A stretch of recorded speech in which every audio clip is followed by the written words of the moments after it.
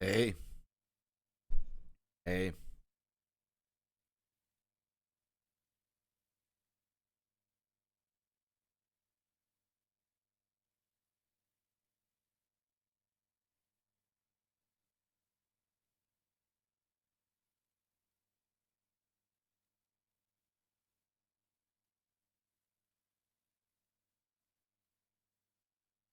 hello.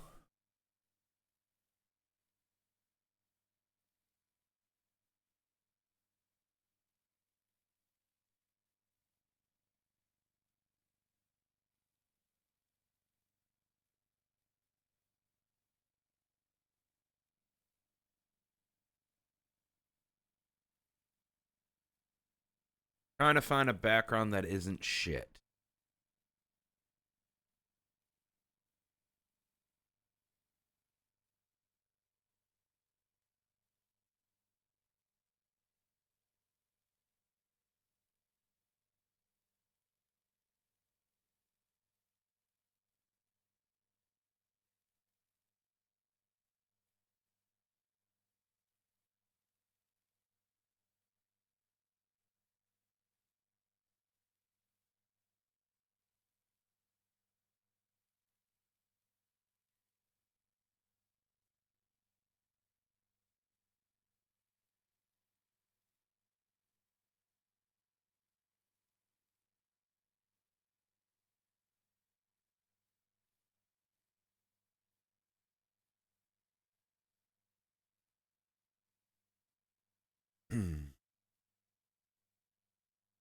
Trying to find something.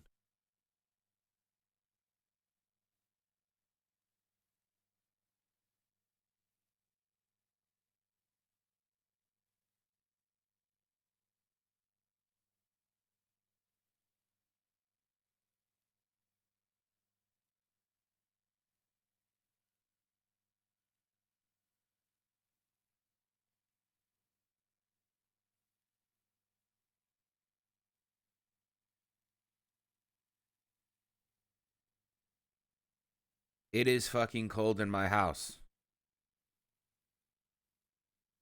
I hate it. Hate the cold.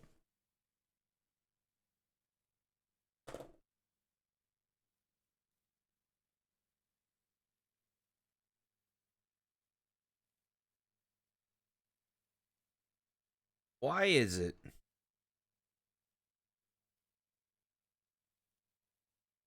that I keep seeing these streamers that break up? How cold? Like fucking -20. It feels like outside, motherfucker.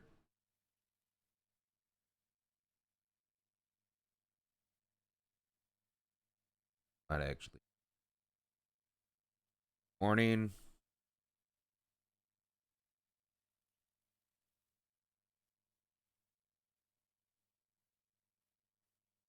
Oh, this is kind of arts. You guys can't see it yet. I'll show you. I don't know. It's not -20. Let me look it up. Let me see what it is. I'll tell you the stats. Here we go. Hold on.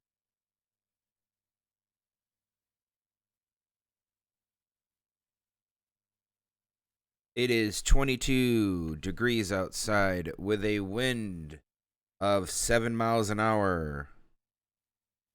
By about 5 p.m. tonight, it will be 25 with 7 miles an hour. Humidity is 58%. The other day we had 20-mile-an-hour winds. That's a fact. I actually looked it up. I was wondering why I could hear the wind through my headphones when I was streaming, and then I went out. I looked at the door, and I put my hand against the door. That was the day I was like, "Oh my god, it's so cold! I can put my hand against the door. My hand's like frozen."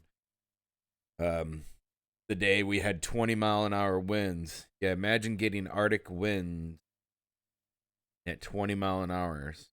Hmm, fucking dumb.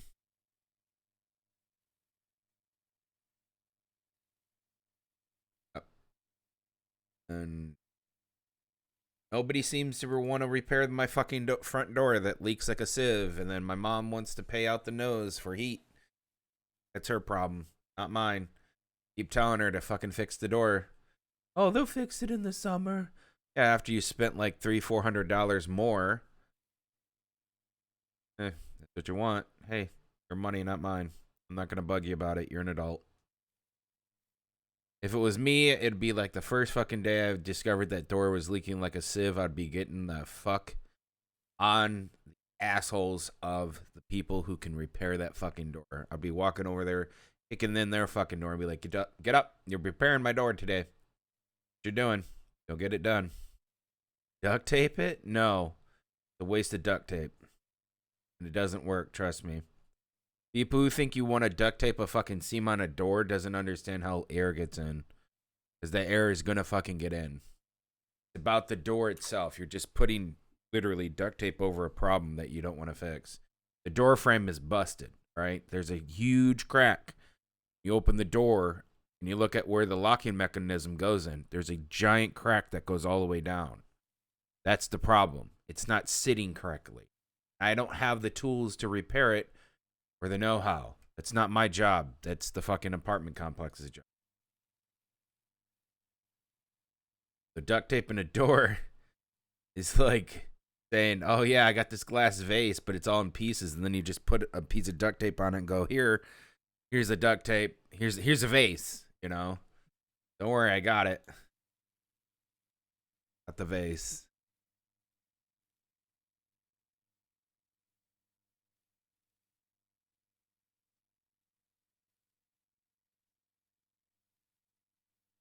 Gotta love the people upstairs. Jesus fucking Christ.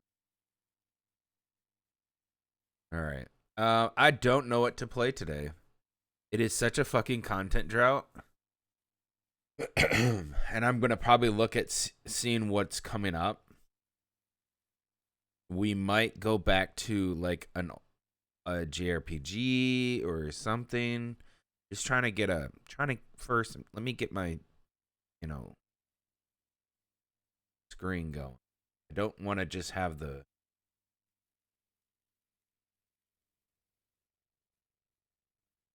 this is good enough. It's artsy. I'll enjoy it. I'll change it. Here we go. That's good. That's a different one. It's decent. The only thing I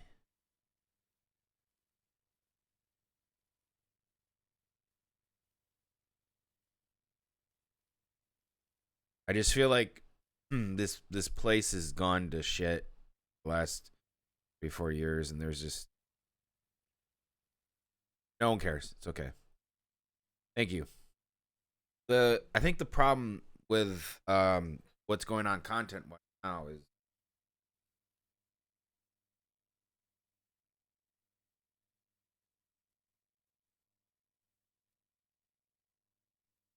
I think we could play Dyson Sphere.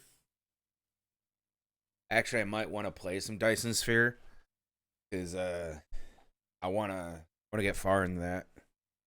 Want to start doing that stuff. I could waste a bunch of time in Dyson Sphere. But B Castle, I was playing B Castle last night, and it's cute. I'm not gonna boot it up because it takes like 20 minutes to do shit. Boot it up but B Castle is great. I finally started to figure out what to do with it, and I finally start to figure out the flow, and like you literally have to do this right here is like one of the first things you do.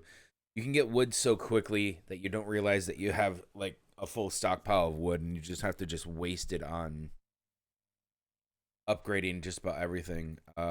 However, the upgrade system in this game is very dependent on stone.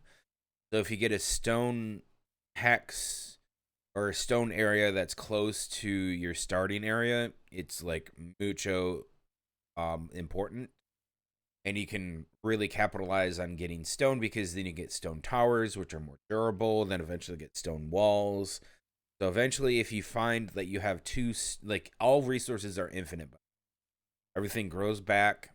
everything comes back. So if you cut down all the trees, they'll come back. If you cut down, or if you start, if you get a place where there's gold to be mined, or sunstone they call it, be mined, you just get that. I think one of the things that one of the mechanics that I was trying to figure out with this game was that you get people who will stand by the campfire, right? So you get people who will stand by this campfire. Now they spawn at a rate, and you have to make them happy per section. Blah blah blah. But what you can do is, if you want, you can actually just sit there and like pay them in sunstones, and you can have a huge army. Because like what will happen is when you train one guy be an army person, they no longer count as a villager.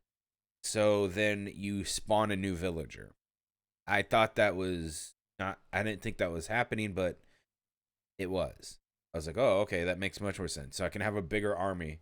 Plus, like, what's overpowered in that game is having two priests who sit there every day and just res all your guys for like a few change of money. It's fucking awesome. Like, that's all they do. They just sit there and like you could just like lose half of your army in one, and like at night you can lose half your army, and they'll just bring it back in like the first 5 minutes. You get like 20 minutes to build, and then you get like 10 minutes to fight.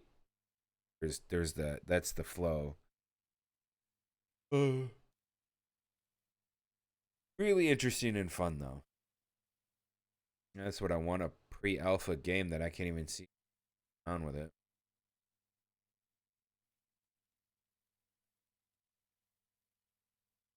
Okay, that's point. Why did you show me that? I was like, oh, this is ancient Egypt. That looks nice. And then I saw a cat girl. The fuck? God.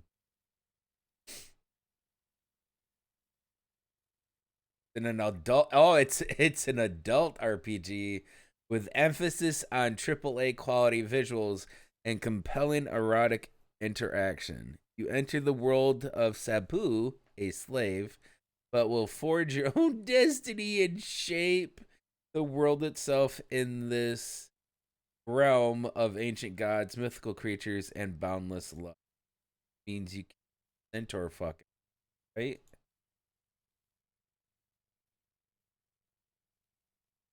What the fuck? Oh god, I'm glad I didn't pan over like a couple, because there's actually like three cat girls fucking with like huge dicks. Like, what the fuck? Literally getting fucked by tentacles.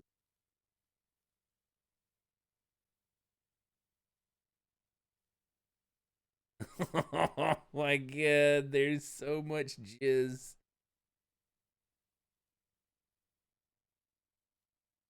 Okay. This is like a furry's like fucking.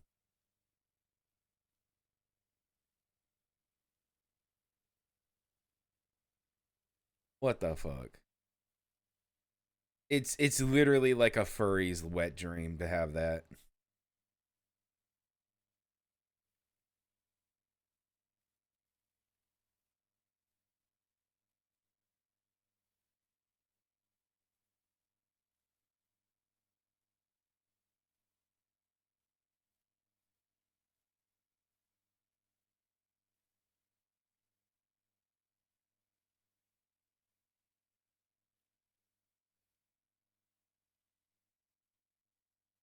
The life and suffering of Sir Batel. What the fuck is this? I'm suffering. Watch me suffer. What the fuck?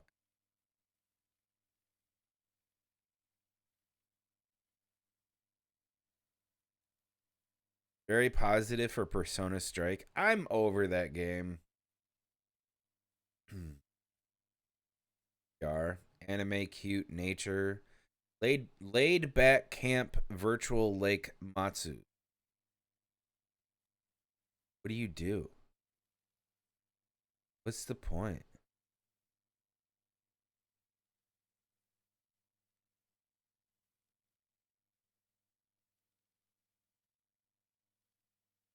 Now I'm interested. What the fuck do you do? Get a taste of the great outdoors from home in laid back camp virtual.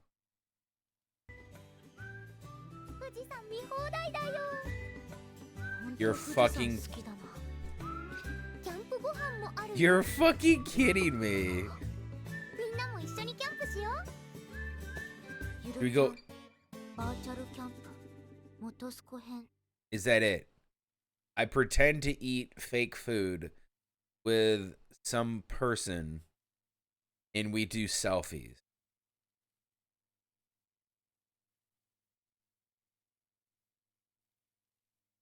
That looks disgusting. Oh, yeah, take a picture of the mountain. So for 20 bucks, I can sit here, whoever the fuck these two are.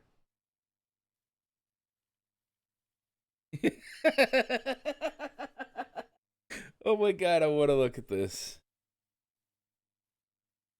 I want to read this review. Hold on. Let's prepare. You can 100% the game in about half an hour or less. I knew it. I fucking knew it. You can't do anything with your arms, hands in VR mode. You can only interact with things by looking at them. What the fuck? When you see what you see is what you get. The game is cute and all, but that is about it, and that has it's going for it. If you like whatever a lot and have the money, you will probably enjoy this to a degree, but it is way too short for the price and lacks a lot of content for $20. I couldn't get this to work, so I had to refund it, which is unfortunate because I really love what. Who the fuck is this camp? 30 minutes of content, not a good VR game for the price, even as a fan of the show. Wow. So this is a fucking cash grab, a scammo. Get scammaz for 20 bucks because you bought your VR headset. Wow. Fucking scammazed. Oh my god. That's great.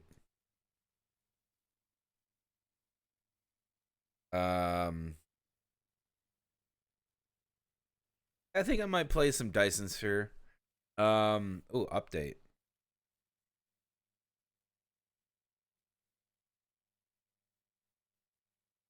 I play some Dyson Sphere. Just because like Dyson Sphere is pretty laid back, I can just talk. I don't have to worry about a bunch of stuff. I can show you guys what I've been doing. Um, yeah.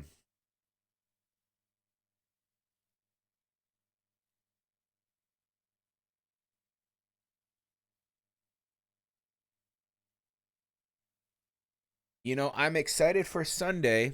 I am. I'm excited for Sunday. I'm excited for Saturday because Saturday is going to be Arcanum's 8 hour. I think he's going to try to do 8 hours, but it's going to be 8 hours for his um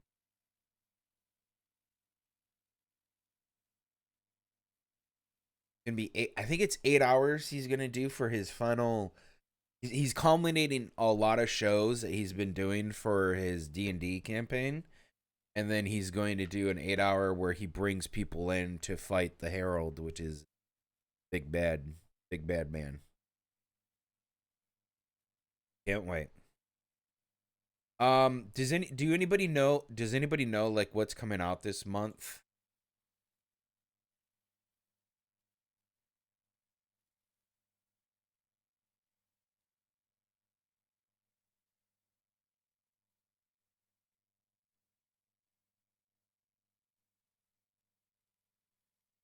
Take a look real quick. Take a look if there's anything coming out this month.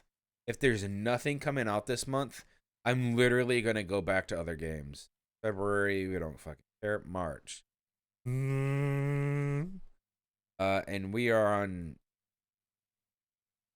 2021. Oh, boom, boom.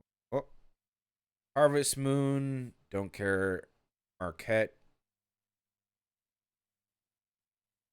Neptunia, Yakuza Like a Dragon, P.O.P.O. Tetris 2. Oh,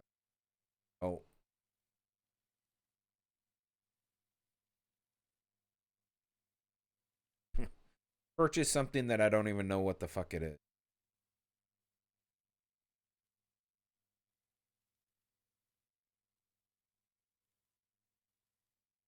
Loop Hero just came out. Yeah, a lot of people have been playing Loop Hero and saying it's really fun. I've been watching it. I don't think I'm gonna play it, but it looks good.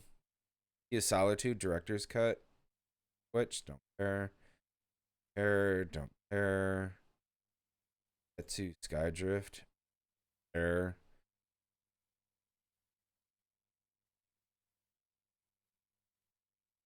Yeah, we're halfway through March by now, and there's nothing out. And Doolin. Oh, um, Samurai Shodown. W in there.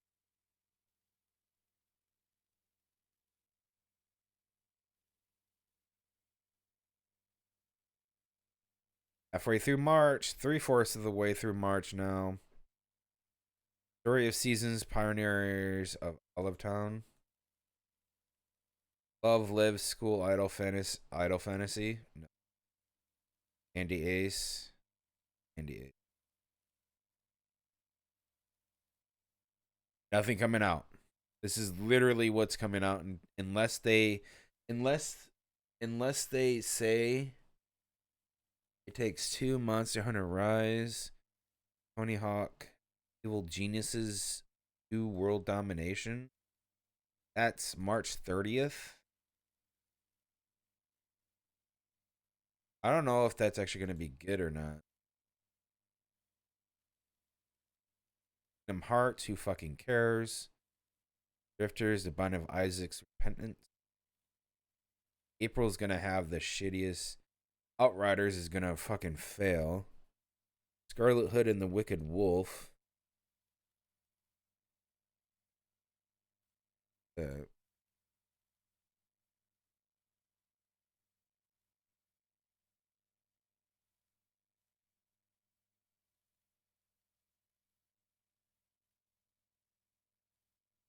Mankind.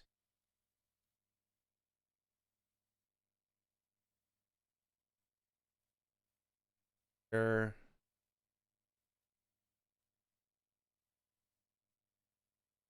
Nothing. There's nothing. There's nothing for like 2 months. Rise. Rise what?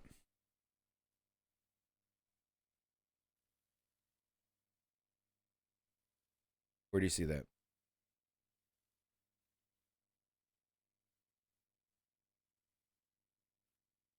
Oh, Monster Hunter Rise. Oh, gotcha. It's not coming to PC though, is it?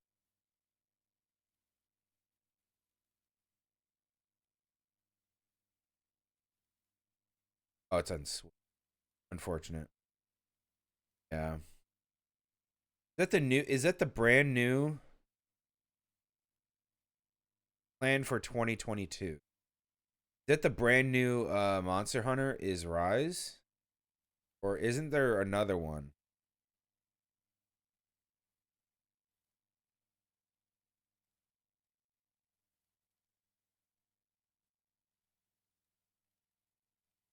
How many of them? So unless you have a Switch, unless you have a Nintendo Switch, there is literally nothing coming out unless you're into the Kingdom Hearts games and want to play that, or maybe the Evil Geniuses at the end of this month. So I have from today, if I want to play Evil Geniuses 2 World Domination, I have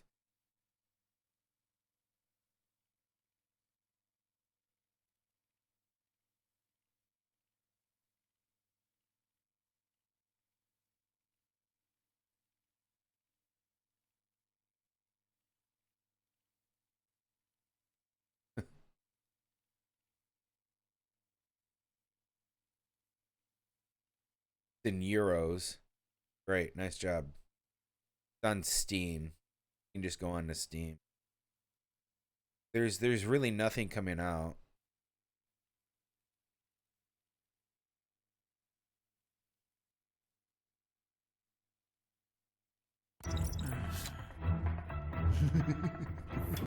Okay, so if you don't know what Evil Geniuses is or Evil Geniuses 2, Evil Geniuses 1 was it's a base building game that was back in like the early days of CDs stuff, and what you had to do is you had to build a base secret and keep people out, and you had to keep spies out like Bond and all these other wannabe spies, and you had to dominate the world, and you would go and like send expeditions out into the world to gain money, and they would be like this heat system that if your operative got too hot, quote unquote, getting the money, and they would come back.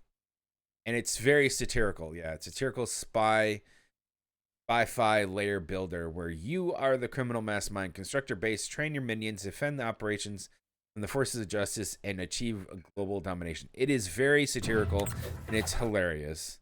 Absolutely funny. This is the second one, apparently. Very Dr. No-like.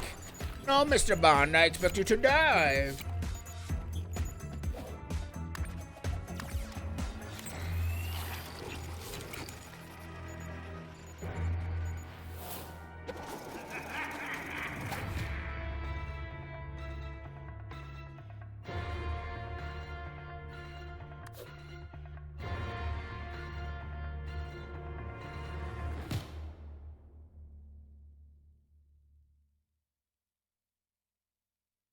And the next one, bitch.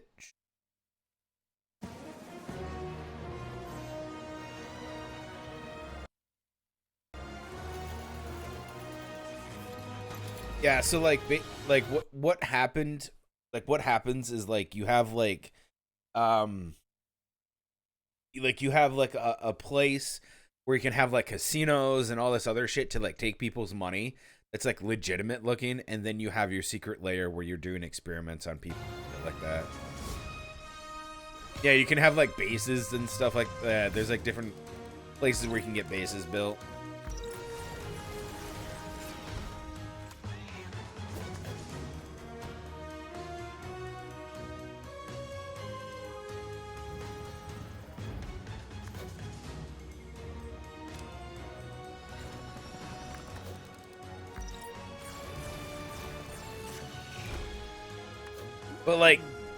But but basically all of your minions are fucking dumb.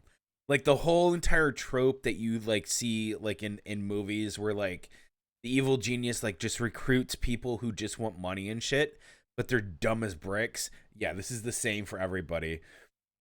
It's fucking hilarious because it's very satirical. It's like you train a minion and the minion's like, and like in the first one, like there's this lady that announces like, do not put your fingers in the sink. That sink will cut your fingers off. Thank you. Medic to the sink areas. Medic to the sink. Like it's stupid shit. Despicable Me, Phil. It's just funny. And like the only competent like minions you have are the actual, like literally the only competent minions you have are your quote unquote anti-hero minions that you just saw right there.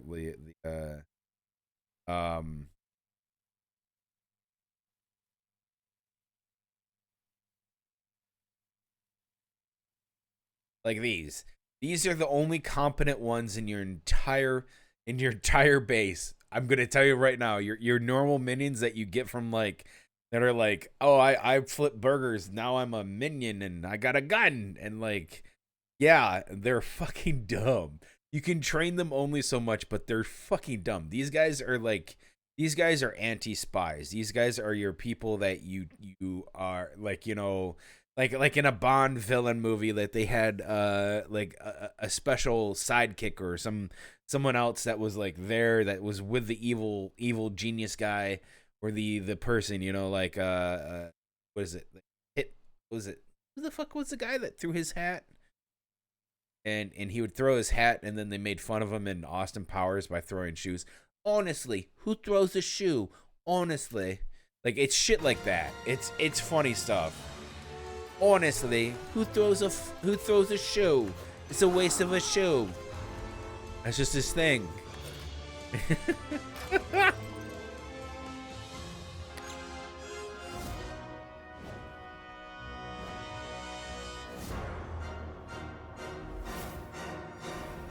Pretty neat.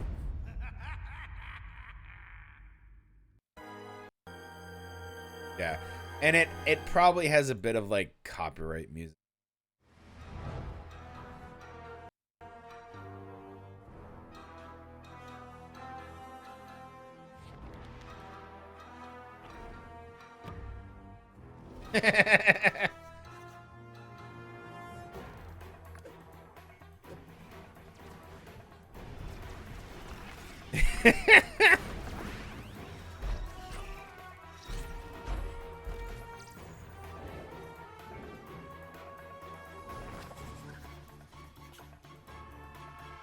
Oh yeah, training your minions is fucking hilarious.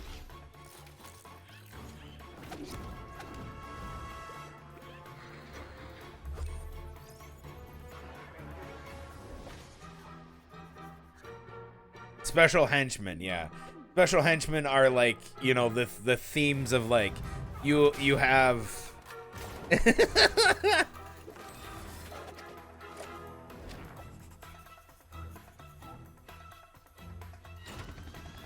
send your minions on nefarious missions, which means to get you money so you can build more shit.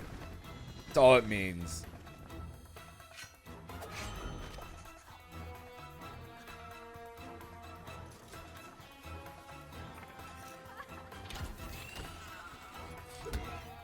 So yeah, one of the biggest things in this game is you have to make traps for the heroes.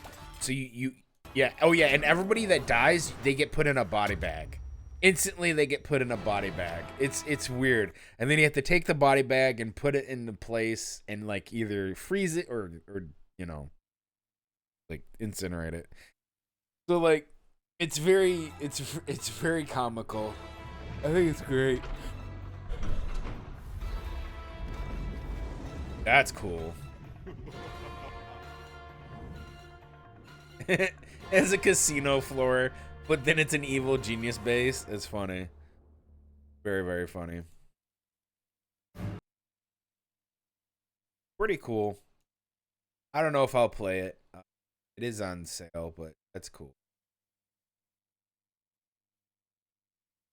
But like basically what I was trying to say is like every villain has something different and unique about them. So like they build like they want to take over the world differently than like how another villain does.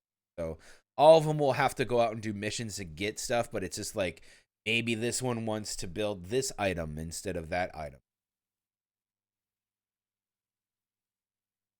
All right, I think we'll do Dyson Sphere, which is pretty laid back. I haven't got much. I haven't played it much. Well, someone suggested Balana Wonder World. What is that?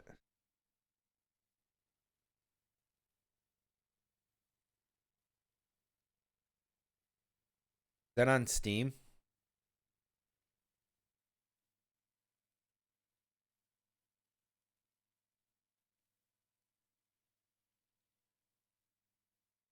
Name maker is Sonic. Sega.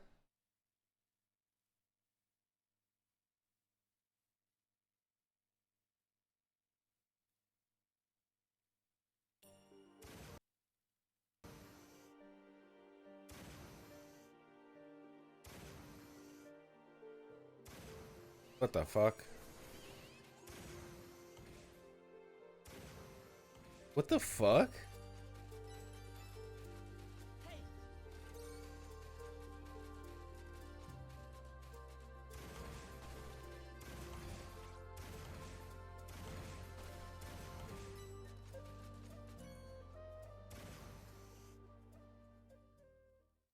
That looks like crap.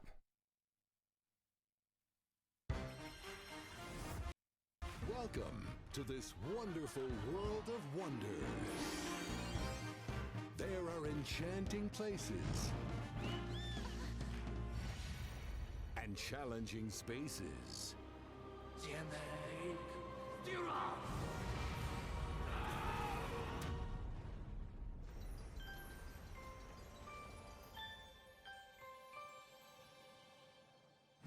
You choose the way.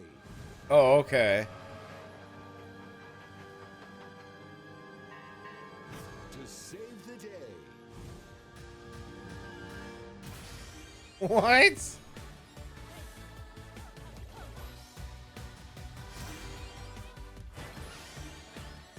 My God, this looks dumb. I'm sorry, but this Find looks your courage. so. It looks And discover that true really happiness fucking bad. Oh my God, you dance?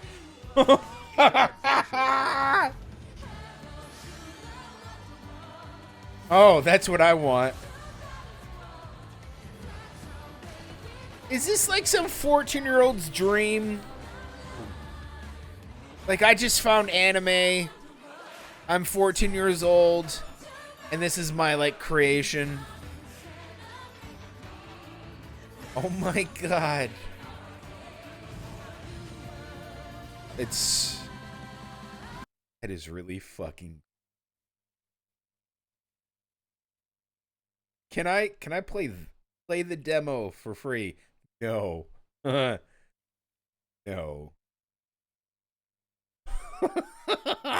Oh my God. Like, am I wrong in thinking that looked like some 14-year-old that's like, holy shit, I love art. I just got an anime. Let's make a game. Once upon a time in the great Arkansas Kingdom.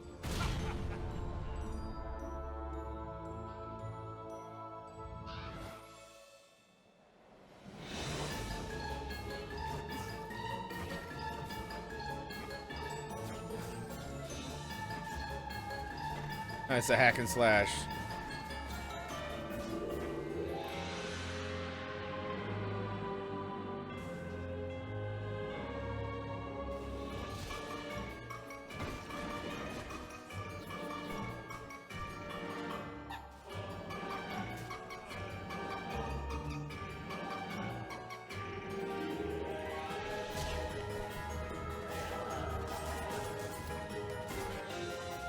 You get a gun.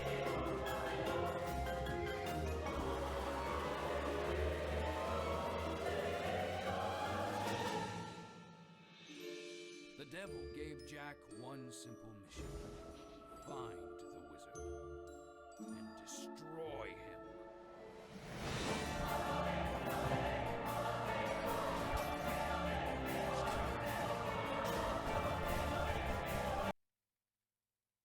All right, what's wrong? What's wrong with the game?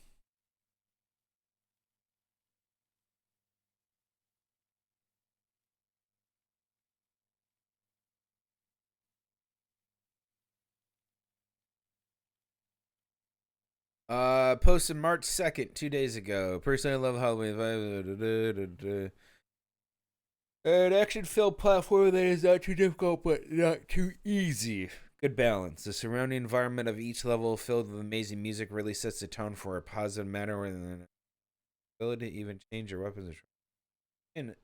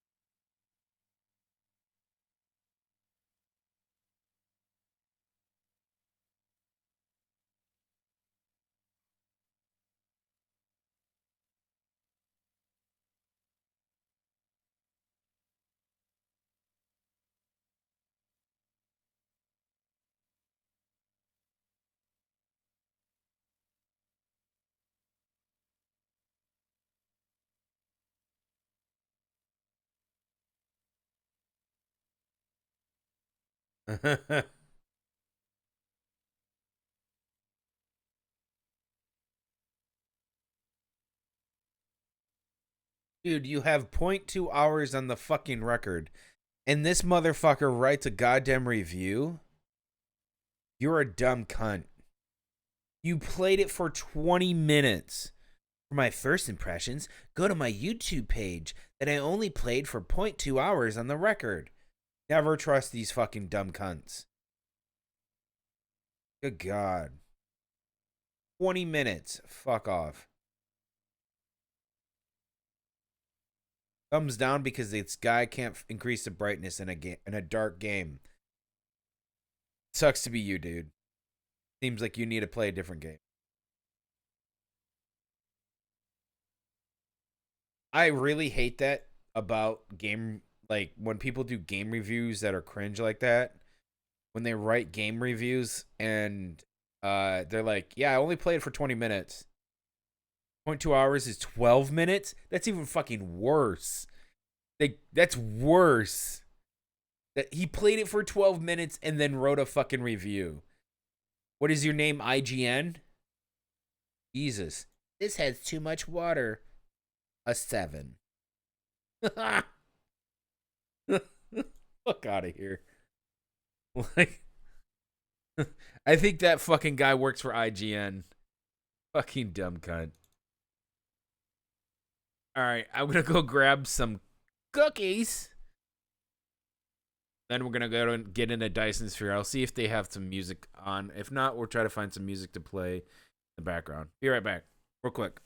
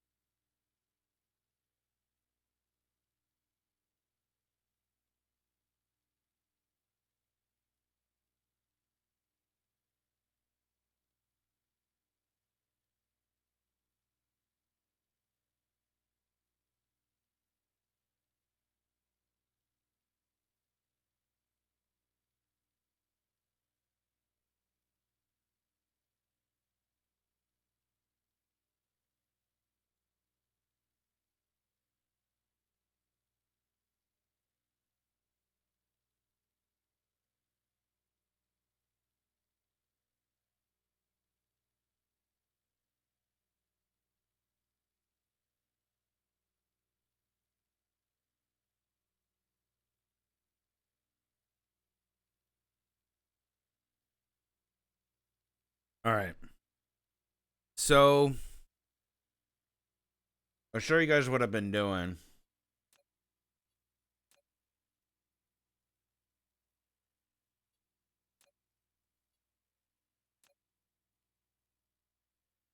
Oh.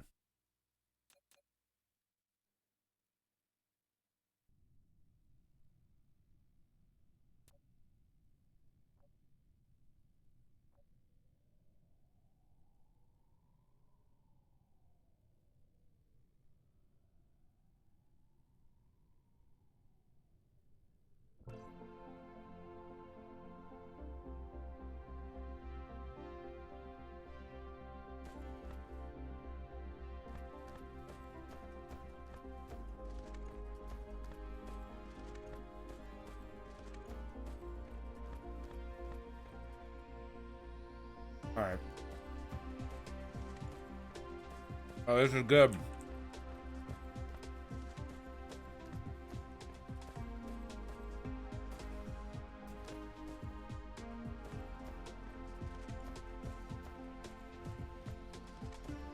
Alright, so I got a bunch of stuff set up.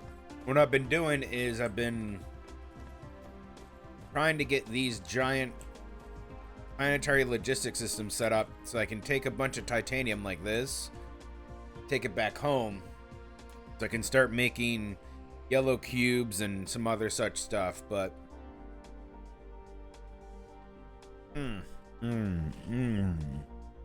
Wow.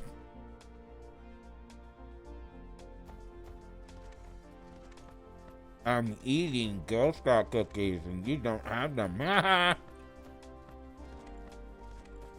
Anyways, what I'm trying to do is I'm trying to get a bunch of stuff for research.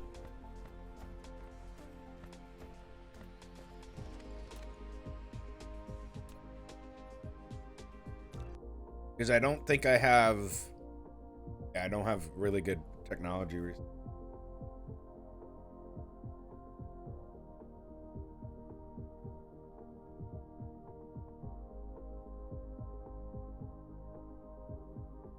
All of this, I have to unlock all of this and do all this stuff.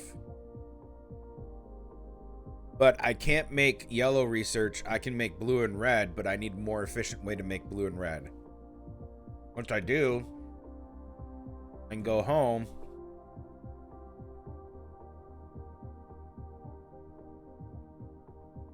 And do this right there. 20% increase to logistic drone flight speed means they move faster. Their carry capacity goes up. Then I can get 2. I can get 2 and then keep going. So I can't get them, which is here. I need purple. Yeah.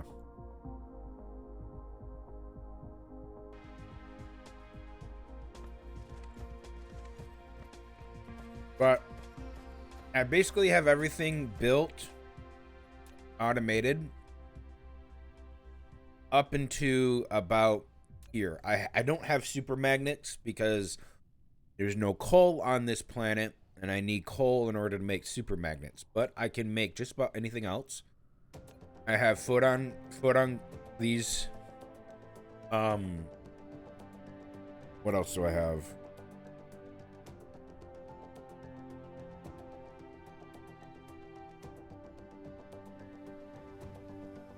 I have those being made, which turns into these being made eventually. Those are being made. Those are being made. Those are being made. This, however, is not being made because I don't have graphene. Which is that? Which I have to make back on the other planet. That's why I'm taking a shit ton of titanium, bringing it back to my planet. The other one, I can make these, which you need titanium.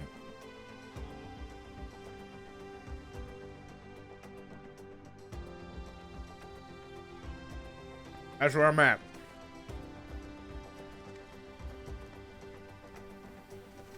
This is what we're gonna do. We're gonna go back home.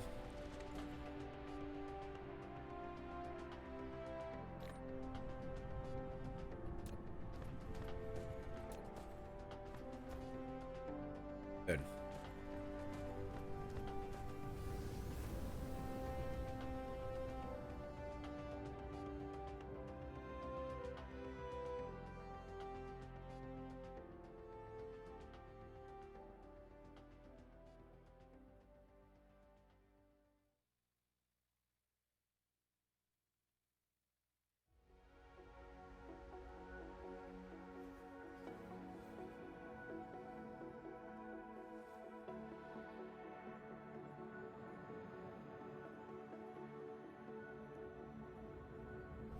Boink. Yeah, I'm low on all this stuff because I haven't been making it anymore, but I want to make it with these so I can use all this to make all this stuff. All right. Got. Yes, good. This is good.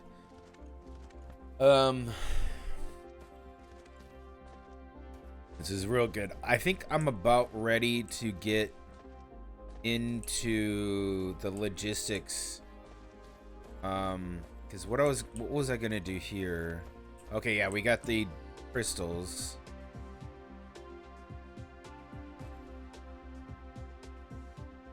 Yep.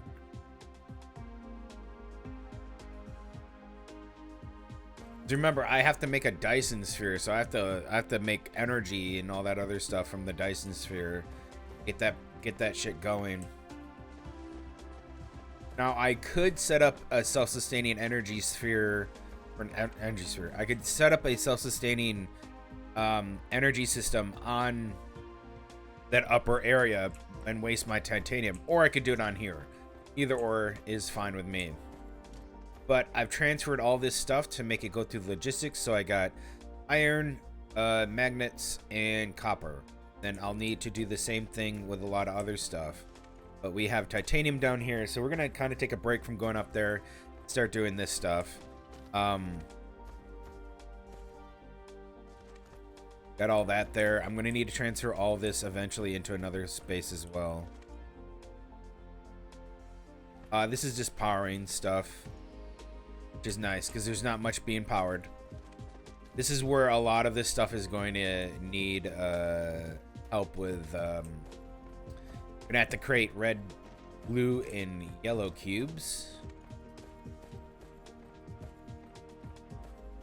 How's my fuel?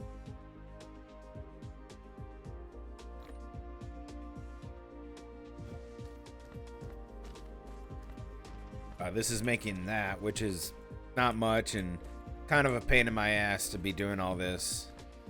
'Cause I have a huge system up there to make all this green, all this green stuff. Huge pain in the ass though. So I have to turn this all into microprocessors. More iron for some reason.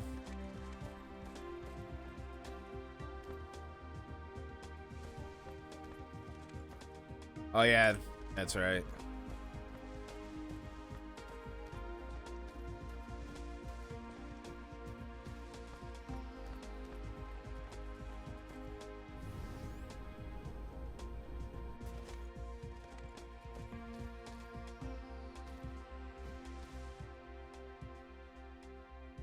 Okay, I think I'm gonna pop down one.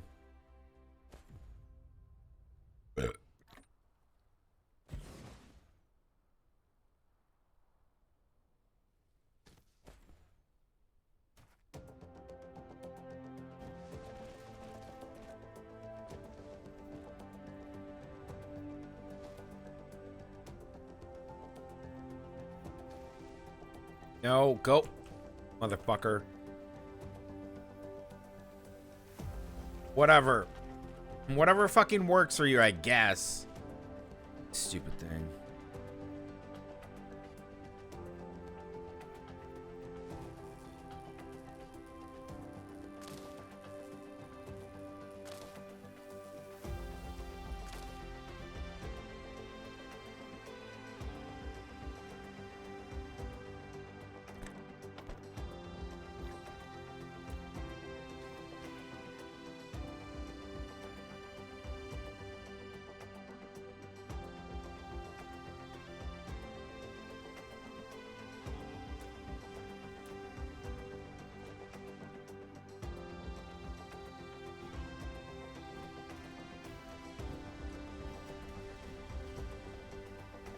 All right.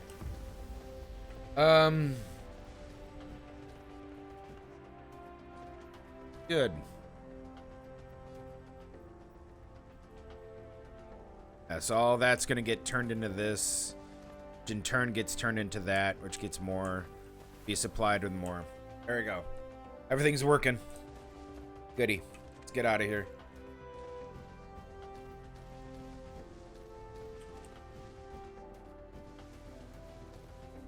These accumulators? Oh, good.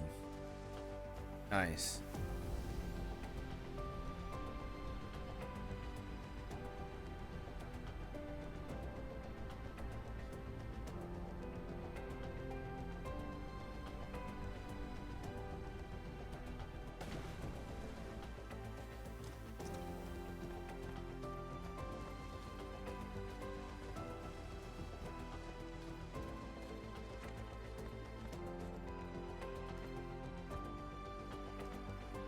Okay, so that's all my graphene. Is that all it's making over here?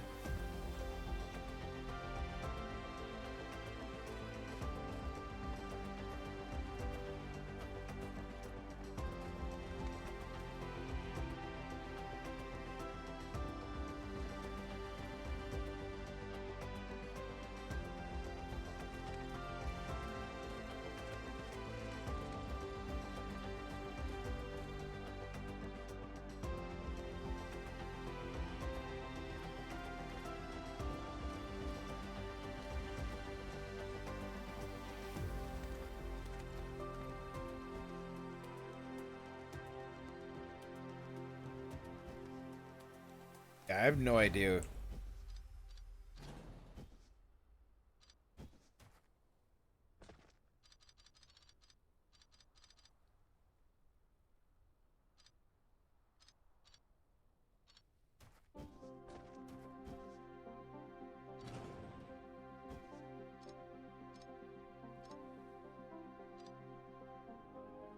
I think what I'll do is this. I'll take and I'll have some 'cause I don't need this, but I can have, well, it's gonna burn through it real quick. But it could help with power.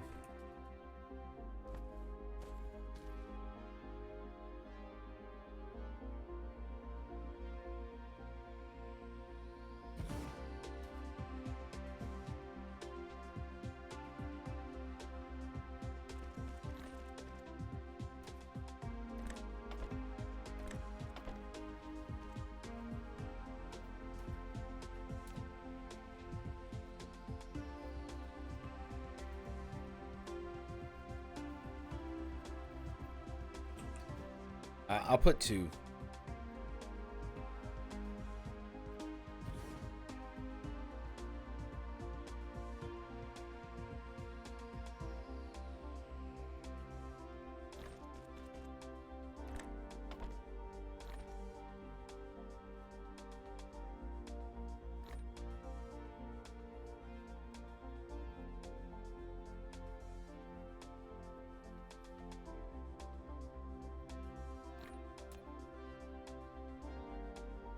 Yep. That should keep it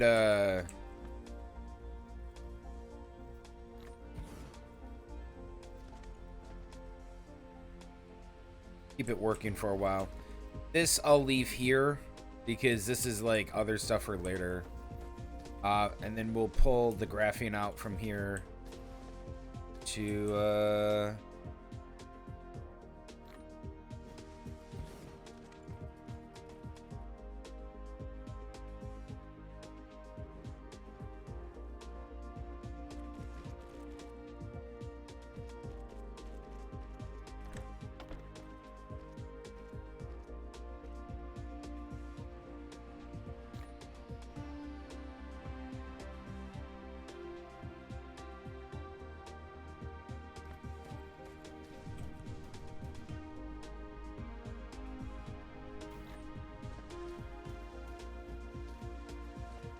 all right, there we go. So we got graphene in the logistics system now.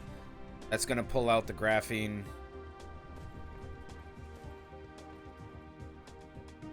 Cool.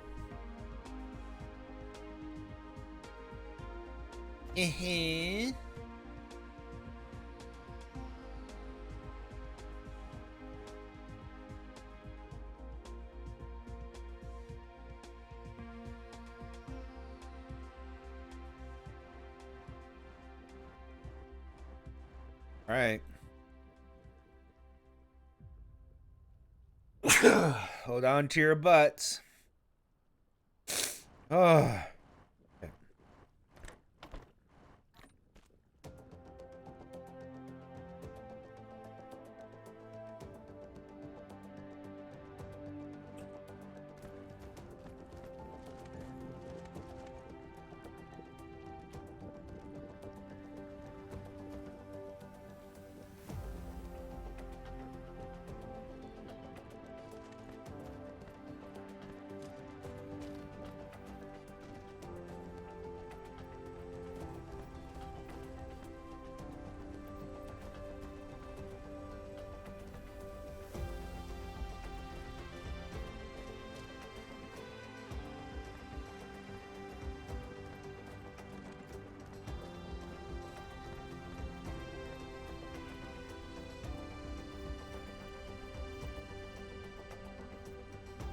Not bad.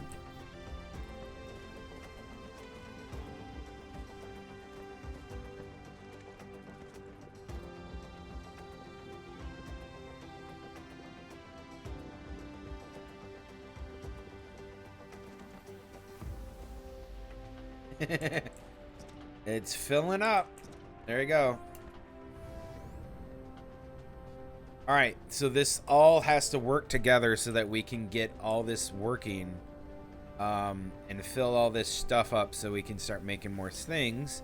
Eventually, we can start having our factory floor where we are pulling from the logistics system to make stuff. That would be really cool.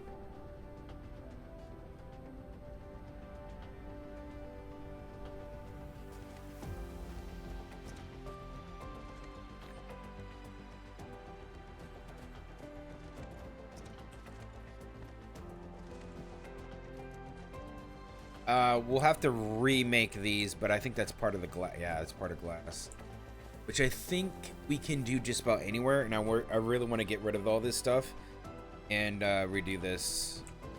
The magnets and this stuff can else. Oh no, like this is fine. It's getting shoved into that. But there's no point in having any of this.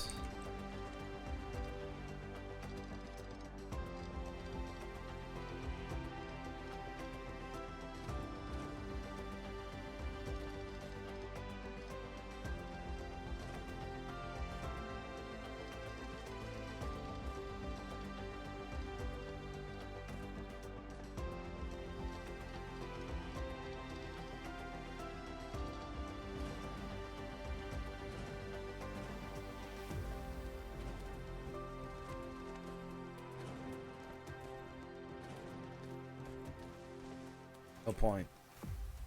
We'll empty these eventually, but there's literally no point in having those there because we can put all that shit somewhere else.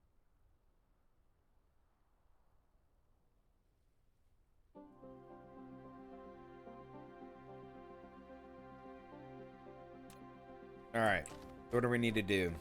I got the copper. Got this working from iron. Iron looks good. That looks goog.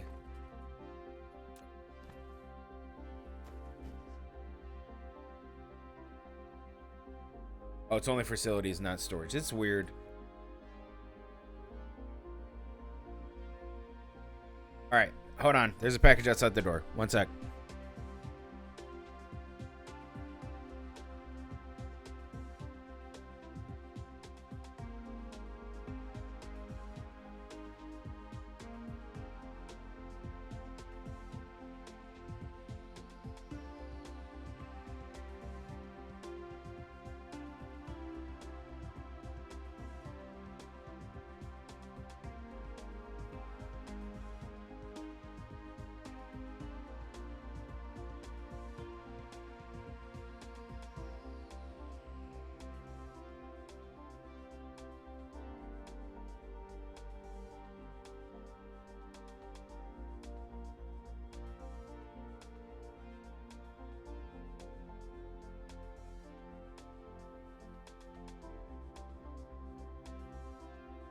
Okay.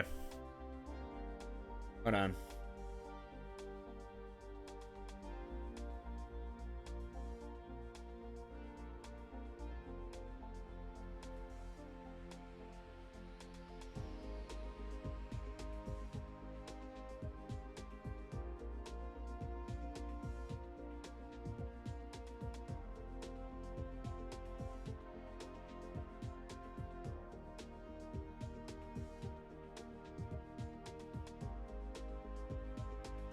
All right. Here we go. I think we'll get rid of that, but I think what we'll do is start to have a factory floor where we're pulling stuff and requesting things.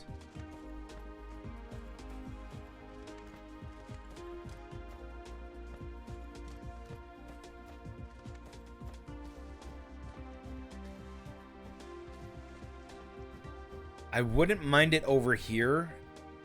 This is big enough to have a nice factory floor. But I forgot how to... Is it... How do I make...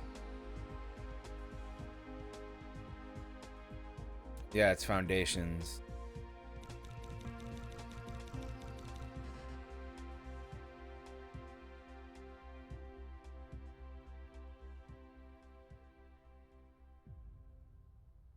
I'll let that go. What we're going to do is we'll make a foundation, do all this stuff, cover up all this nasty water, and then we'll make factory floors for what we need to do for all this stuff.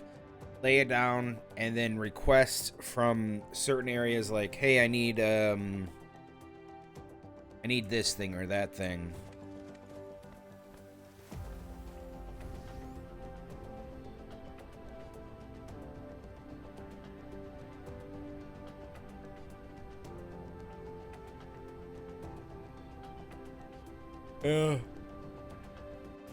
We'll get real lazy too. I don't even care if I'm next to a tower. I'll request that shit from another tower. That's the whole fucking point.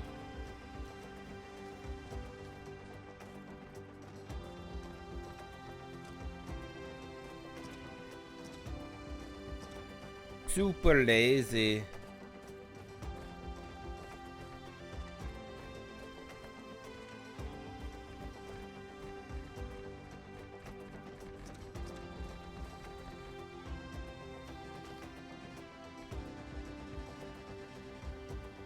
Alright, whatever.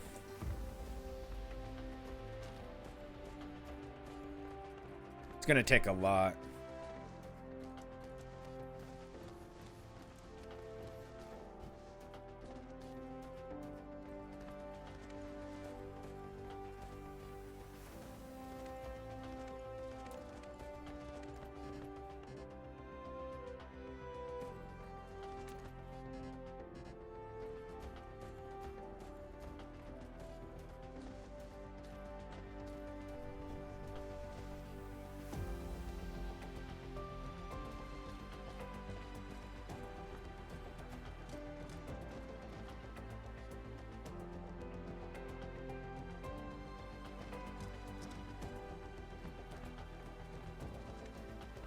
Yeah, what is this doing here?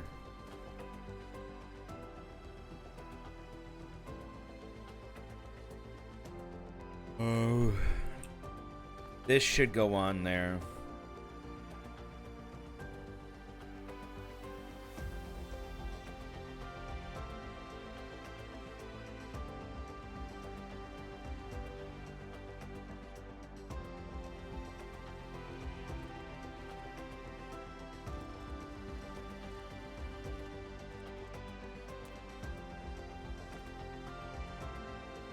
Yeah, it's Minecraft pack, yep.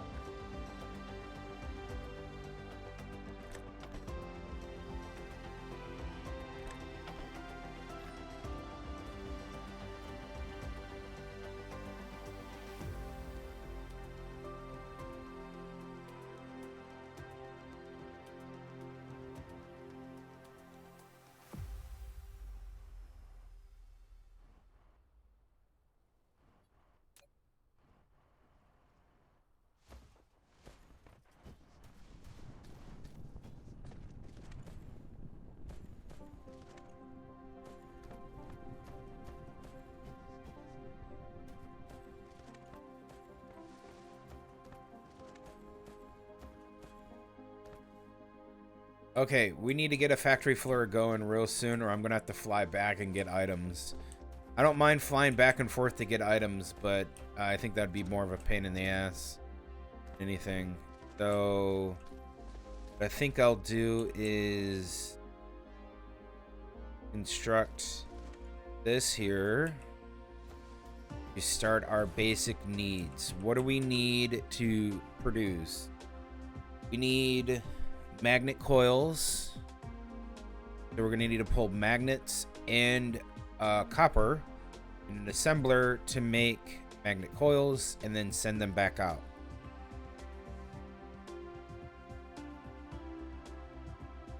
I should also pull iron for steel and send that back out as well. All right.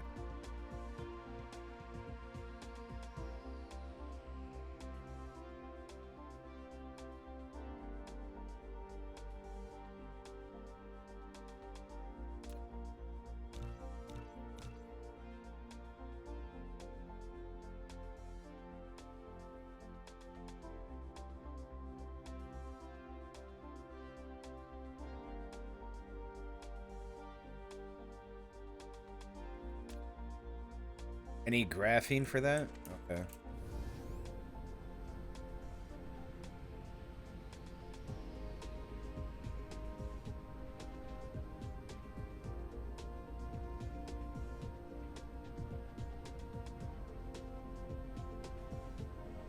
Where's my graphene stuff? I think it was here. No.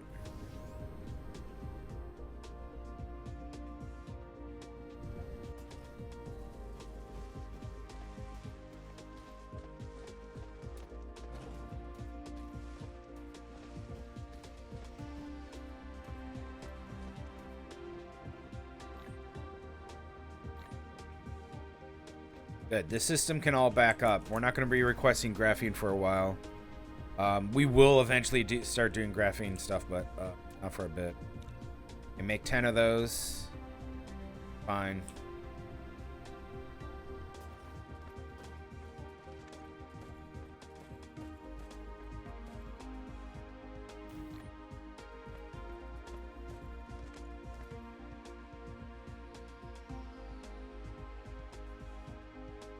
Yeah, eventually what we'll do is we'll start making we're gonna request iron, we're gonna demand iron, and we're gonna demand copper. We're gonna demand magnets as well. All that stuff will start getting over here now. Now what we need to do is we need to split. We're gonna have to filter this out, but we're going to take out of their I don't need these two, and they're taking up space.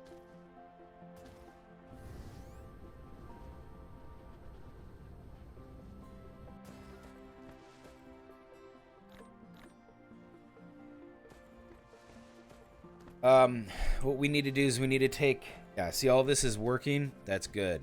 This is, as long as this is filling up and everything's fine, the supply and demand will work, and it will work like that. It's a short range, I know, but I want to get this into a factory floor as best we can. So I think it can bury this coal, but it's 4 million worth of coal that I don't need. And if I look at this, I have 40 million coal that I can use on here. So I could just bury that shit. I don't need it, but we'll see. How do I want to do this? How many magnets do I want to make? Because magnets take... Magnet coils take 2 magnets, 1 copper. So I need to pull out 2... And you need to figure that out, dude.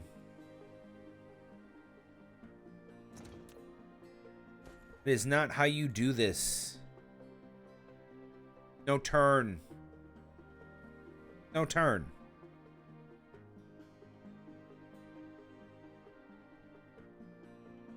Shift. There we go.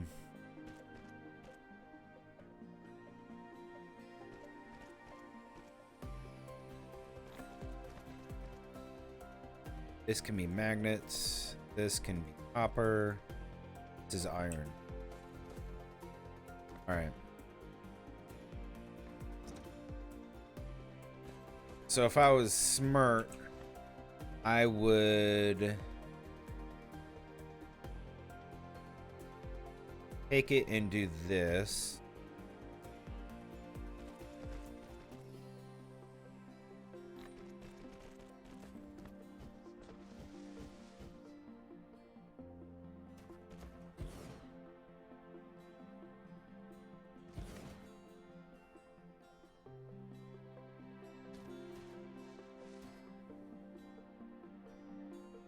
Not fucking straight.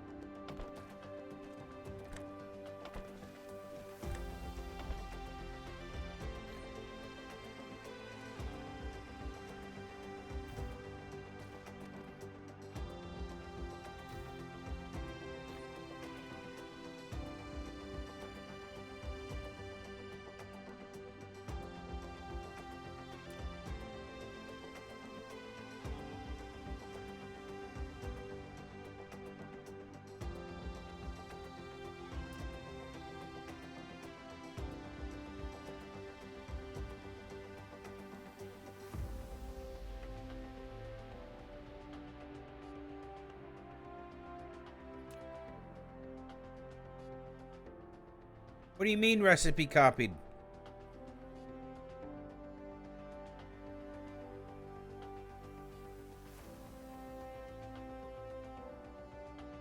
What? Oh.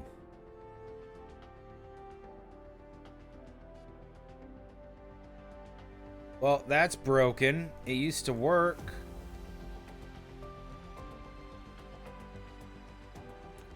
Maybe at the highlight them all?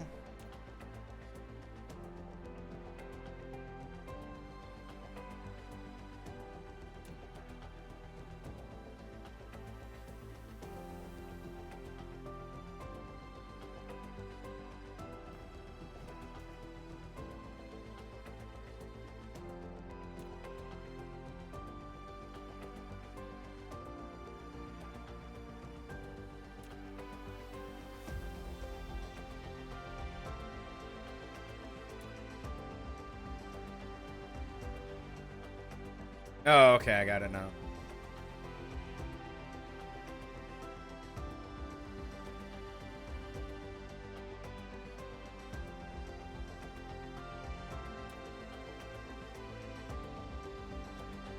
Okay, that was dumb.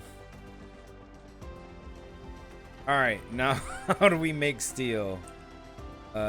Steel is made in a smelter.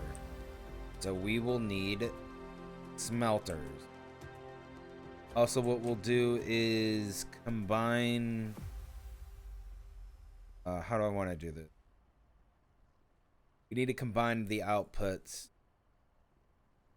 to another input of this.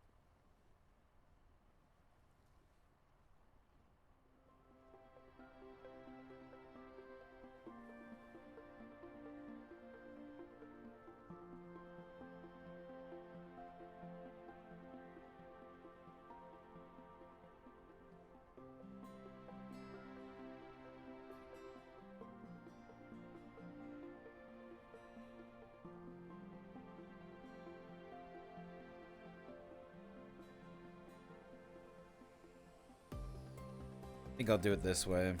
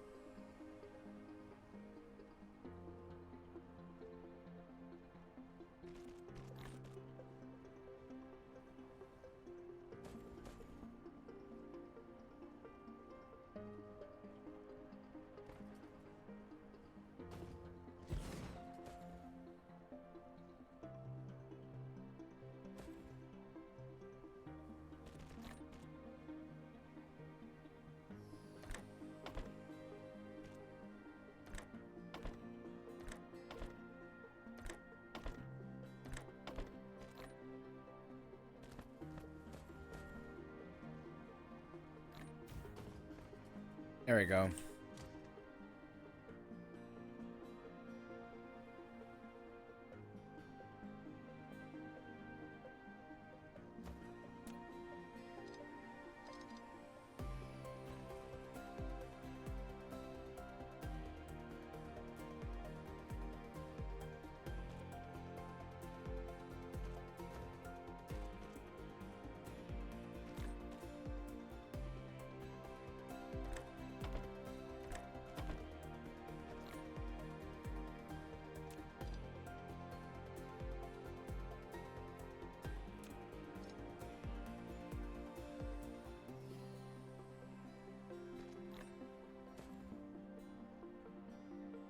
Well, that one right there is always gonna be there.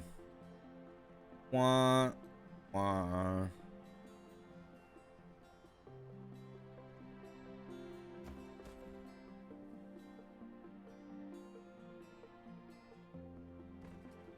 And we'll put 2 to 3 on here so we can have an overflow. We're gonna be using a lot of magnetic coils, so we might as well start having a nice overflow of it and start that now.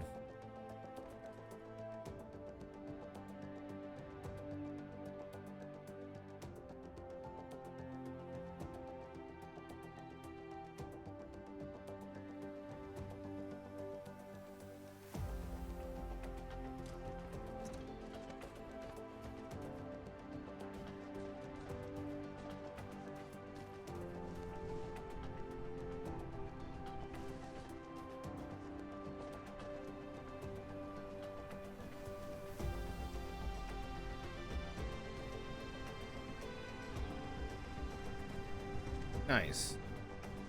Put it through its paces.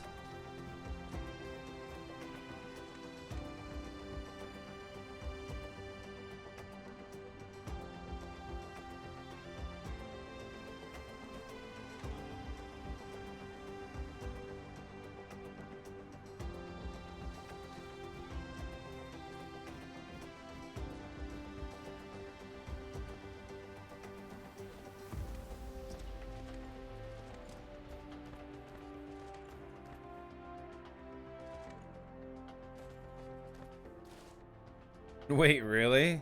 This isn't doing anything? Uh-oh.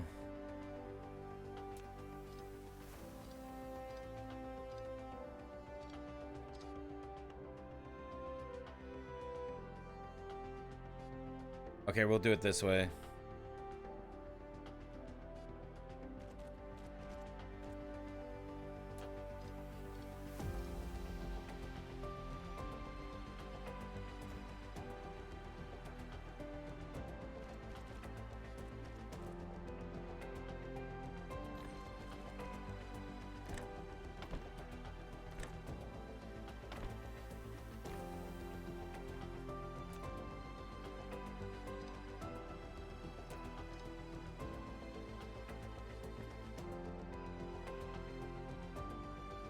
Alright, now it's all working. Yay!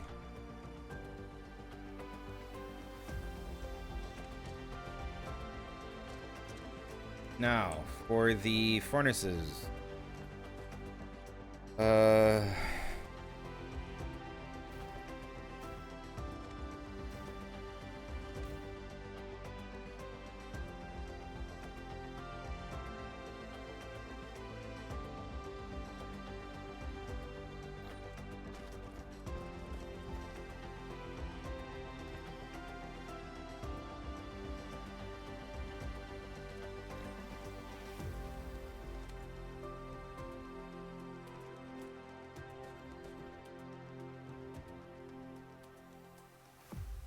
Okay.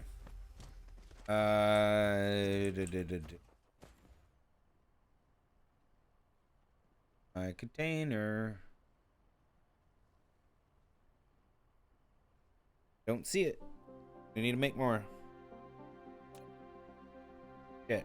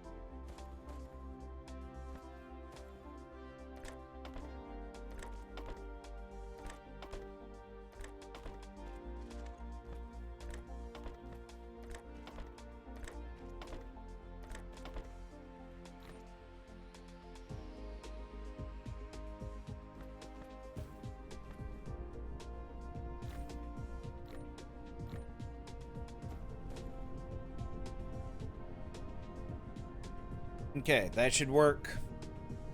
Makes us steel.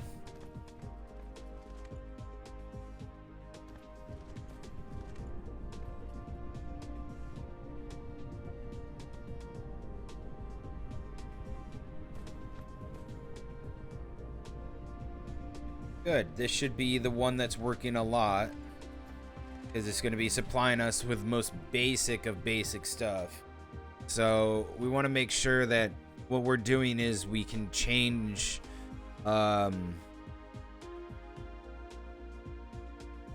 change, but we can put this in there. The only problem I have about this game is that you can't fast forward time, because I'd love to have this fast forward and it'll be all filled up, but it's going slow as shit.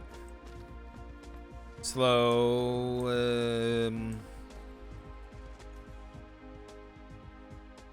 What's this? Okay, cool. That's filling up slowly. So is the carbon. It looks like it's almost done. It's great.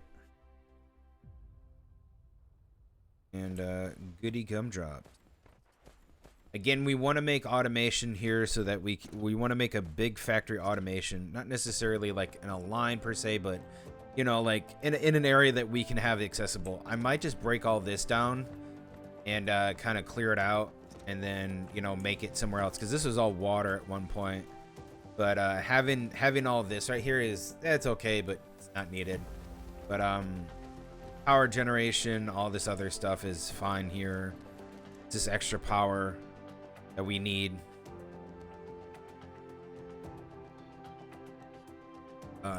This eventually will lead to having the sun, so that we could have what we can do is we can have the sun, and fling shit at the sun and have an orbital path around the sun, so that we can have energy collectors when it's daytime, have those rings bounce off of there and get energy, so we have more stuff. Pretty cool. This is what leads up to it, but it's gonna take a while.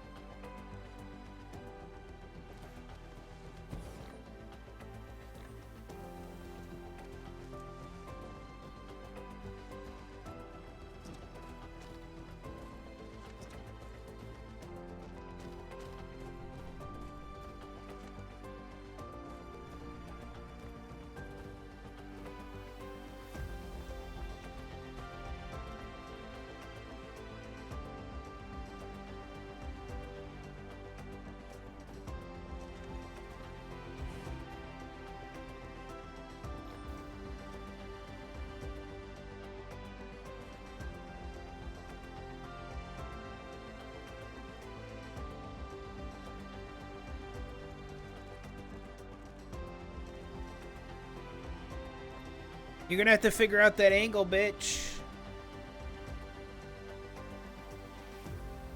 Oh my god, stop. Okay, why don't we do it your way? Why don't we, you know, that way? Huh?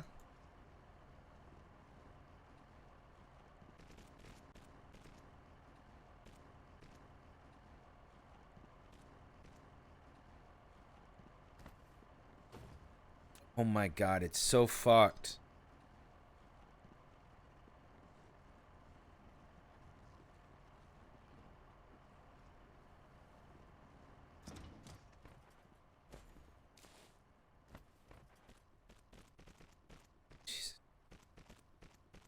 They need to fix that shit. Like, why is it not lining up? And I can't just swing it in there. I have to spend extra fucking resources on that shit.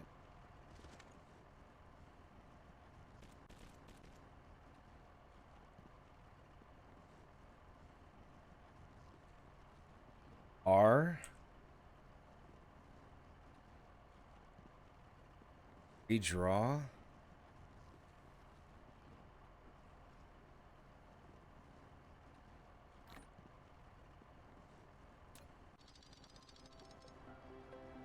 The fuck?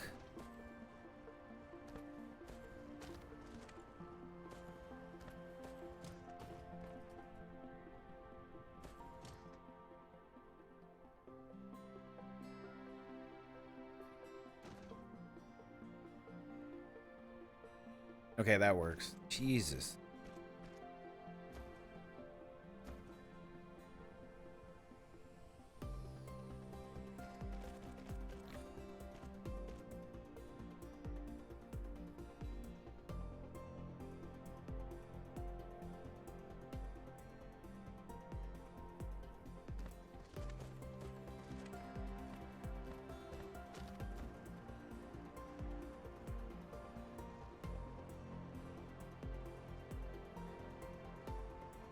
Oh. Fuck yeah.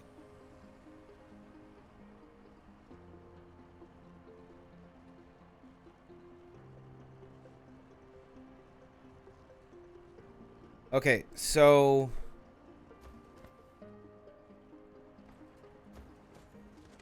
that's set up. Jesus. What else? What do we need next? What's next? Come on, guys, think. What's next?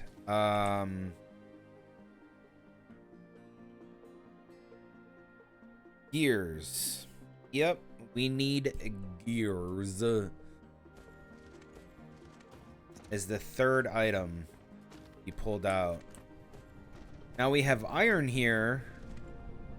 We could technically make gears just as well, but we don't want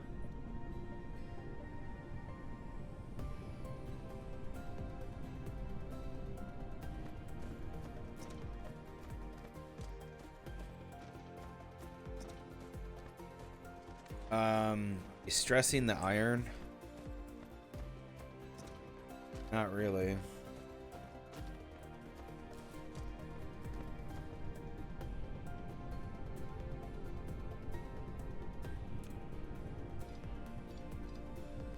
Hold on, we can make this better. We could split this.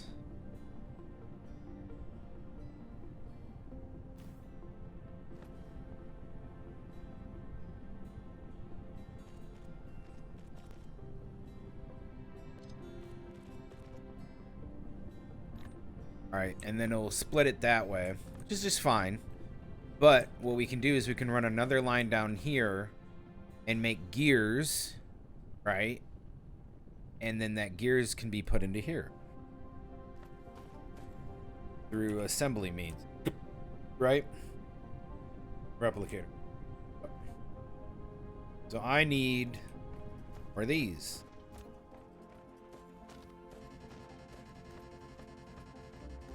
Why?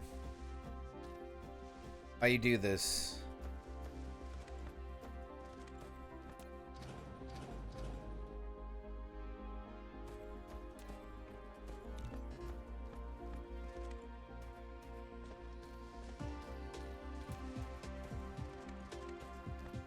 Why? Because I have 0 gears on me?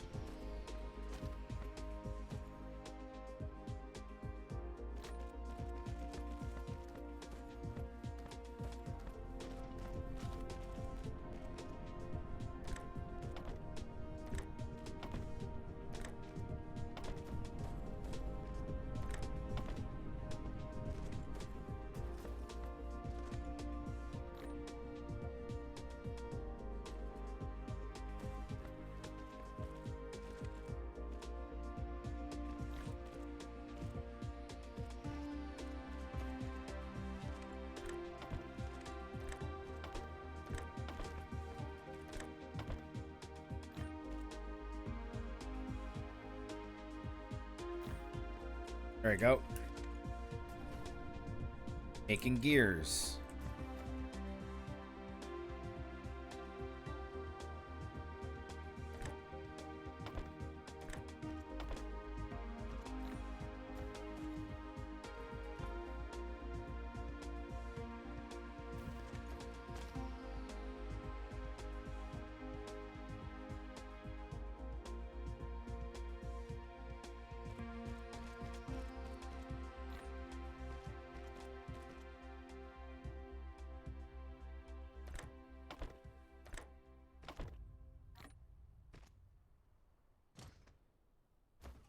All right, now we're going to let that go, and we should be able to see that it's going to almost double the iron that needs to come out of here. But I feel like if we do this right, and we can, stand the top of that and let this work.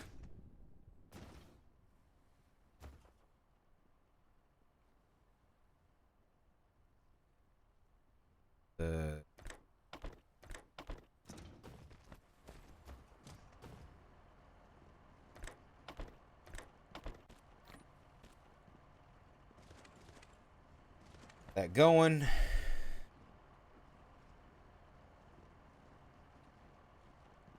The gear. All that will be put into here, and we're good to go. That's it.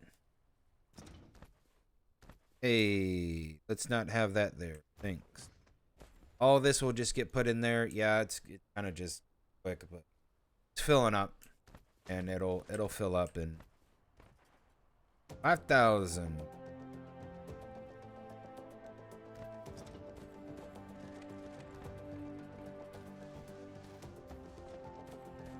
Now we have from one tower with multiple things. We have iron, copper, and magnets all being delivered here to make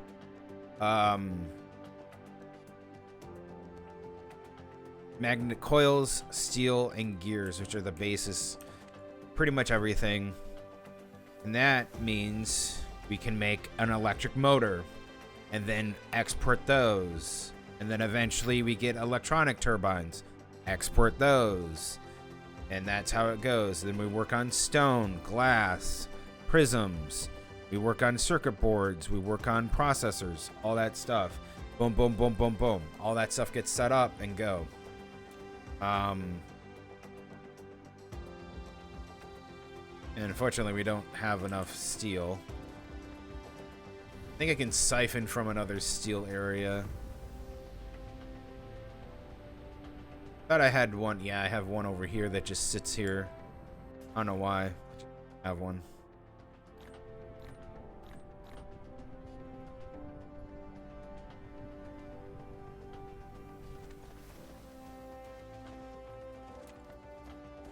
Let's make bunch of these little logistic flyer drones, because that's what we want. Is this full? That's almost full. Good. We won't really be using the hydrogen, but it's good to have a nice big storage for it, because at least with the hydrogen, we can I think with the hydrogen we can store a decent amount.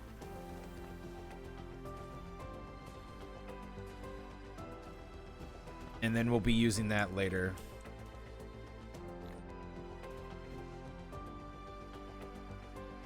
And then we'll redo this system. I think I'm gonna like eventually where I have this is I'll probably have it like way over here. But we got to get rid of this as well for circuit boards. So we have to redo the circuit board stuff and have the logistics come in for circuit boards. I mean, technically, if we really want to, is we could request the stuff to make circuit boards like here and then do it all here, but I'd rather have it a bigger open area, which it's just iron and copper, and then make circuit boards. That's it. And then we'll have to eventually get this, which is a high purity silicone, and start making microcrystalline components. Then by that time we're pretty much done, because then When we get to here, this is where we get the super magnet rings. Start getting the super magnet rings. The super magnet rings plus the particle containers, which is from this copper and the graphene. That's when we're at the end point, because then we can start putting that together and make solar sails, put those into an area, and then have the solar sails shipped to these cannons that literally shoot the solar sails at the fucking sun. And that's when we get more energy. So we're close to that. We just got to get to that point. It's just about assembling those things. We need to get these. I think what we tackle next is...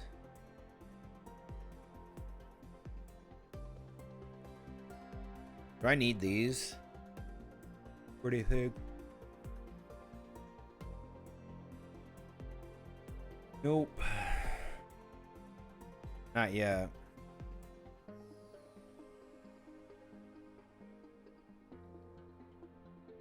Yeah, these also can be made for stuff as well.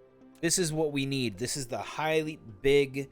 This is the big to-do shit. That the titanium crystals, that's what you're going to make your structure matrix out of, which is the diamonds, is coal, put into graphene, and then pressed into diamonds. And then you have to make the organic crystal, which is this one. We need to make plastic. So what we'll do is we need the byproduct of... We need to take the byproduct, which is, I think, fuel. Some kind of fuel, and we need to transport it and to make plastic with the carbon or the graphene, energetic graphene. So we'll worry about that later. We're going to tackle all of this here, like this big chunks. I'm going to be able to make stone brick, glass, prisms, all that stuff. That's what we need to do.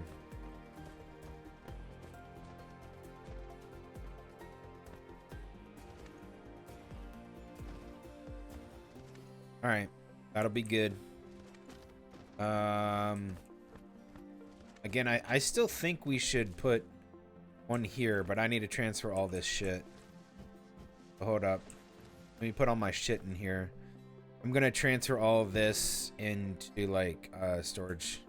Actually, I could put... No, because I got...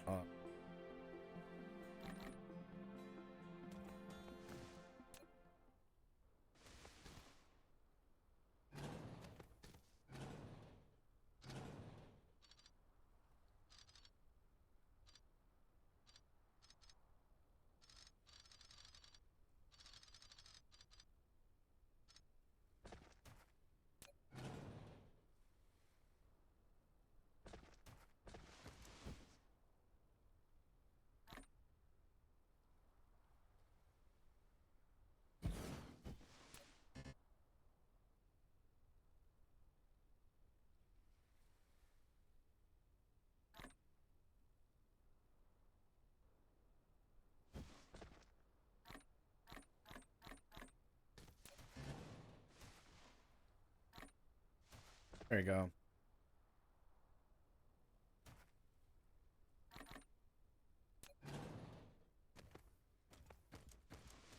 I just want this area because it's like so open. I can do stuff with it. It's easier that way. And yeah, it's probably going to be looking like hop to here, put it into here, hop to here, put all this stuff in here. But it stops the spaghetti, right? It stops doing stupid spaghetti shit. And having all this spaghetti everywhere is just fucking dumb.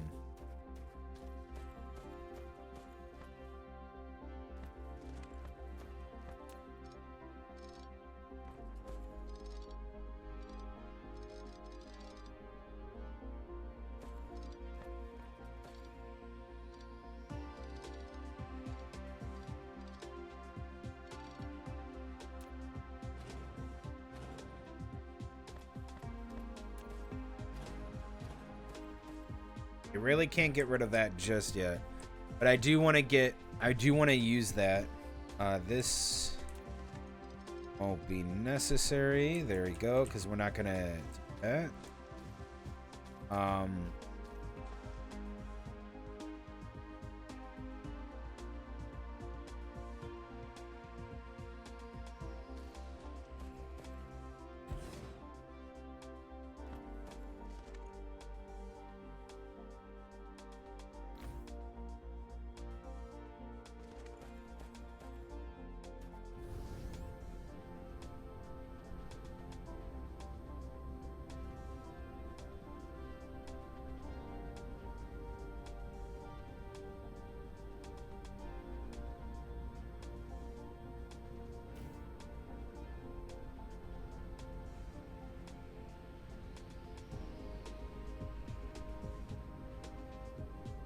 Yeah, see this silicon right here? We're gonna need also what I could do, yeah, you know what? I'll get pop this down.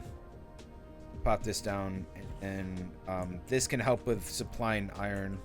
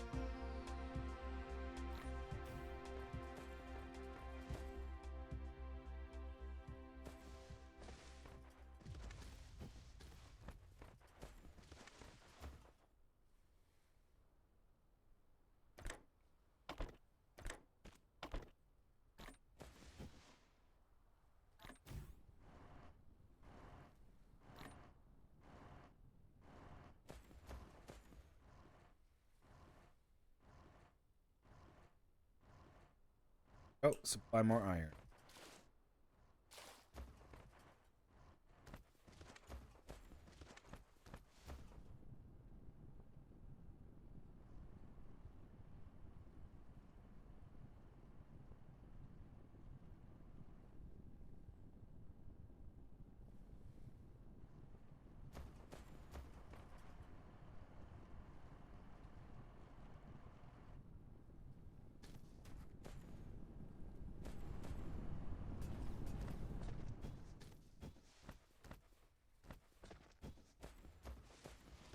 Oh, look at that. They're close, getting done.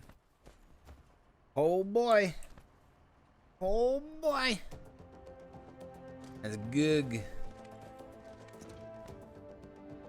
Still has a long way to go. Okay.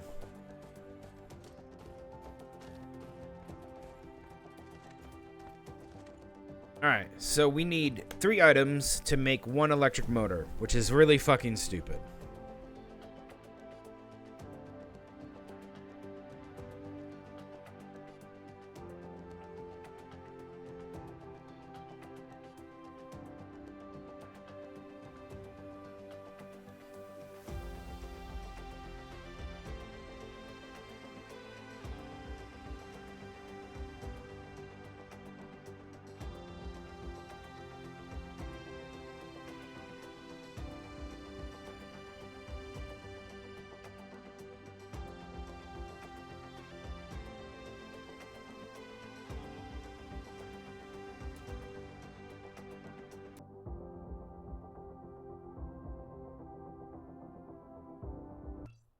God, I can't. Let me go back and get more titanium.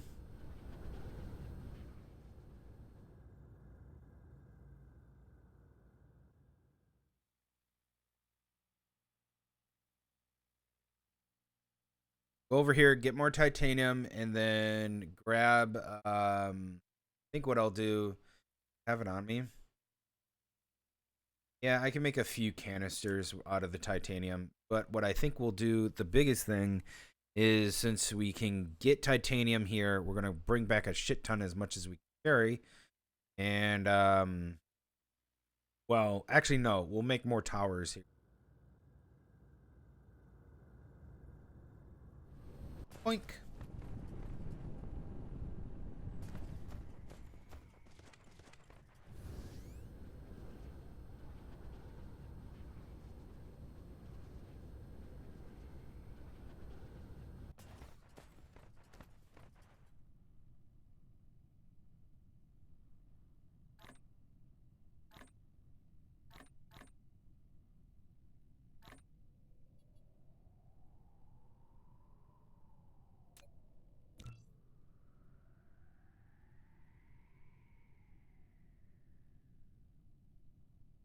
Power.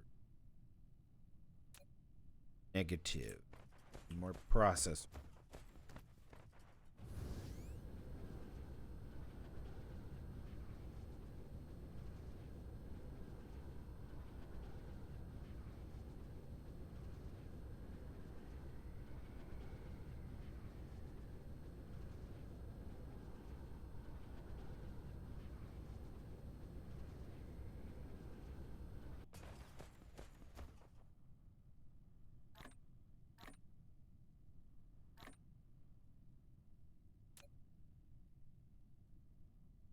All right, what do we need for these?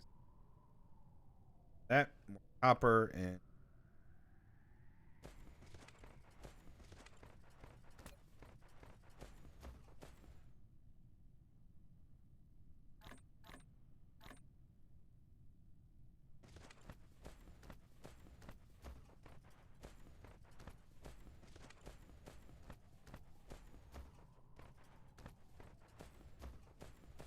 all right, so got it all backed up. All right.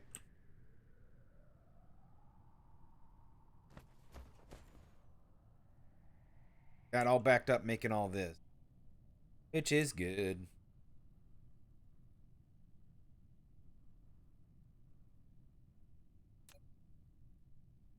So we can get this back on our go back, grab some titanium. We're probably only going to come back here for titanium because again, this place is just it's meant to do that. It's meant to have titanium.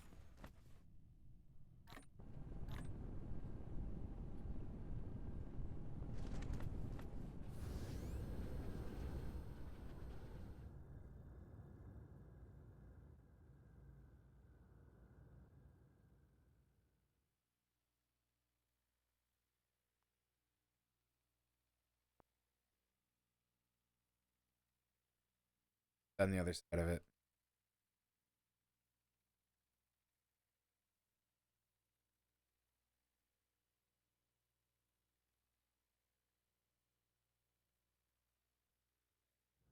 Slingshot. Whee!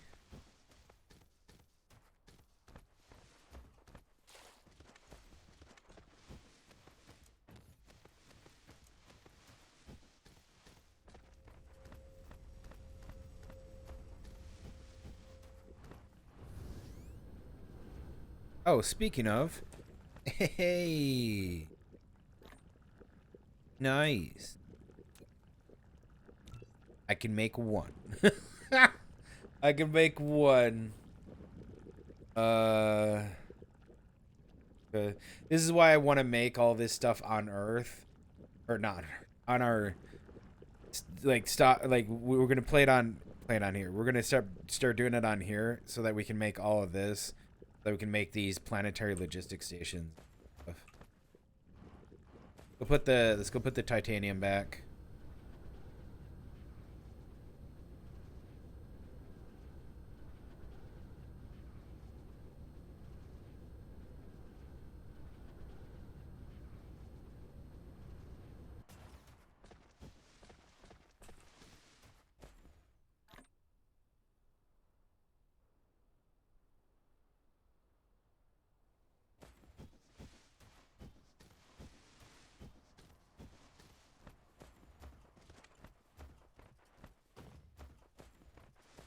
Do we have any? Yeah, we have some.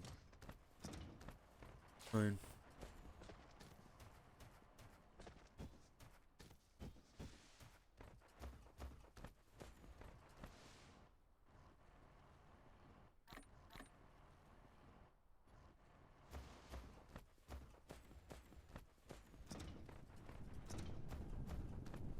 Oh my, look at all this. The copper is getting run down.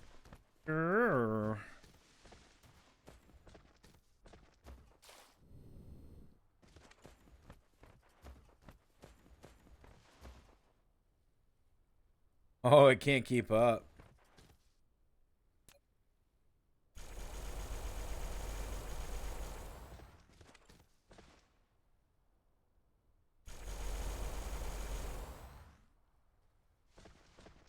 That should help.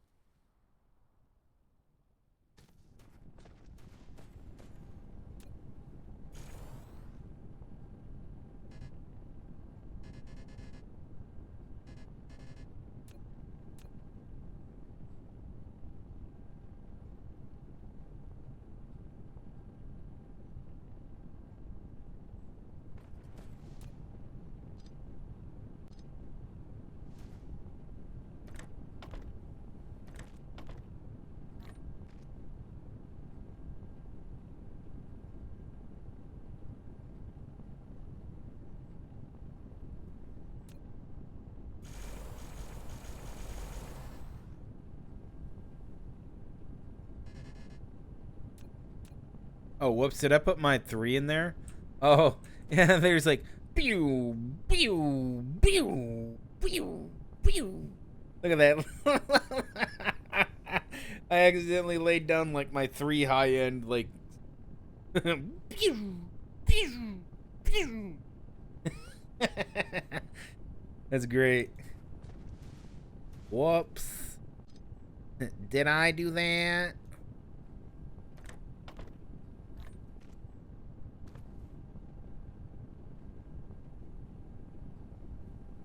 How's this working? Huh?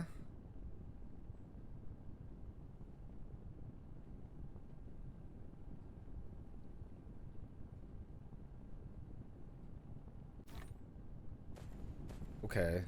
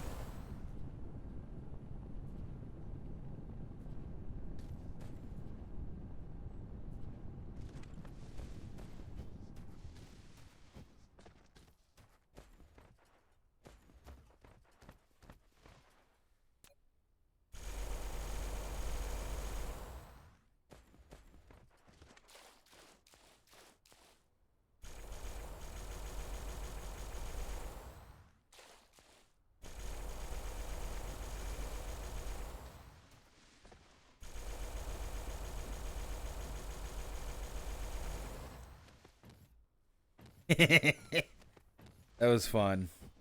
That was fun. Oh. Okay.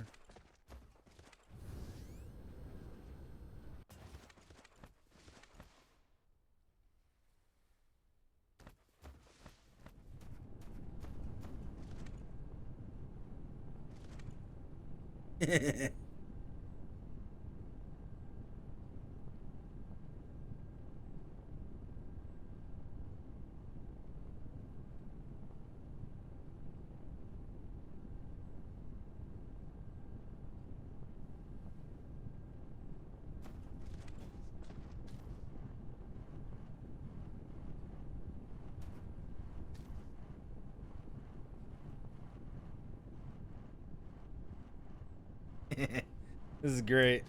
Good shit, man.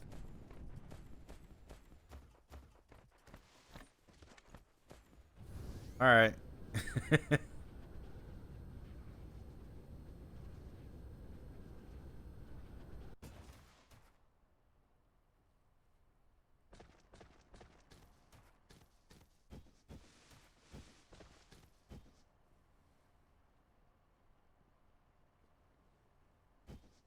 Good, much better.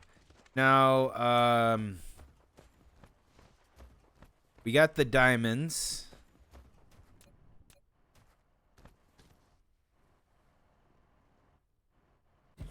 Get all the diamonds filled up. Fill it all up. Mom bitches. Fill that shit up. Oh. I think what I'll do is get rid of these. I can dedicate all this to,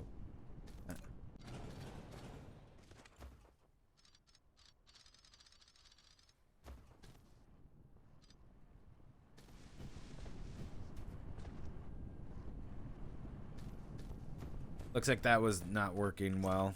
Oh well. We'll get wind turbines. We'll get over it soon.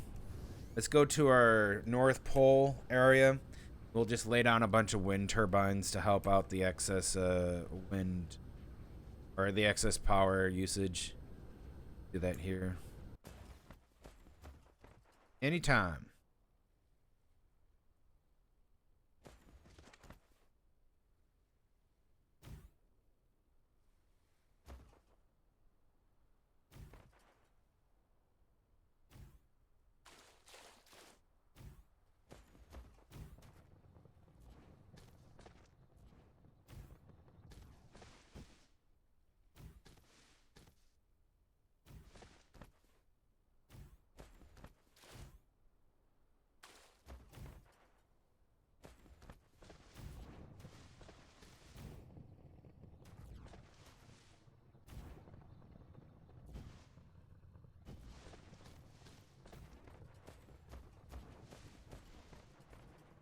How's it looking now?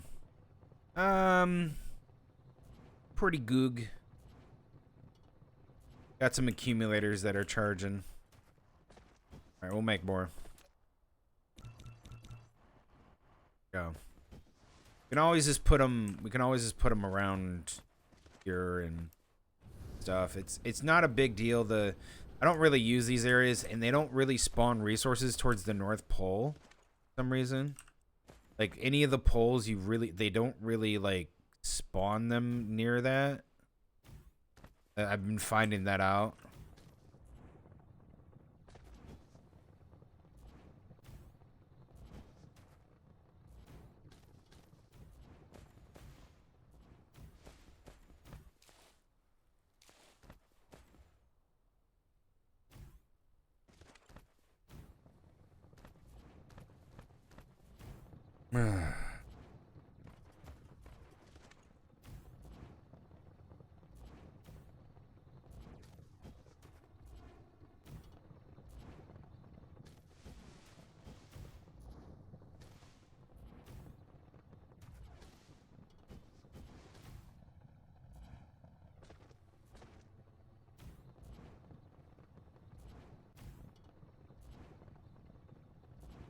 Is that it? Okay, good.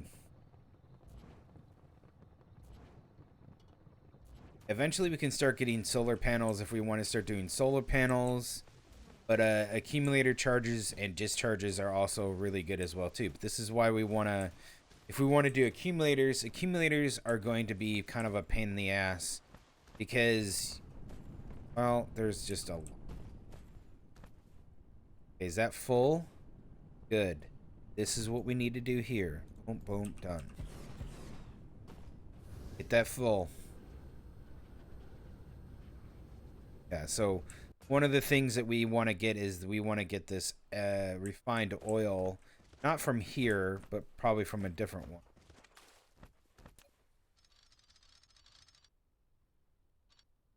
Don't know what I'm going to do for this output yet.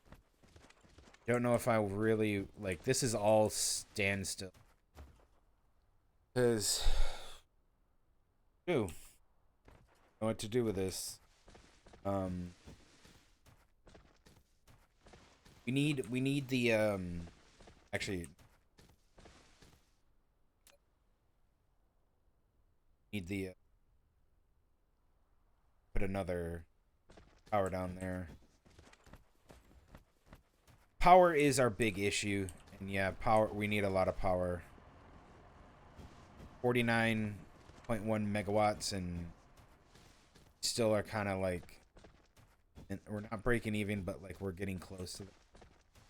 Even with using all of this.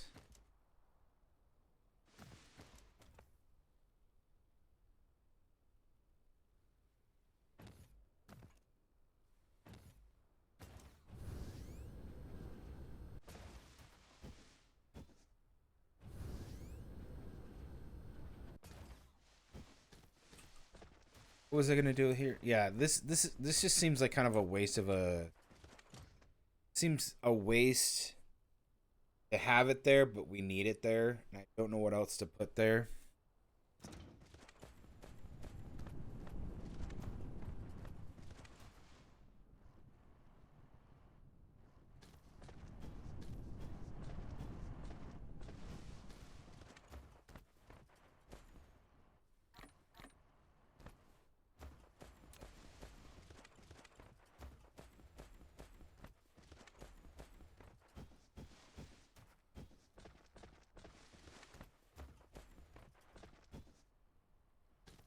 Looks like we're missing copper.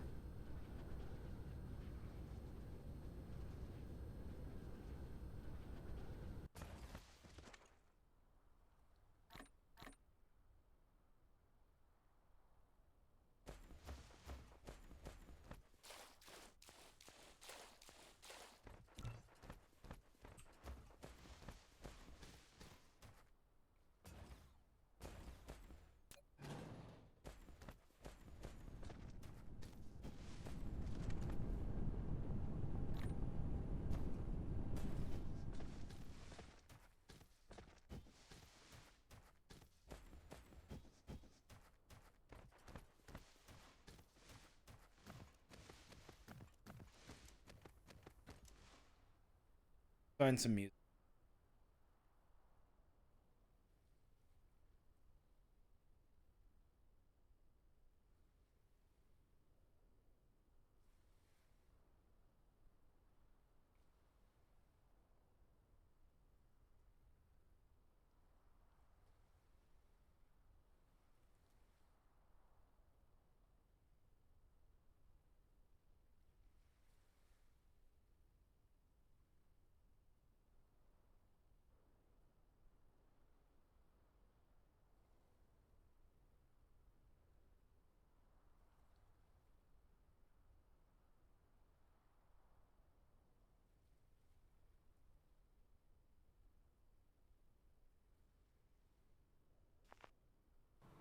This is known as the horned helmet.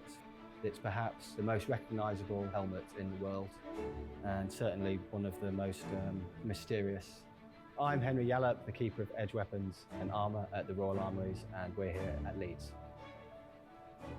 The helmet was made for King Henry VIII of England by the court armourer of the Holy Roman Emperor Maximilian I. It's a ceremonial diplomatic gift of like really high status. The form we're seeing now is really quite different to how it probably was originally. It would have been covered in gold and silver pierced panels and velvet. These spectacles, they're a common form of spectacle in the 16th century. It's kind of amazing that they've survived at all, seeing they can be detached. The eyes themselves are very far apart, and this has created another bit of controversy about it, in that they don't actually form within, to the normal human eye-to-eye sort of distance. Its whole weirdness and bizarre appearance is probably the reason it survives, because the body, the rest of the armour, didn't get past 1649 probably.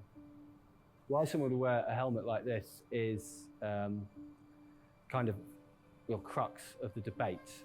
The face is obviously quite grotesque. It's been suggested that it might be modelled on Maximilian himself, the emperor, but it'd be quite a strange way to have oneself portrayed, this snot-nosed, wrinkly, stubbly fellow. I think the most convincing theory is the most recent one, which has been put forward by former colleague Graham Reimer, that it is the mask of a fool. And there's a particular character called the Knave of Bells from a work by Peter Flotner that looks very much like the face. So he's got the hook nose, he's got the dripping snot, he's got the stubble and the spectacles. What he hasn't got is horns. I mean, they're incredibly well made, like the helmet itself, but they are slightly crudely attached. So it might be that they were put on. The problem with that is, why? Amongst certainly common people, the horns were associated with basically bad things, with the devil, and particularly being a cuckold. So neither of the things you want to imply from like one monarch. A cuckold. Really. The other theory A is dick. great men don't need to worry about such things. And in fact, they kept the imagery of like strength. There's no documentary evidence of it being worn. But unfortunately, you can't identify any of the armors he had from, the written record. So basically that's great. It's a gag gif. Yay. Gonna go get my lunch.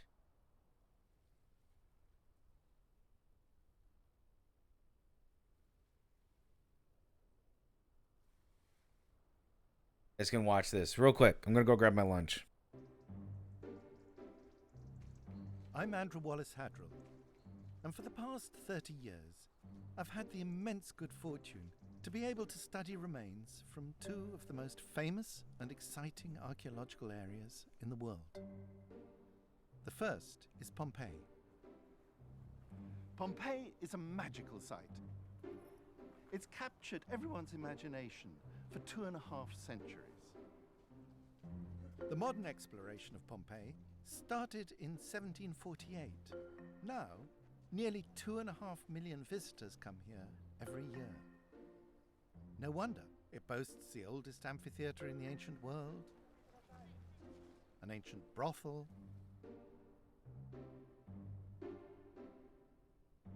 and these world-famous casts. Yet, just 10 miles down the road is a place destroyed by the same eruption that for me is, if anything, even more fascinating. It adds colour and close-up detail to what life was really like in a Roman town. This is the city of Hercules, Herculaneum.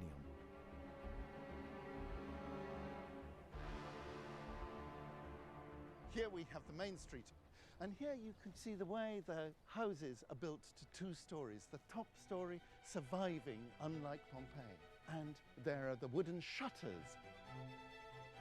We've discovered their furniture. It's a sort of ancient IKEA.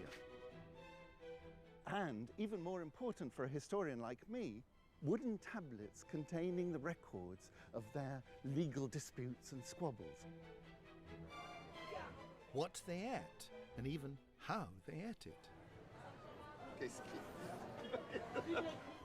And most important of all, Herculaneum holds the largest sample of skeletons of a living population from anywhere in the ancient world. Amongst them, are the first new human remains to be found in this area for 30 years. They provide detailed scientific evidence of how people lived in the years leading up to the eruption. And put all this stuff together, and you can just stretch out and touch the lives of an ancient population.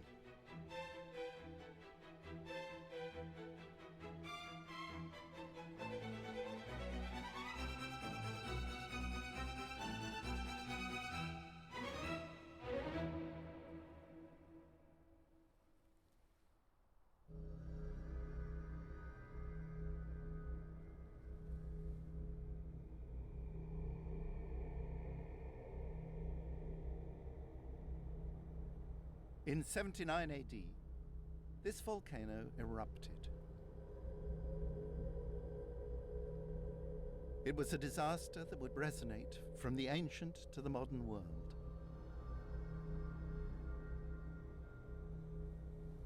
Here, in the crater of Mount Vesuvius, I find it hard to imagine why anyone would want to live in such a dangerous and scary place. 2,000 years ago, Hello, Vesuvius looked back. very different. Even the summit. Oh God, he's being boring. He's being boring.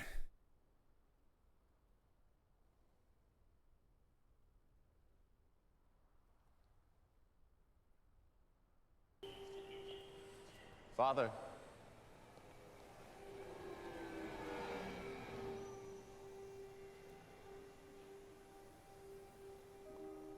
I am not our father.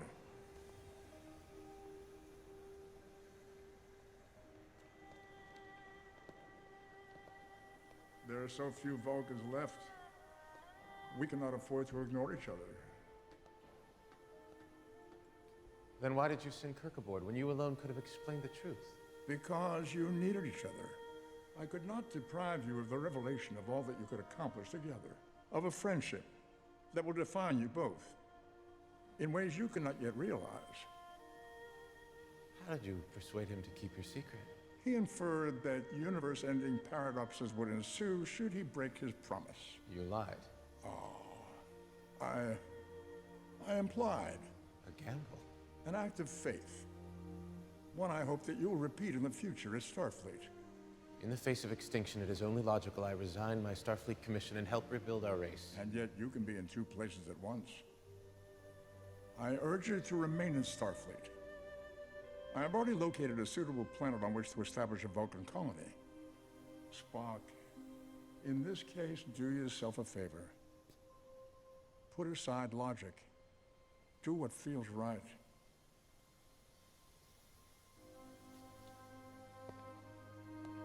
Since my customary farewell would appear oddly self-serving, I shall simply say, good luck.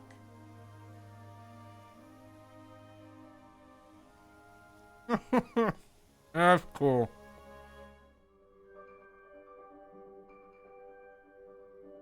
I hope to make another one. I really want a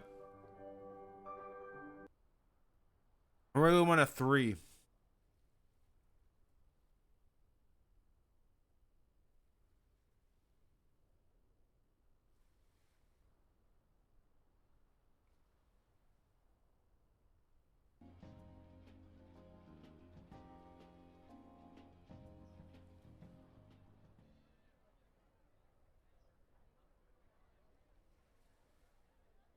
Hello? Senpai!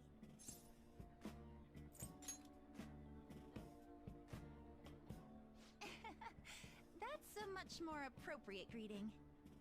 Aloha!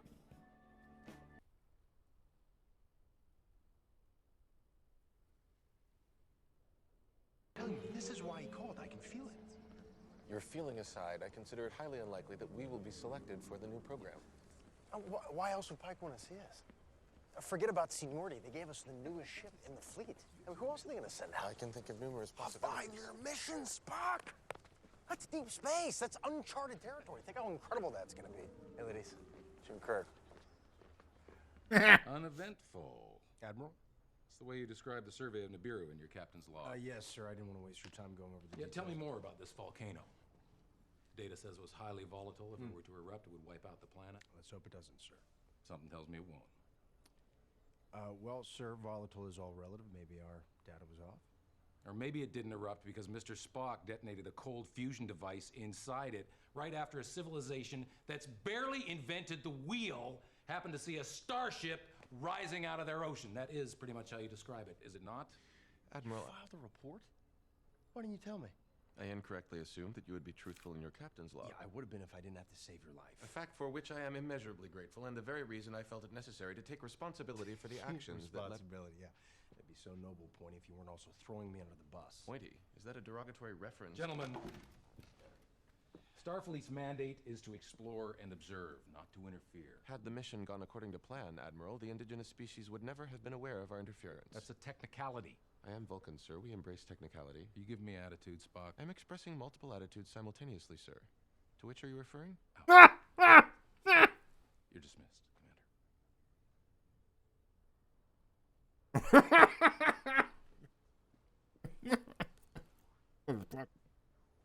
You have any idea what a pain in the ass you are? I think so, sir. So tell me what you did wrong. What's the lesson to be learned here? Never trust a Vulcan. Oh, so you can't even answer the question. You lied. On an official report, you lied. You think the rules don't apply to you because you disagree with them. That's why you talked me into signing up in the first place. It's why you gave me your I ship. gave you my ship because I saw greatness in you. And now I see you haven't got an ounce of humility. What was I supposed to do? Let Spock You're die? missing the point. I don't think I am, sir. What would you have done? I wouldn't have... Blah, blah, blah.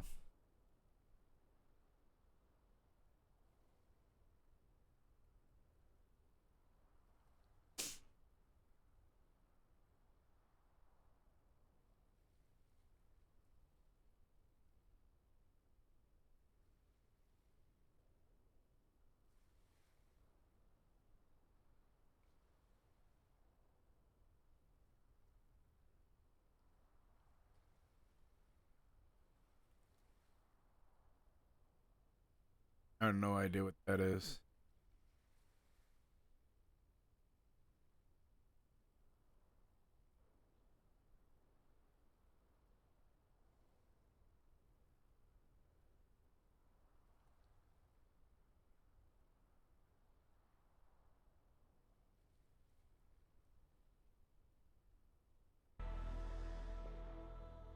I never got into Babylon 5. Mr. Garibaldi. I have to talk to you. You'll excuse me another time. What's wrong with now? You have someplace special to go? Mr. Garibaldi, get out of my way. No, I can't do that. Go back to your quarters, Londo. No. Don't force me to make this official. No! I don't want to do it. But you lay one finger on a weapon and I'll kill you where you stand. You don't understand. Yes, I do. I understand better than you'll ever know. I know it burns, Londo. I know the things it makes you want to do, but this isn't the way. Not now and not here. He's my blood, my nephew. But if you killed Jakar, none of those colonists will get out alive. You have to know that.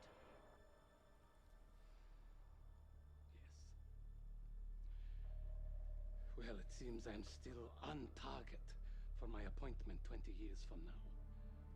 What appointment? It's a long story. Perhaps another time. Ambassador, in 1 hour, I'm going to have to check your quarters for weapons. Make sure I don't find anything. Mr. Garibaldi, just now, would you really have killed me? Yes. Yes, I would have. But I'm just as glad I didn't have to. The paperwork's a pain in the butt.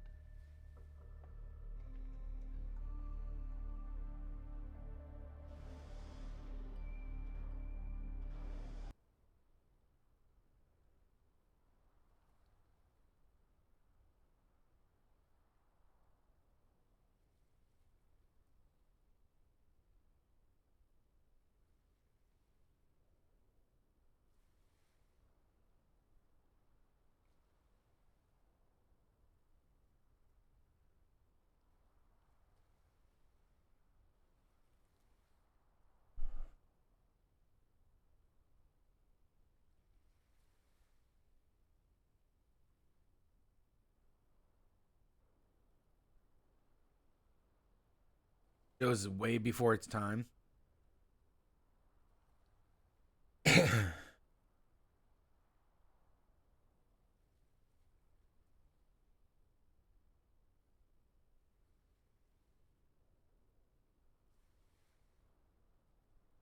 Robin Hood Men in Tights is so good.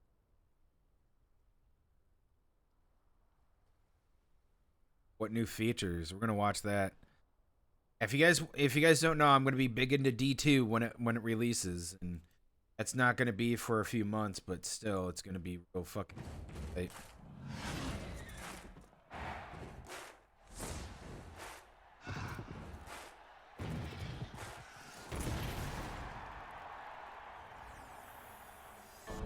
Someday, I'll be a knight.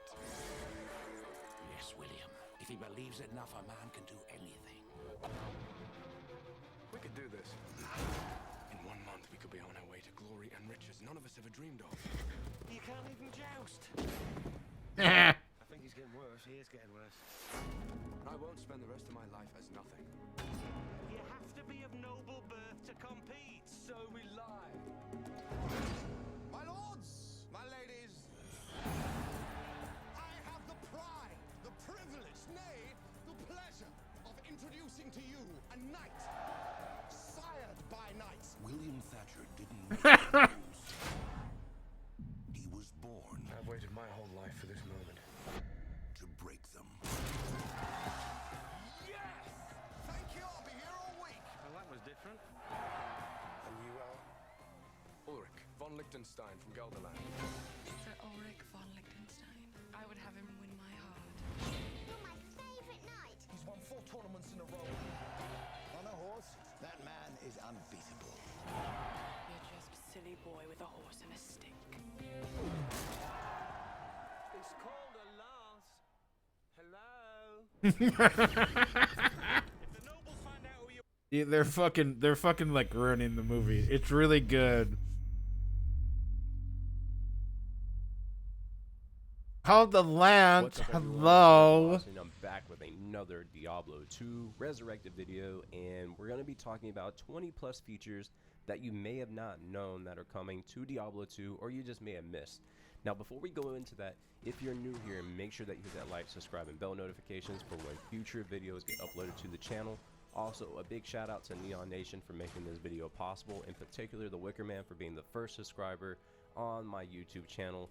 By the way, if you subscribe on Twitch, that is fine. You can check me out on Twitch at twitch.tv/NeonVelocity. Link in the description below. But let's get into this. Number one is that there is a 70-30% visual guide. And what this means is that 70% of the game is being not affected. It's basically exactly how it's supposed to look, although it's just being updated to 3D graphics, whereas the other 30% of the visual overhaul is brand new changes that are coming to Diablo 2 Resurrected.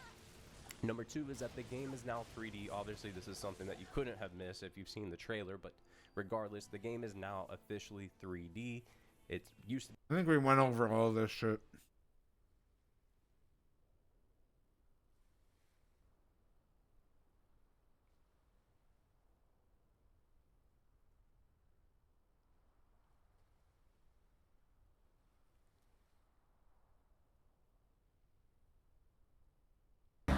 I've compiled a Mandarin database for you, sir. Drawn from SHIELD, FBI, and CIA intercepts. Initiating virtual crime scene reconstruction. Okay.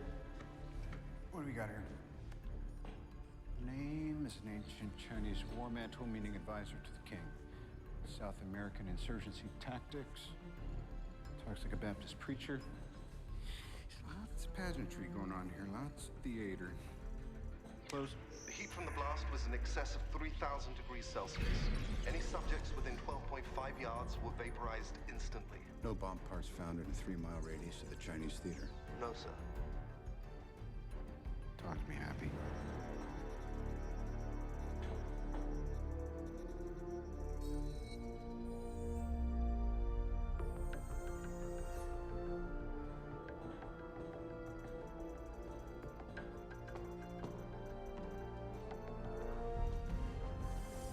What is a bomb, not a bomb?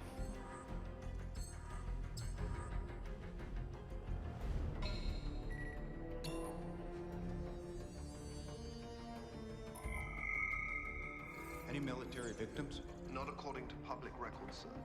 Bring up the thermogenic signatures again, factoring 3,000 degrees. The Oracle Cloud has completed analysis. Accessing satellites and plotting the last 12 months of thermogenic occurrences now. Take away everywhere that there's been a Mandarin attack.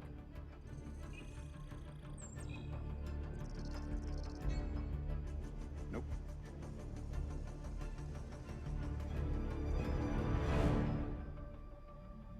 That. You sure that's not one of his? It predates any known Mandarin attack. The incident was the use of a bomb to assist a suicide. Bring her around. The heat signature is remarkably similar. 3,000 degrees Celsius. That's 2 military guys. Ever been to Tennessee, Jarvis? Creating a flight plan for Tennessee.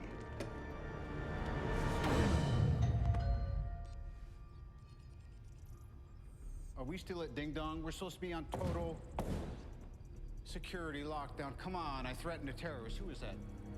There's only so much I can do, sir, when you give the world's press your home address.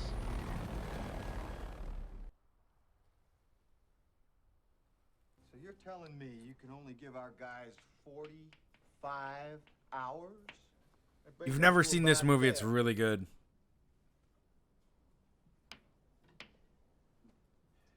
Gentlemen, that's not acceptable. Gene, we gotta talk about power here. Whoa, guys! Power is everything. Power is everything. What do you mean? Without it, they don't talk to us, they don't correct their trajectory, they don't turn the heat shield around. We gotta turn everything off. Now. They're not gonna make it to re-entry. What do you mean, everything? With everything on, the LEM draws 60 amps. At that rate, in 16 hours, the batteries are dead, not 45. And so's the crew. We gotta get them down to 12 amps. 12 amps? How many? You can't run a vacuum cleaner on 12 amps, John. We gotta turn off. We have to turn off the radars, cabin heater, instrument displays, the guidance computer, the whole smack. Whoa, guidance computer. What if they need to do another burn? Gene, they won't even know which way they're pointed. The more time we talk down here, the more juice they waste up there. I've been looking at the data for the past hour. That's the deal? That's the deal.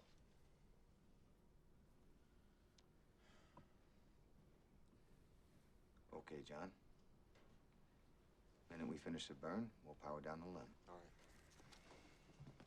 Now, in the meantime, we're gonna have a frozen command module up there. In a couple days, we're gonna have to power it up using nothing but the re-entry batteries. Never been tried before. Hell, we've never even simulated it before, Gene. Well, we're gonna have to figure it out. I want people in our simulators, working re-entry scenarios.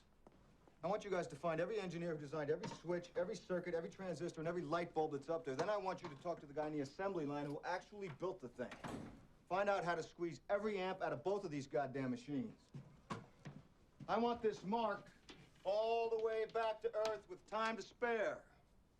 We never lost an American in space. We're sure as hell not gonna lose one on my watch. Failure is not an option.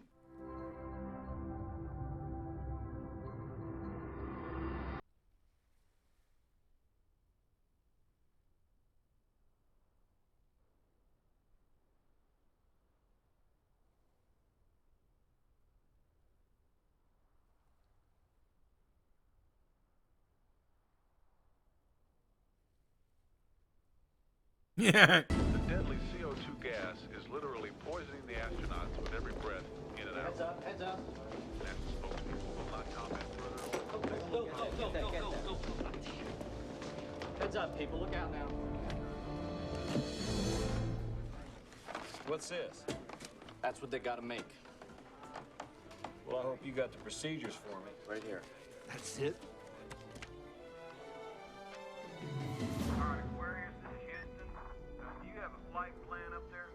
Affirmative, Andy. Jack's got one right here.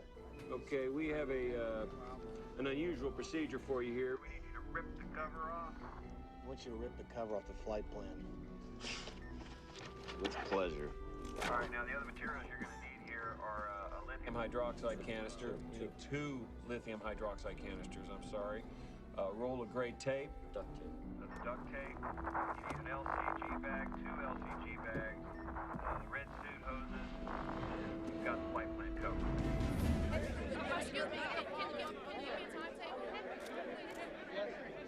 What about their level of carbon dioxide? It's climbing.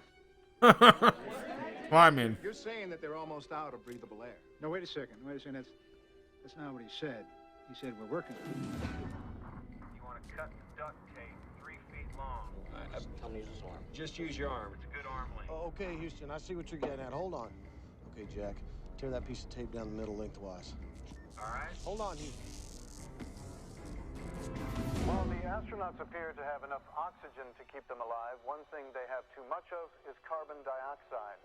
With each breath, the 3 men expel more of the poisonous gas into the lunar module cockpit, and the scrubbers intended to keep the atmosphere breathable are quickly becoming saturated. Shit, I tore it. Shit. Houston, what do we do if we, rip the bag? Can we tape it? They just tore the bag. Stand by. What you tell them to do? Well, they should have one more bag left. But they've still got a long way to come, and they are now working on their backup facilities, their emergency facilities, and the problem is, if anything Dr. more goes on, Cronkite. they're in real trouble.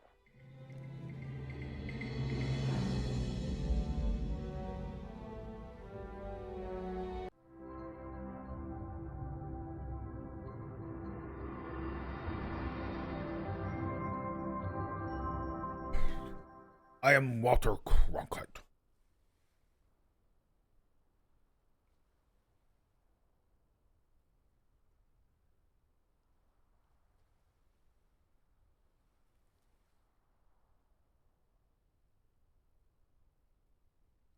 All right, let's get back to the game.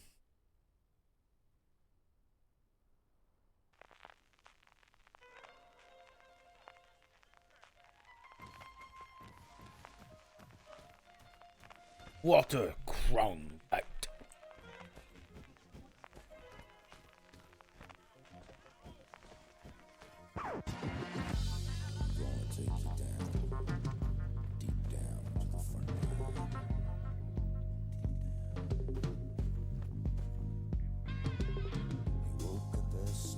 Morning, thank yourself a gun.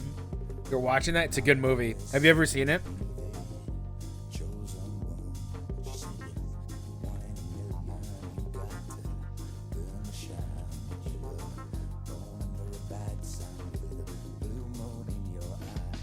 No? It's very good.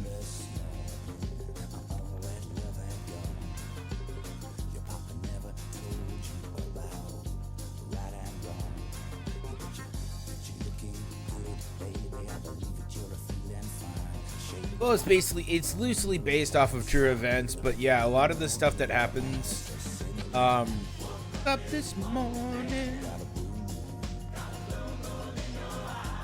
Most of the stuff that's happened like in the cockpit of this ship, and most of the stuff that happens down on the with NASA and Houston and stuff. That's really true. And yeah, they did have to come up with ideas to help them breathe, or they would have died on re-entry.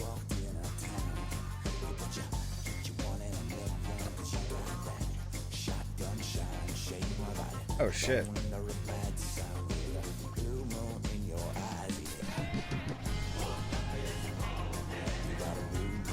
Nice. Okay.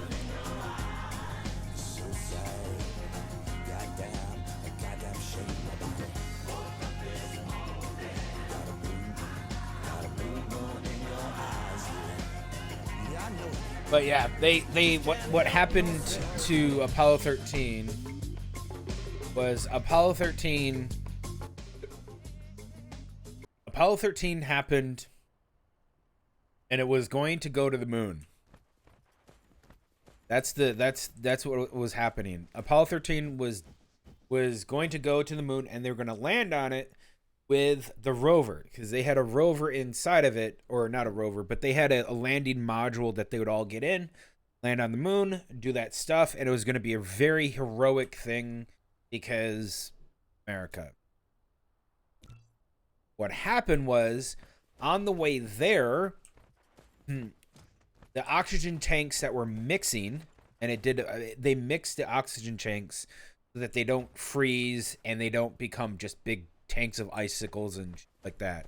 So they did a routine mixing, and when it mixed improperly, and some other mechanisms in there might have got damaged on takeoff.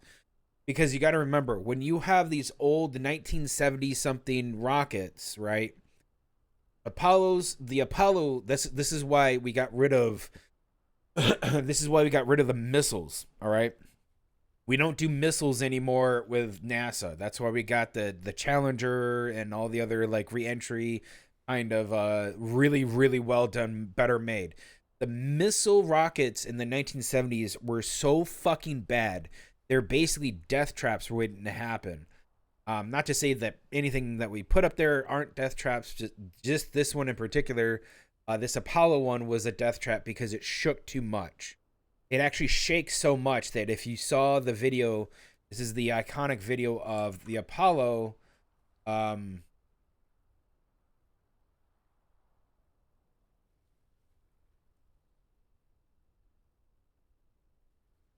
The Apollo takeoff scene is iconic in any space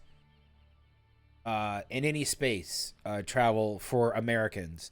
And the reason why it's iconic is because of what's about to happen. And you can actually, like, NASA engineers are like, oh yeah, that's true. And because it shakes so violently, because you have, you know, thousands of pounds of thrust trying to get you out of the gravity, and you have to fight gravity to go straight up. Remember, it takes 1 hour to go from the ground to space. Anywhere on the planet, except for, like, mountains. But if you're on ground level, it takes 1 hour to go to space.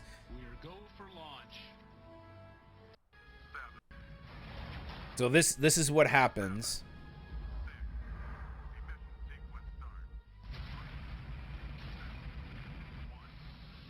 That's what's happening. See all that shit right there that's shaking off? That's not dust. That's not, you know, cold. That's literally paint and other shit that's on there. That's getting shook off because it's violently shaking. And that's what it does. That's why we stopped doing that, because it could shake other things so much.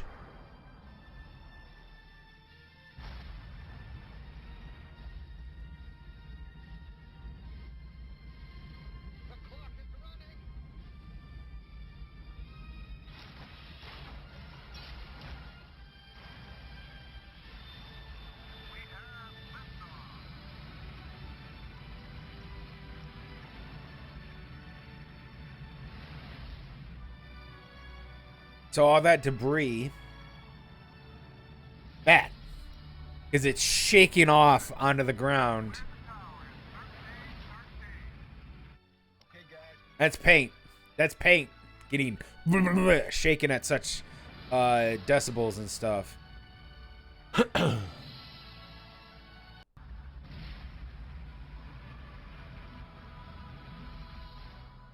Yep, still going, still shaking. It's a great story. Yeah, the Apollo 13, the wheel story. Don't care, just want to watch it. But that's that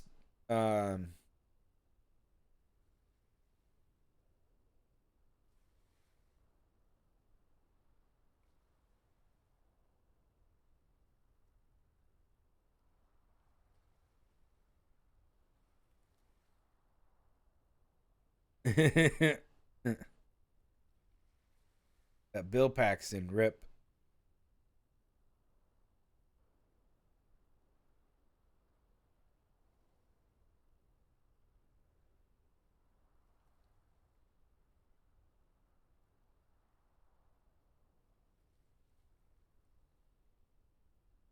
Oh, it lost to Babe? Jesus, fuck that. Yeah, and to think the laptop you're watching these videos on has more computing power than the whole spacecraft had. Yeah, my computer, right? Actually, it was the Game Boy. The very first Game Boy had more computing power in it than the Apollo 13 had. FYI. I'm gonna point that out.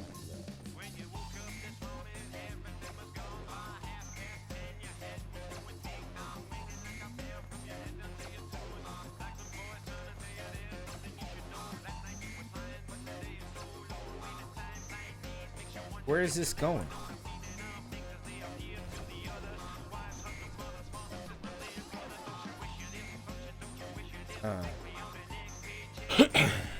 Yeah, that's a fact that like a lot of people don't remember.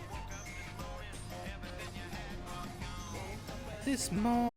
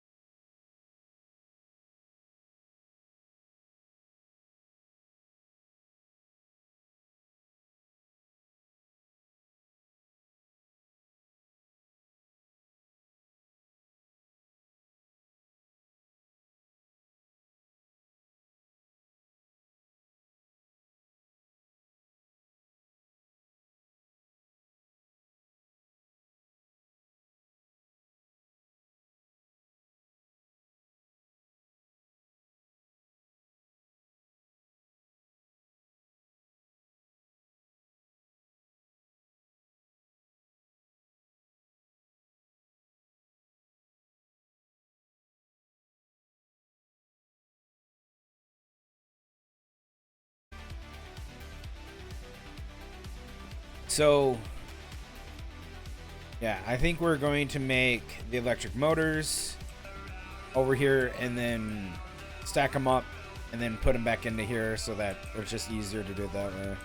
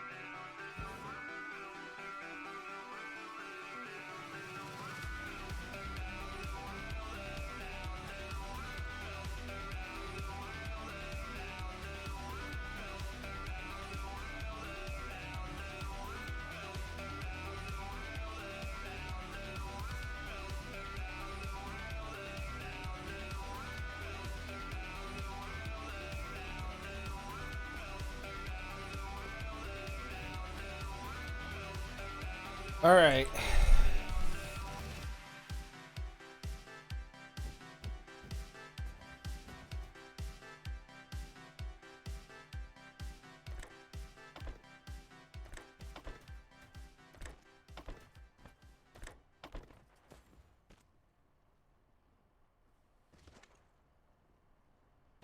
The world is a vampire sent to drain. Secret destroyers hold you up to the flames. And what do I get for my pain? Betrayed desires and dark peace. Oh, shit.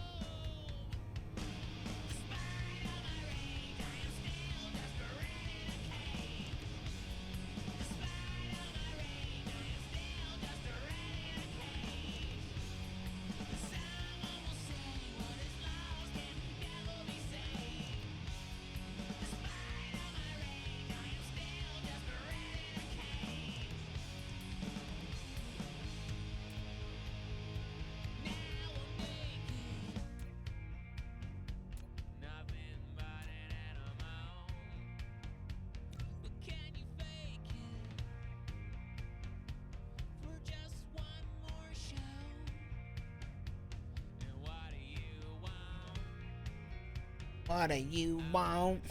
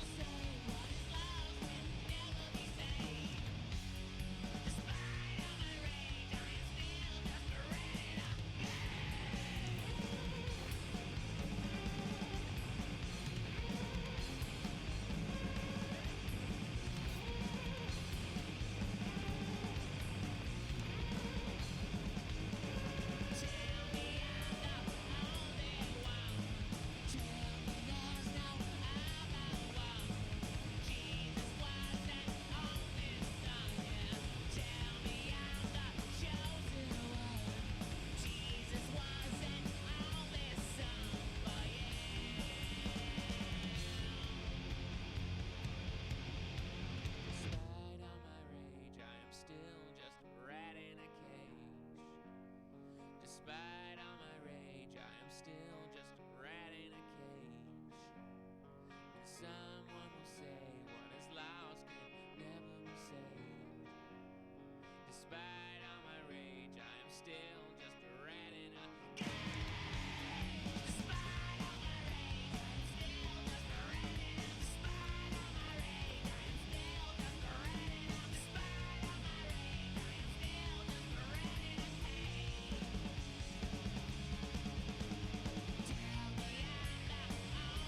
cage.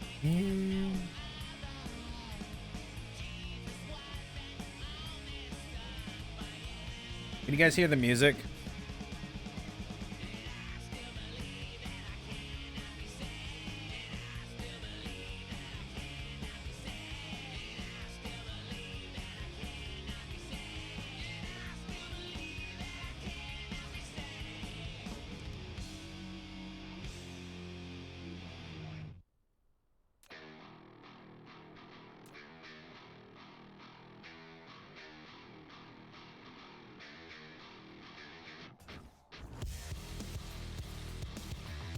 I'll take that as a yes.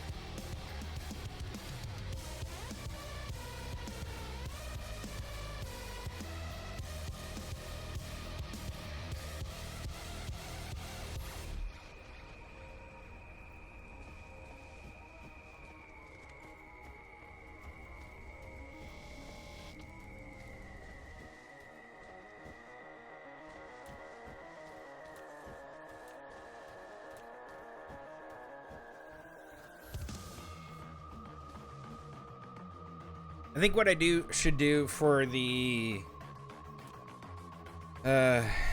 power is I'll make circuit boards now. Because it's just iron and copper. And then I'll export the circuit boards with the prisms, which I think I need that. Where's some stone I can just throw into place?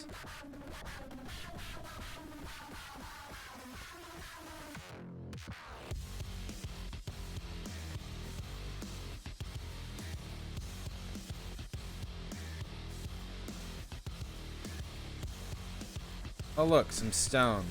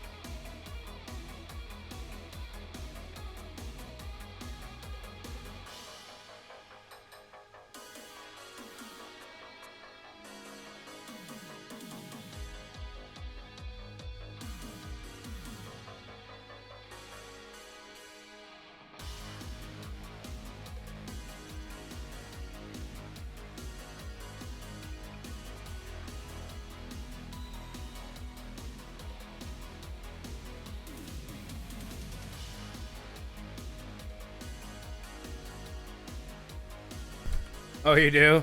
Okay. All right. Nice.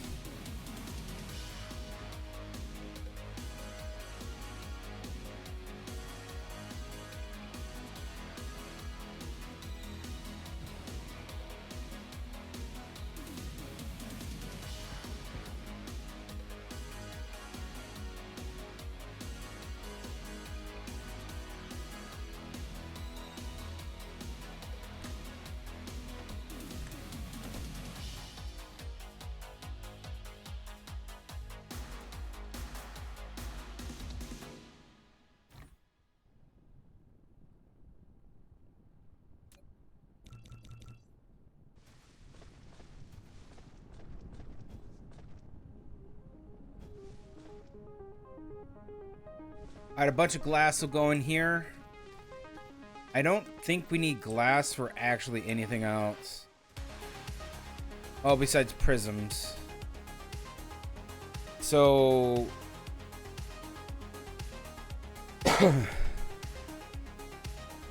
prisms are made in replicators, and then we combine both of these. Make that, and then we are one step closer to making solar sails.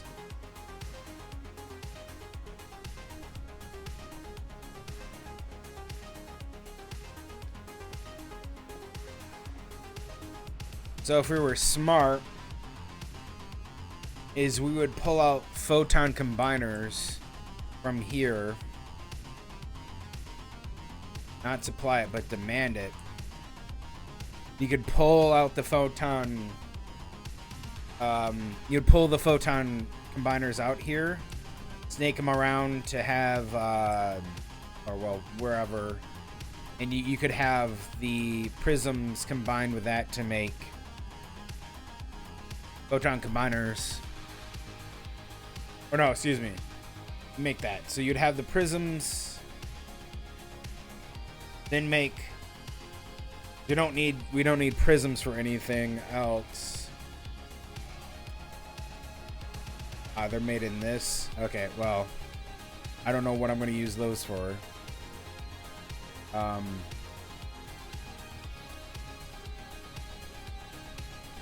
I make those by hand. That's usually what I do. So, put the prisms in here. Make prisms.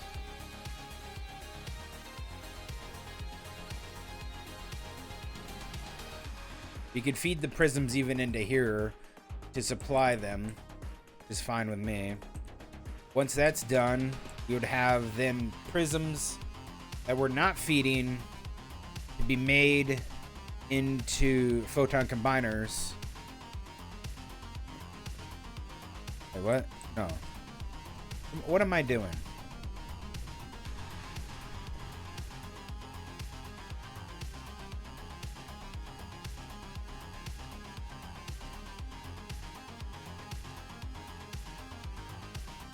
No, it wouldn't be made here. Yeah, whatever.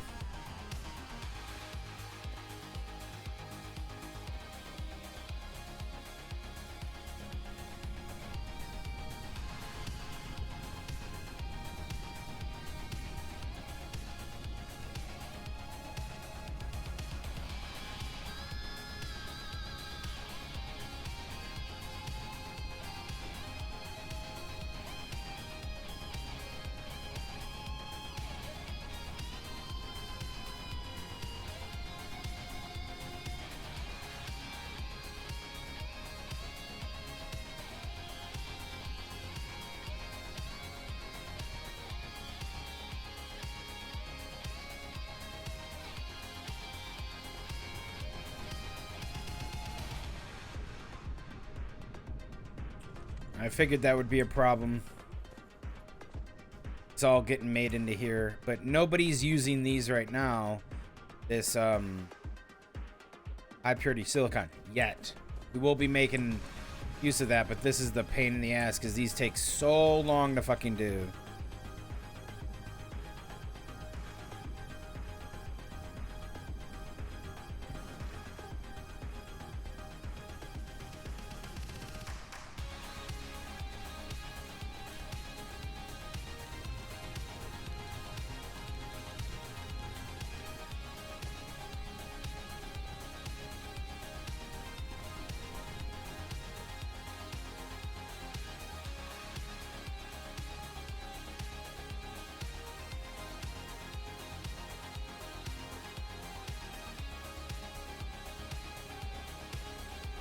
Goog shit right there.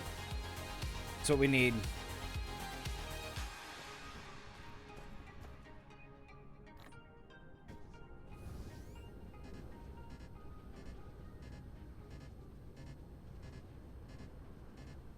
I don't care.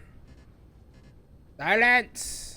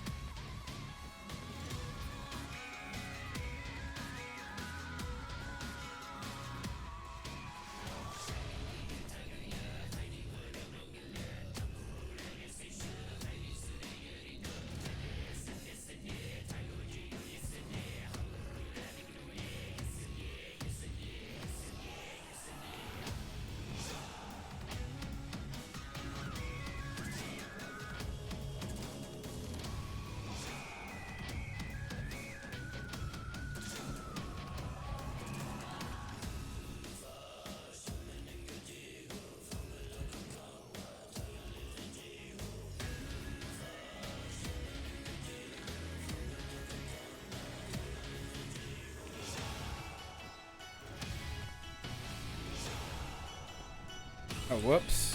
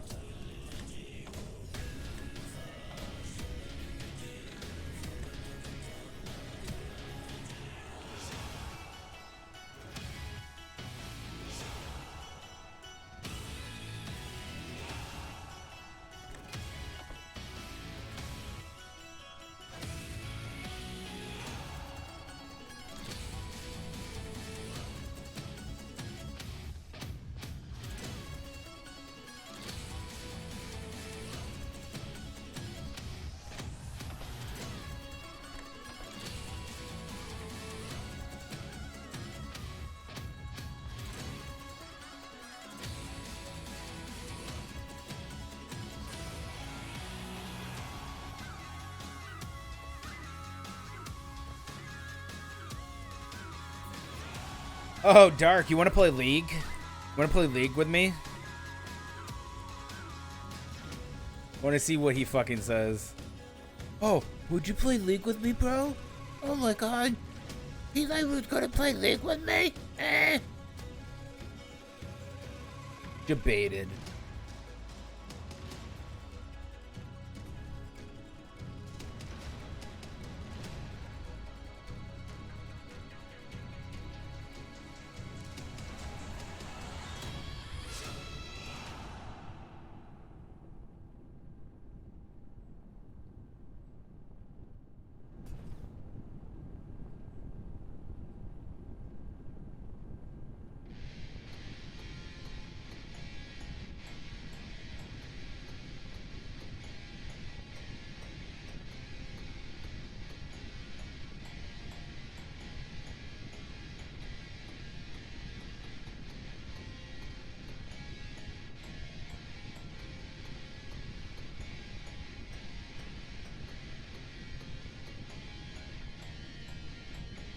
He probably is just like, no.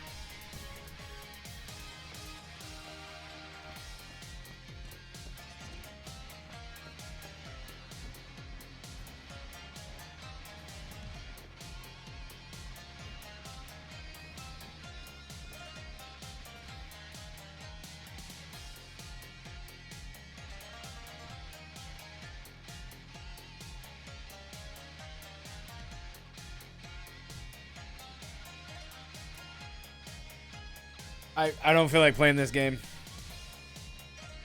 Just don't. Let's find something else. Thanks.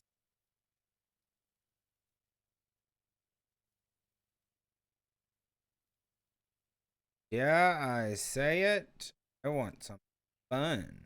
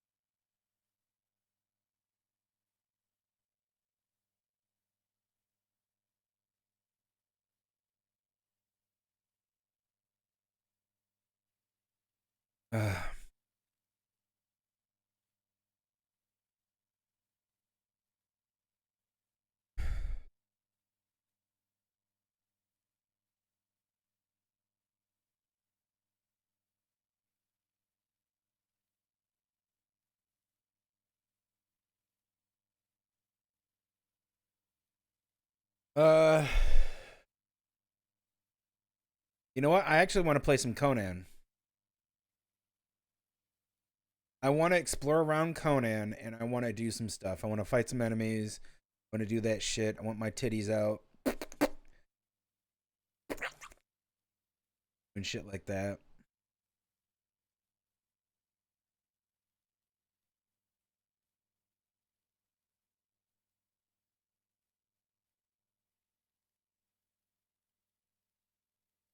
My time at Porsche is really good.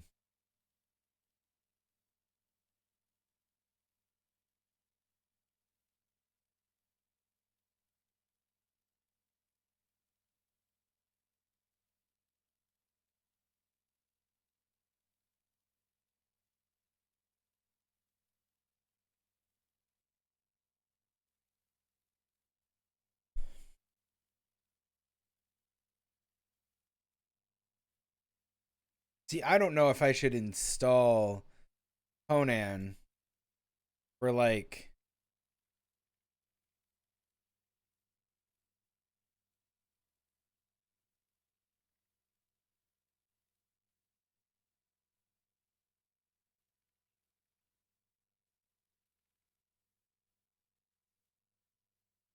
I just don't know if I should install it for. Building's pretty fun, and I wouldn't mind going through the building.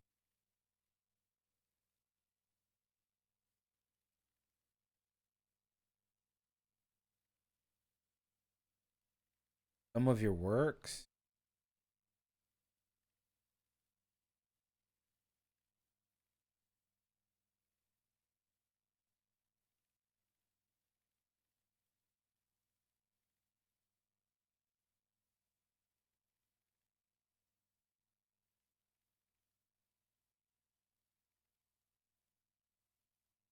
Yeah, see, this isn't bad. I wouldn't mind actually building some shit. I would love to do a nice big ass castle that fucking. I think I want to do that. I do have some Conan.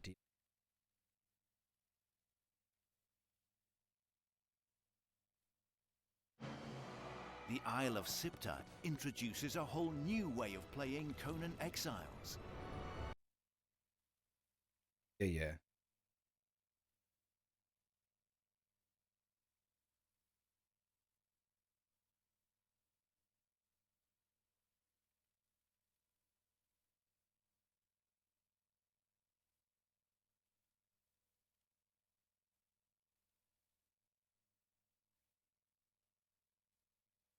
It's mixed.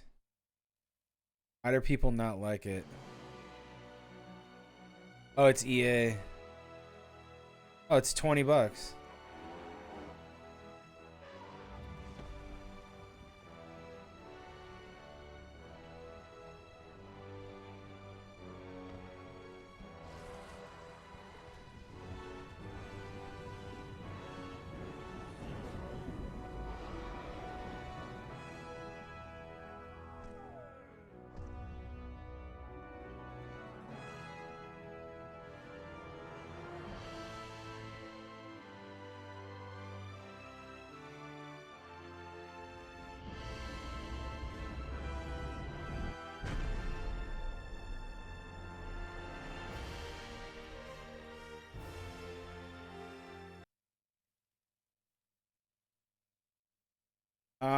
Yeah, I would like to get into Conan Exiles. However, I think it's going to take a while to The download. Isle of Siptat introduces a whole new way of playing Conan.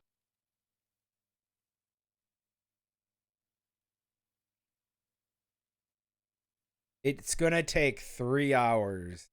I don't know if it's going to take 3 hours. I want to do this off stream. We'll probably play this tomorrow. I'll do this off stream. I do feel like playing some Conan. And oh, there's a workshop? Oh shit, there's a workshop.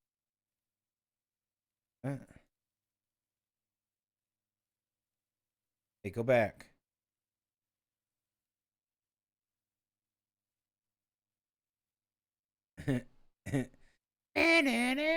Acrobatics. Oh, okay.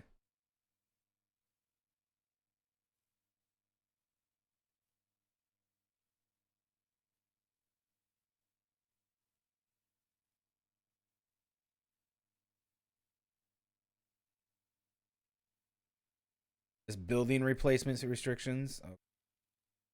Yeah, I fucking get it, dude. Oh, see now that's cool. That's something I want to fucking make. That is fucking awesome. Valheim should take a hint out of this. Oh, god damn, that looks fucking sick. Hogwarts. It's Hogwarts. Fucking sick.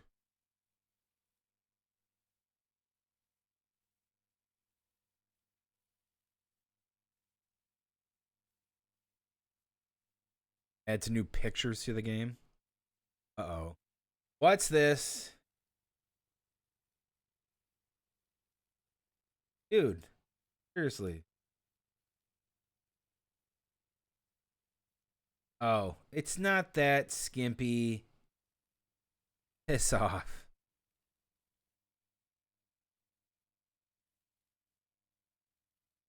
What is the most subscribed?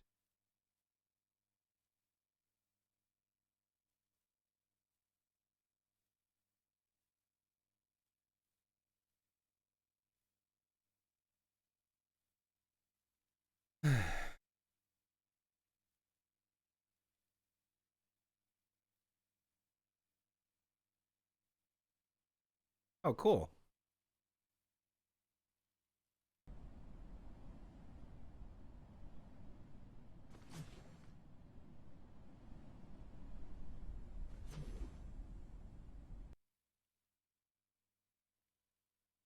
That's not.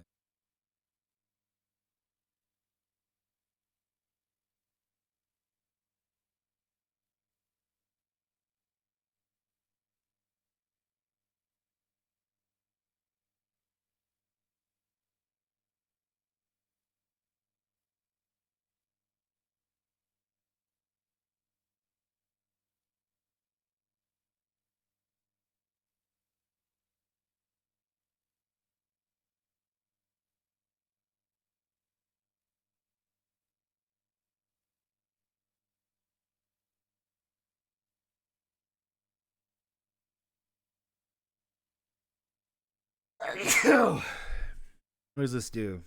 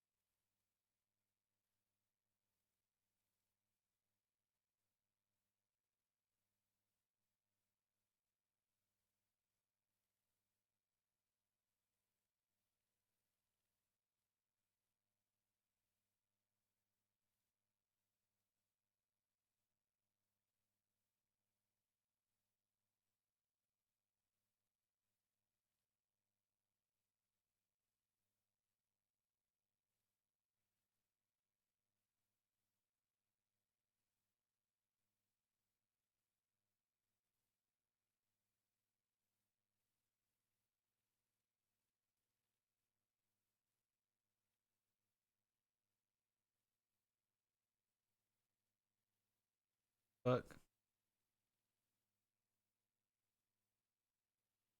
What is this?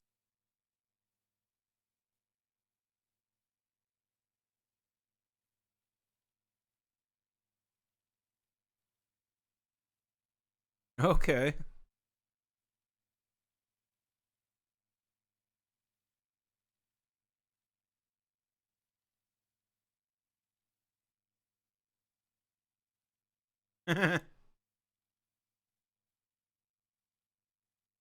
So you made Diablo?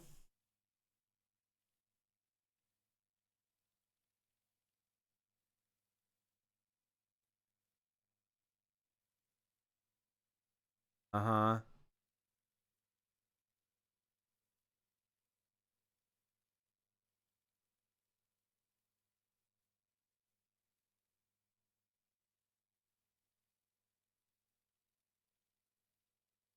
I like the bodies in Conan things. 250 mod. Oh. Oh, cool. Okay, what is this? 190 more levels. Legendary chest interaction stays at level 60 or higher.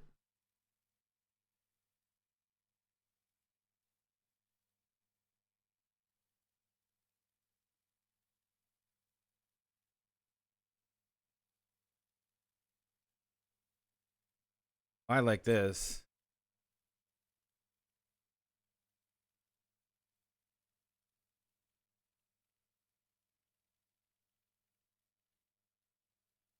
What's level 300?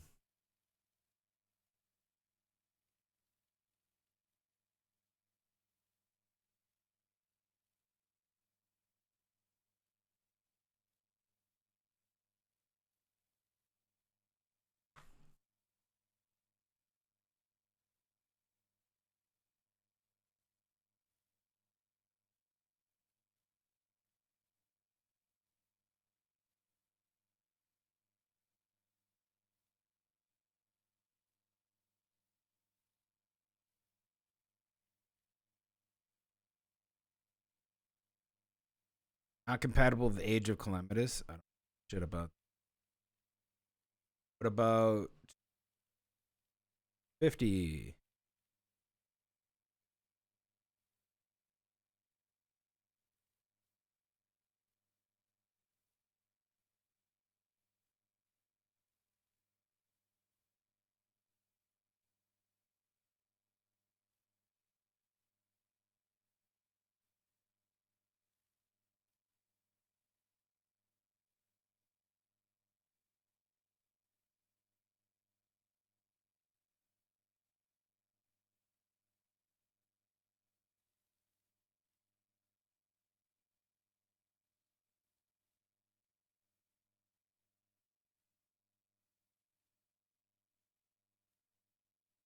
Oh, cool. Okay. Easy peasy. We'll get that mod. 250. I think that'll help me like go out on my own and just like fight things. 75% more women.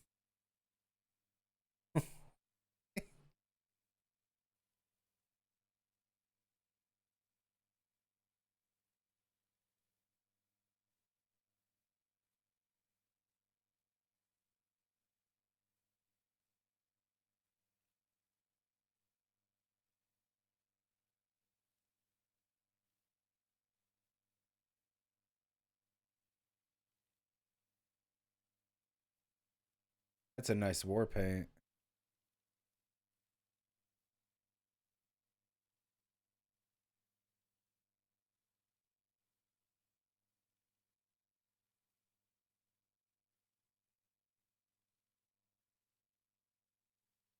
I see. That's cool. Eh.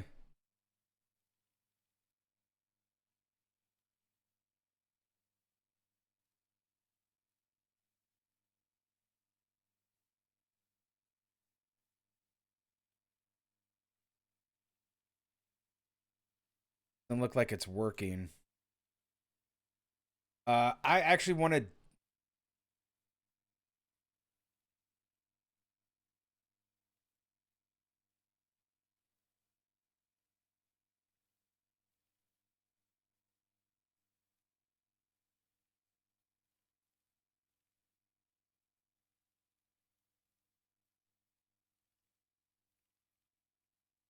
Wait, where is that?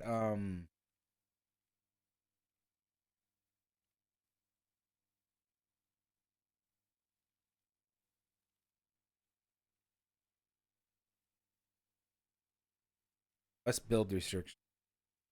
That one.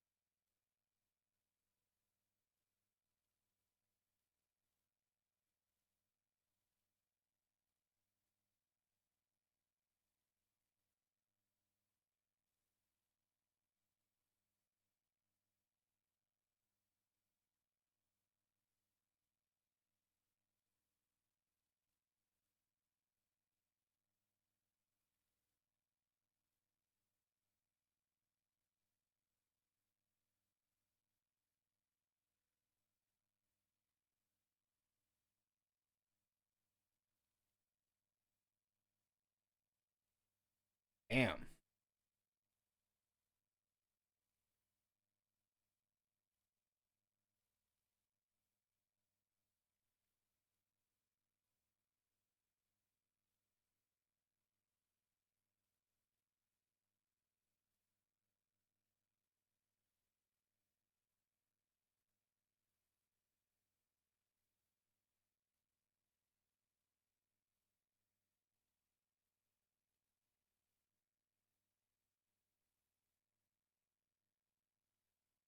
Actually, want to see if I can install this.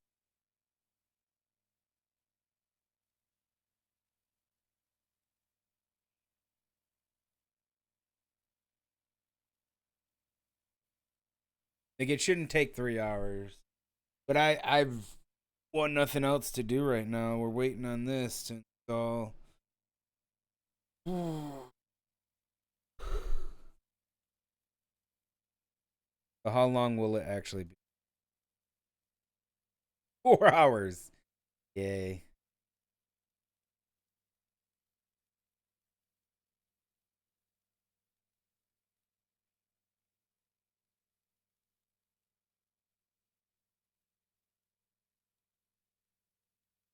Hour and 40 minutes. That's not bad.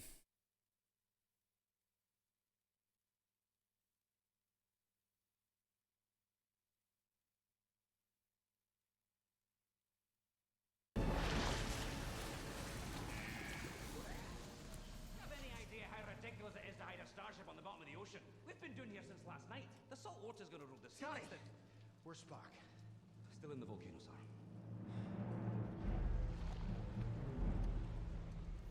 1 hour and a half.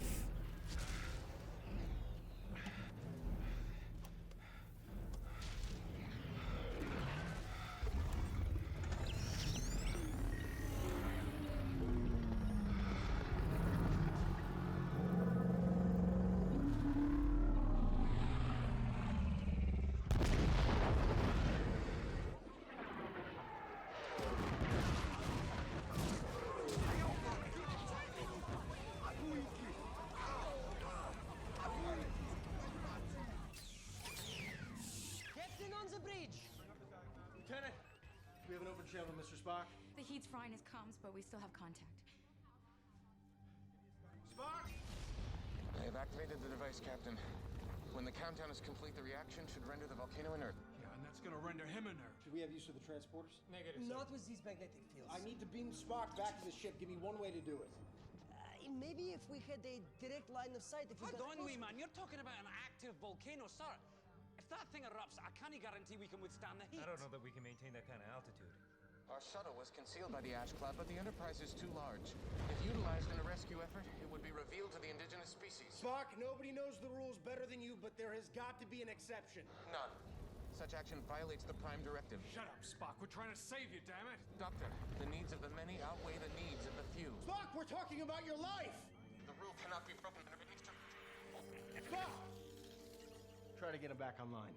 90 seconds to detonations. Spock over here and I were there. What would he do?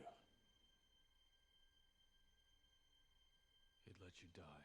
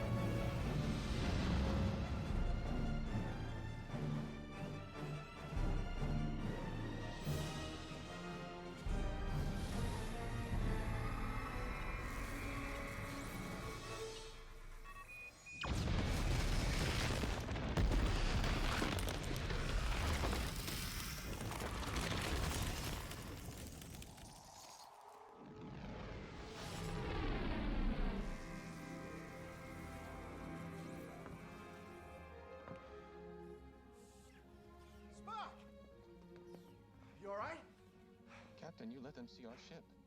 He's fine. Bridge to Captain Kirk. Yes, Lieutenant. Is Commander Spock on board, sir? Safely and sound. Please notify him that his device has successfully detonated. Hear that? Congratulations, Spock. You just saved the world. You violated the Prime Directive. Oh, come on, Spock. They saw us. Big deal.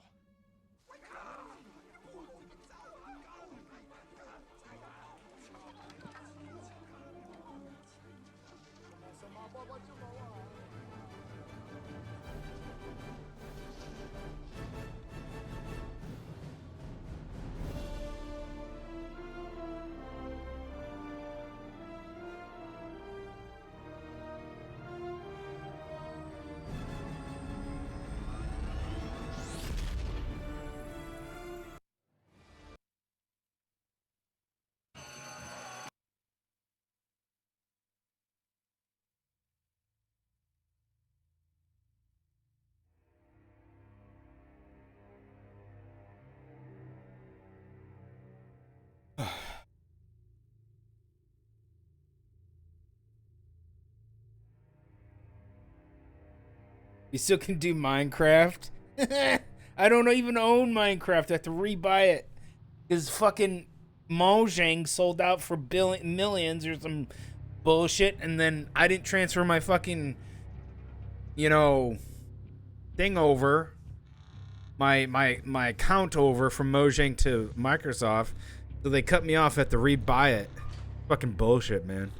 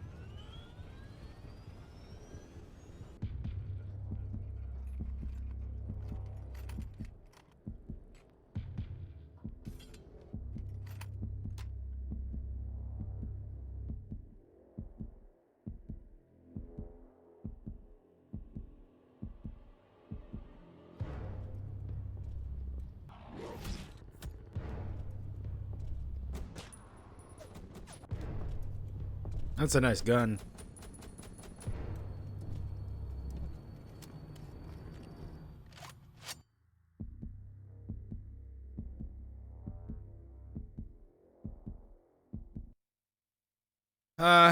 Interesting.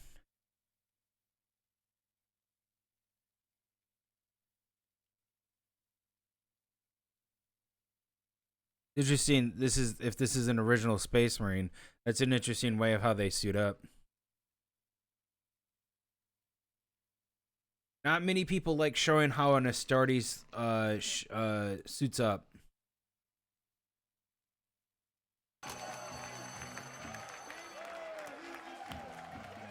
Everybody have a good week?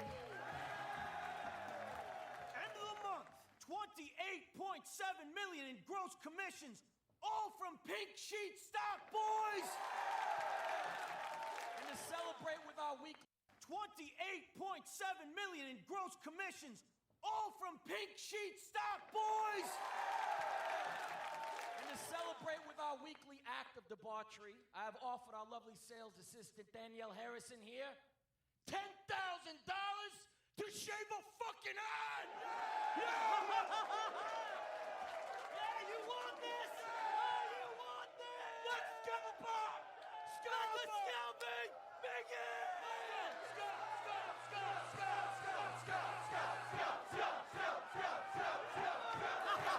FYI, boys, Danielle has promised to use this $10,000 for breast implants. She's already got C cups, but now she wants fucking double D's.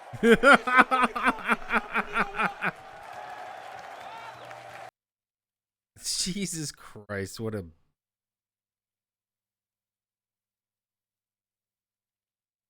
a shit fucking move.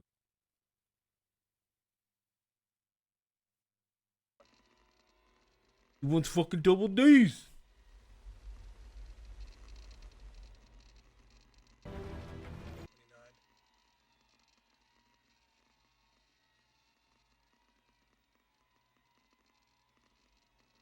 Mm. 31. 38.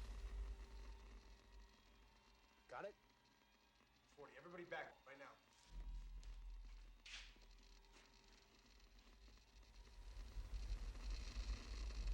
Behind the wall.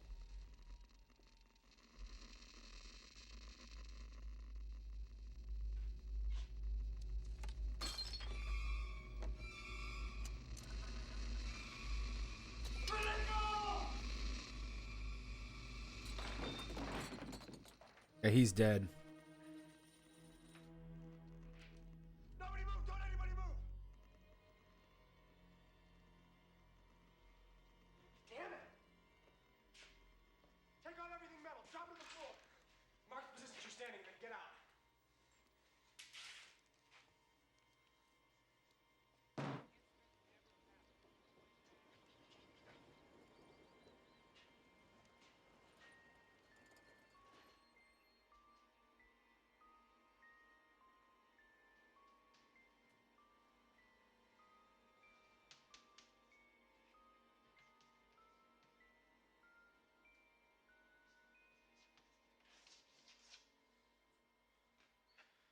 Everybody should make it. Except me.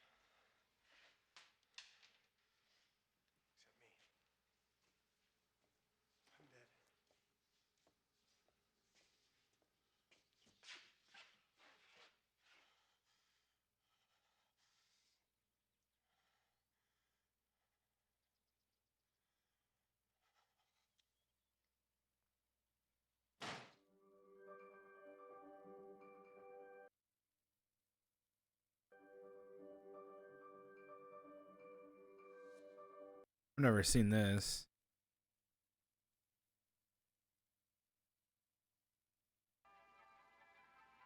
I've never seen this. I've never seen this movie.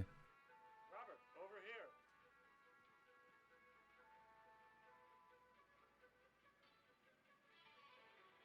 The device is fully charged. It is now 0 minus 60 seconds. 59, 58, 57, 56, 55, 54, 3, 2, 1, 50, 49. Where the hell is that music coming from? I'm sorry, sir. It's a ground channel. I can't seem to get rid of it. 44, 43, 42, 41, 40, Got the 39, music. 38, 37, 36, 35, 34, 33, 32, 31, 30, 29, 28, 27, 26, 25, 24, 23, 22, 21, 20, 19, 18, 17, 16, 15, 14, 13, 12, 11, 10, 9, 8, 7, 6, 5, 4, 3, 2, 1, 0.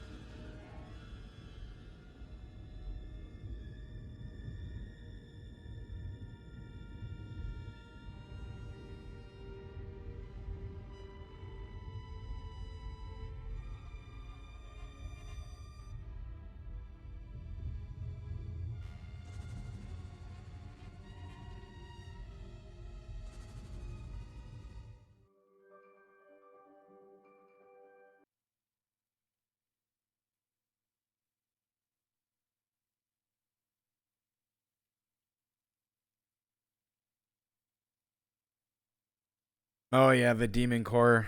Yeah. They were playing around with stuff that they shouldn't have been doing.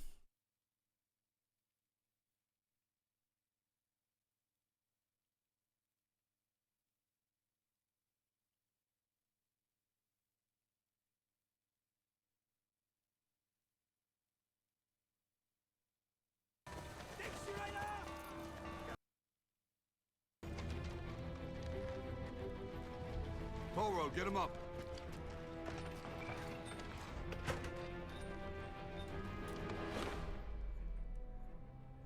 Trench? Oh, this is embarrassing. Yeah, sure is. What's he doing here? Saving this Chinese billionaire. Oh, yeah? That's funny. So are we. But then we have a sketching problem, don't we? Cut me loose, Frankenstein. Don't get nuts, Gunner. Do it. Where's your team? Waiting. I need a weapon. Something big. Yours! Whoa, whoa, whoa, whoa, whoa, whoa. My big weapon's hanging right where it is. Caesar, you gotta back up. If I don't get this back, your ass is terminated. In your dreams. Trench, we got a way out. I got my own. Trying to break up the bromance. 20 seconds late. Get money bags up. The thank you would be nice.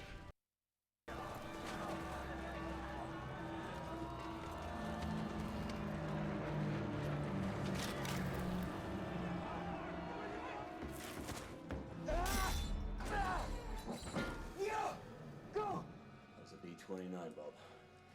It's not Bub. running what's coming.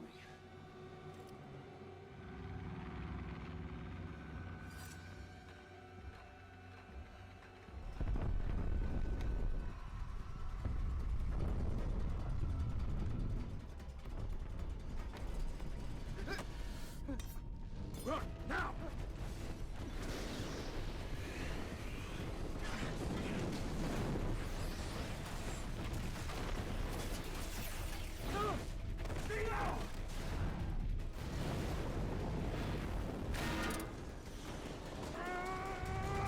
The Wolverine in Real D3D and large format theater. Oh, what the fuck?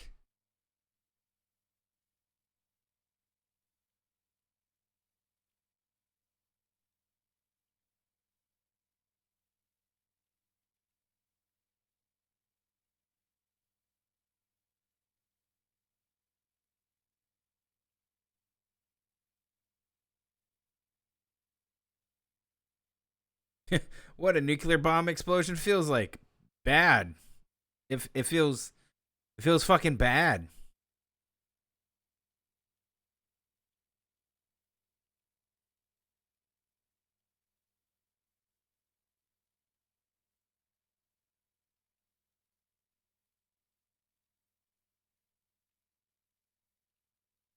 The fuck is this cheese?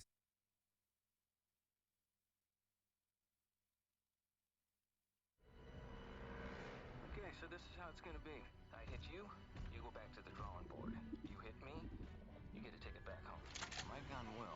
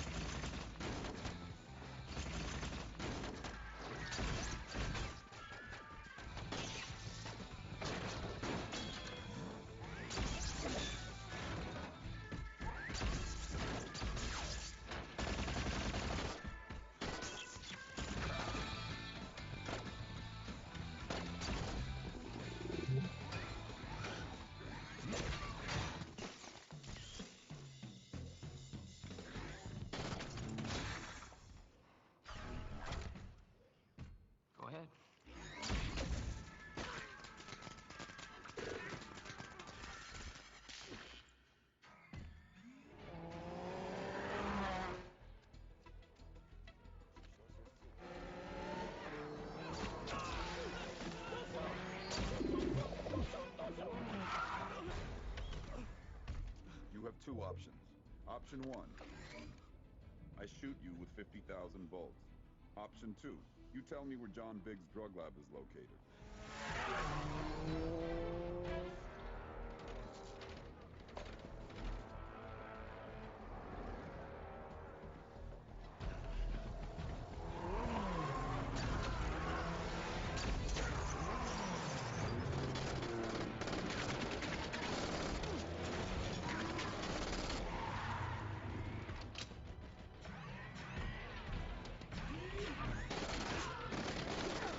I didn't mind this movie. Honestly, didn't mind it.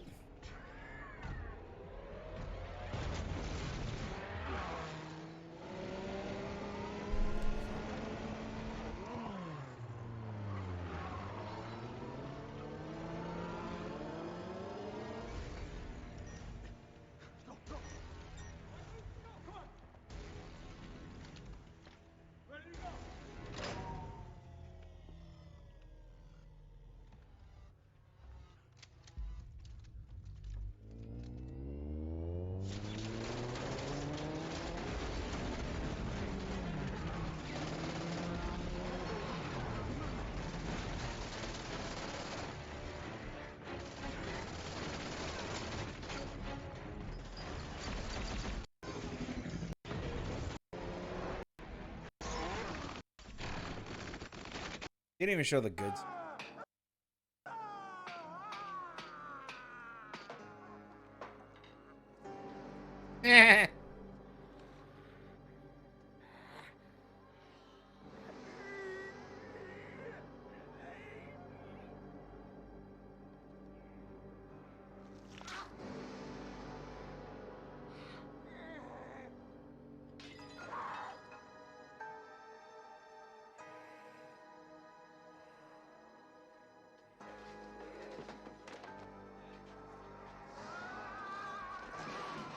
It's so cheese.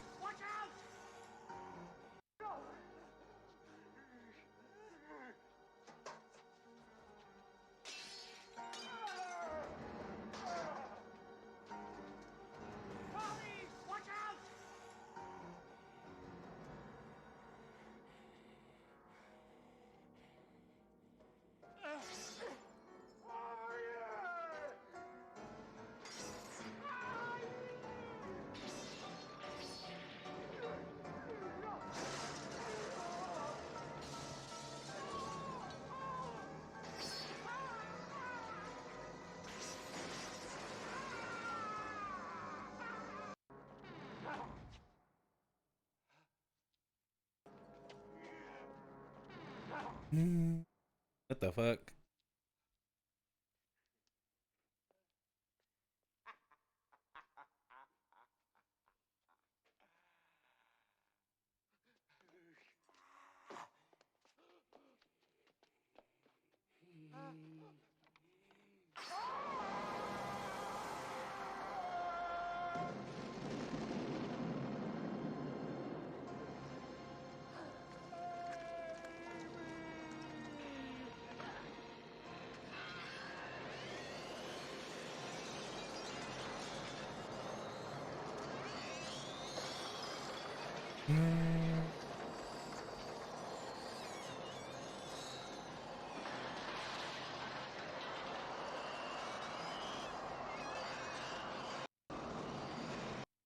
What the fuck?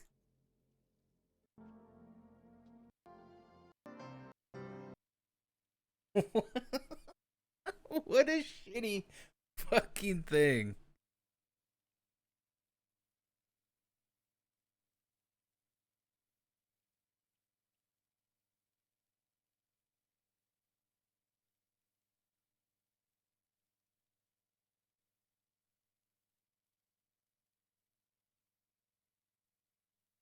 Oh God!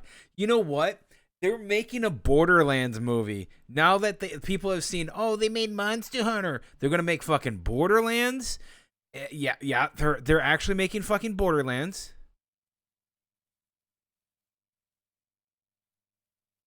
Yep, they're making Borderlands a movie. Fucking dumb. Looks cool. I don't.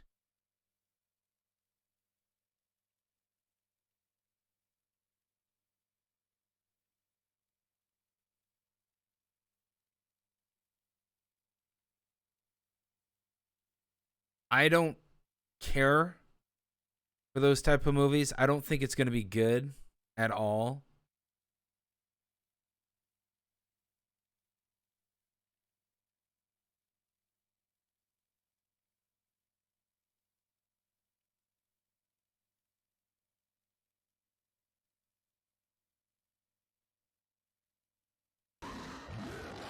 Maybe we'll get to that one.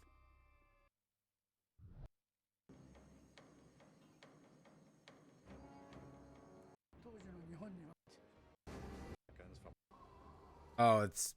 I thought it was.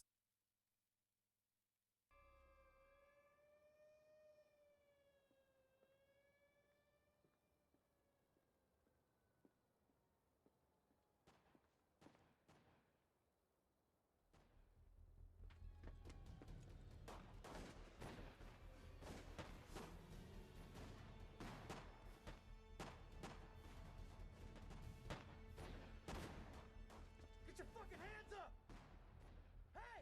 I said get your fucking hands up! Get your hands up, boy!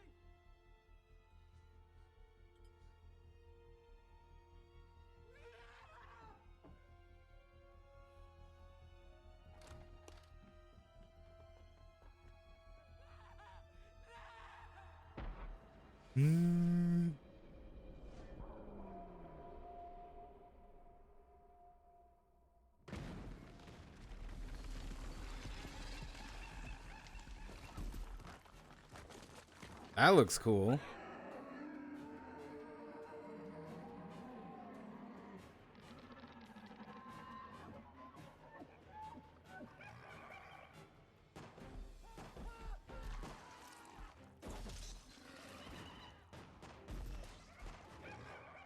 Why is it protecting him? Yeah, why is it protecting him?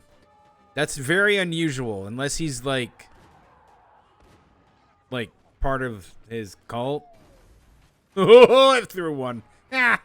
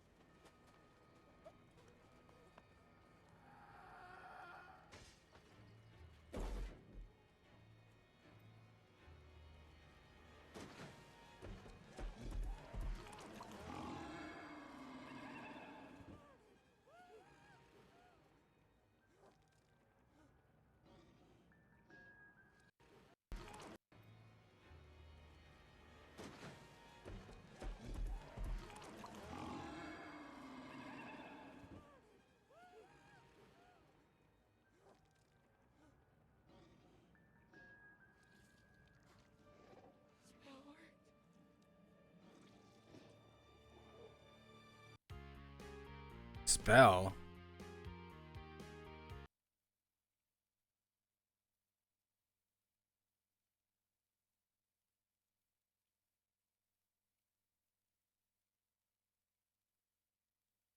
I may be an abandoned abomination from hell, but I don't take kindly to the racially motivated public brutality. Not from hell, thanks.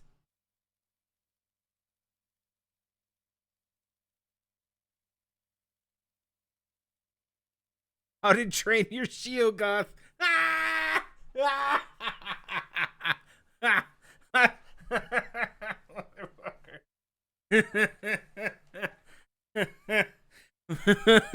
Motherfucker.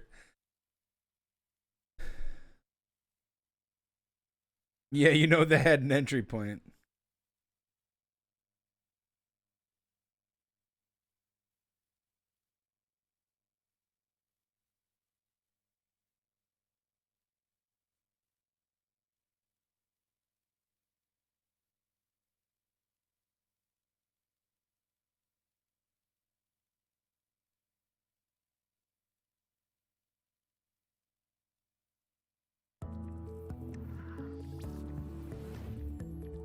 there's Sheogath, and then there's Sheogorath, which is the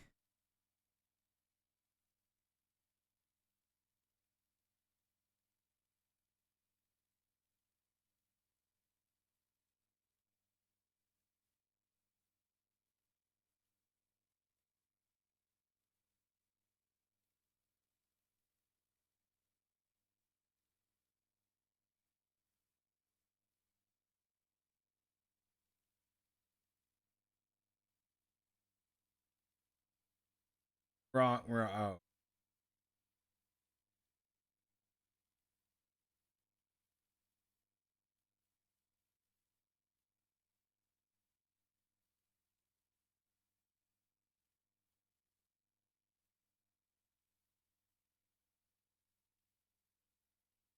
Aster. Who's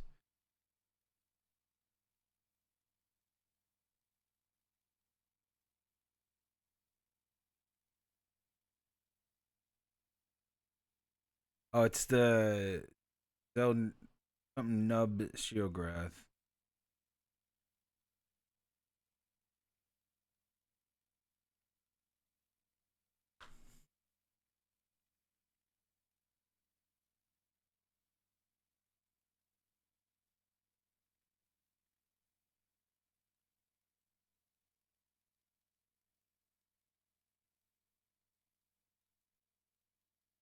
Shub Niggurath.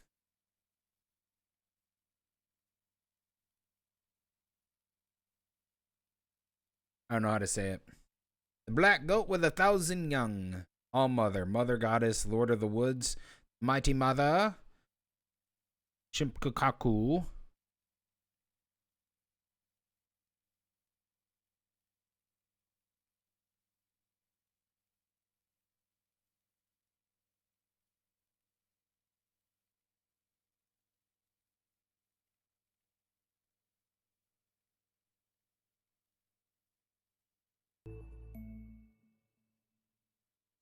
Hour 5 minutes. Hey everybody, how's it going? With the popular HBO series Lovecraft Country, we at HN decided to cover characters and concepts from the series leading up to the season finale, which airs on October 18th, 2020.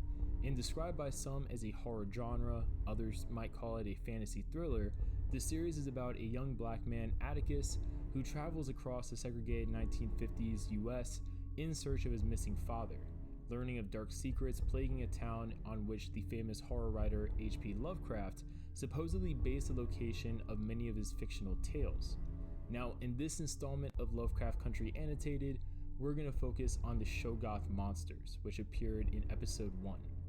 Now, introduced in the first episode, Sundown, these creatures are the guardians of the Sons of Adam Lodge in Ardham, Massachusetts, and born through a magical process involving a pregnant cow, a newborn Shoggoth is born instead of what should be a calf. And after birth, the creatures are trained like dogs and kept hidden during the daytime. And it's implied in the series, due to their nocturnal nature and ability to dig, that they sleep underground during the day. And then during the night, they hunt prey in the wilderness and communicate through chattering. And all of this basically that they're doing is in the service of protecting the area around the Sons of Adam Lodge, since they have that crazy cult there doing crazy cult stuff. Now, they are terrifying in appearance with 4 muscular legs, 2 claws extruding from their chest, a tail which thins out as it goes from the base to the tip, and just, it's very unsettling because they have all these eyes and multiple layers of teeth. So if you're someone that has one of the phobias of like eyes everywhere, these aren't the creatures for you. Now, an interesting thing that they can do is that when they bite a victim, if the victim survives, they are transformed into another Shoggoth.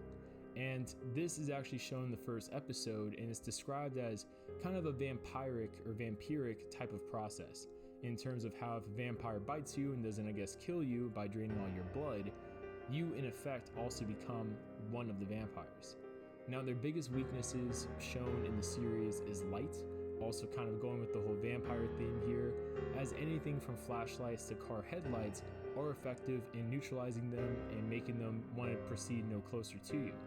Now, another weakness that was shown in the series due to their obedience training is obedience to their masters, as certain commands, sounds, etc. can force them to retreat or, on the opposite end of things, force them to be summoned. Now, if you want to look for the Shoggoth in terms of background in fiction, specifically H.P. Lovecraft's works like Fungi from Yuggoth and At the Mountains of Madness, the Shoggoth is a creature described as a protoplasmic creature with multiple eyes that constantly form and unform. Shoggoths were initially created by these alien beings known as the Elder Things, and the Shoggoths were created by them to be slaves, to help do menial tasks and also more larger scale tasks, such as building cities. However, as time went on, certain Shoggoths experienced mutations, allowing them to not just be slaves, but also creatures of independent thought and intelligence. From this point forward, they were able to rebel, and even though they were obviously overpowered, still over time, after, rebellion of a certain stature, able to gain some sort of limited freedom from the Elder Things. And this was further emphasized as Shoggoths also, unlike the Elder Things, mutated to become amphibious, while the Elder Things just simply remained aquatic in the oceans. So definitely, I would say probably the only real similarity between the Shoggoths in the H.P. Lovecraft books and then the Shoggoths in the Lovecraft Country series is the multiple eyes. Besides that, they're pretty unique on their own, and for those who have been following the series as of when I'm recording this, which is late September, they haven't really appeared outside the first episode. So I hope they do appear by the season finale, because I thought they were pretty cool, and I think it's kind of a waste to not use a cool concept like this, a cool creature like this, outside of just one episode appearance. But definitely let us know in the comments other things from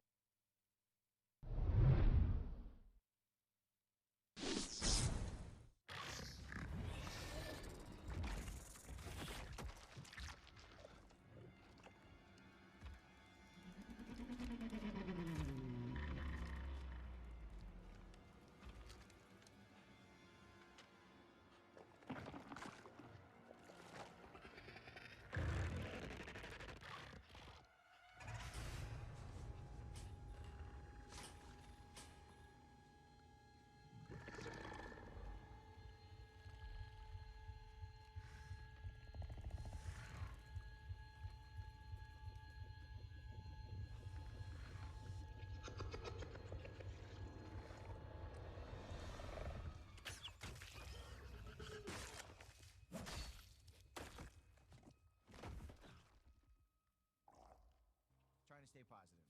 Weather's nice, getting some fresh air.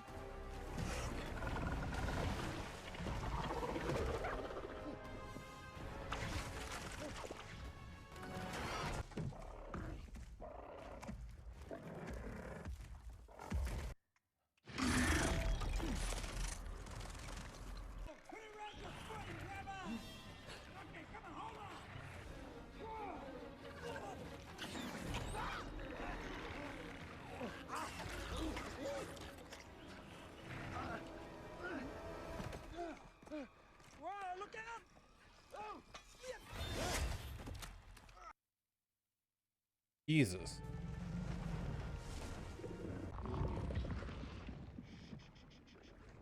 Easy does it. It's okay. It's okay. You're all right. All right. Okay, now. On your way. All right. Okay, now. All good. On your way now. On your way.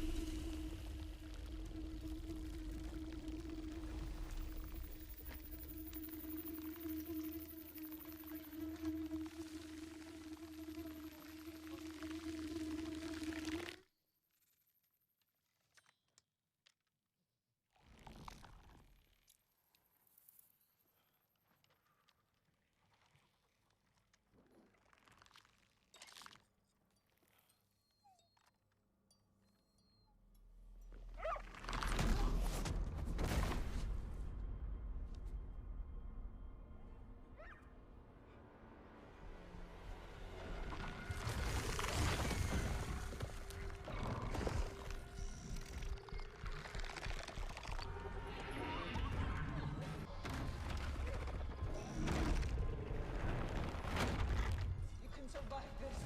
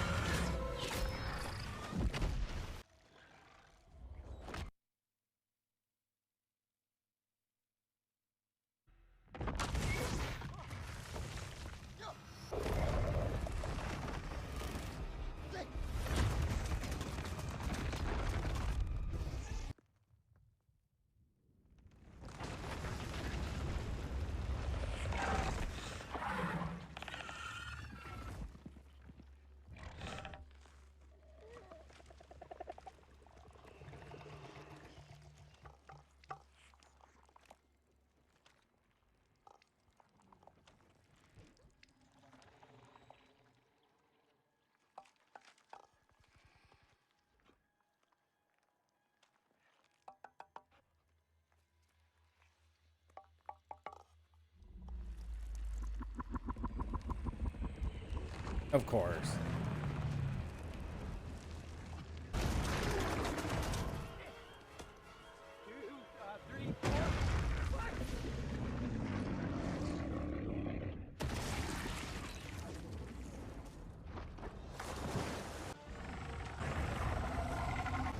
Oh, it's a curb.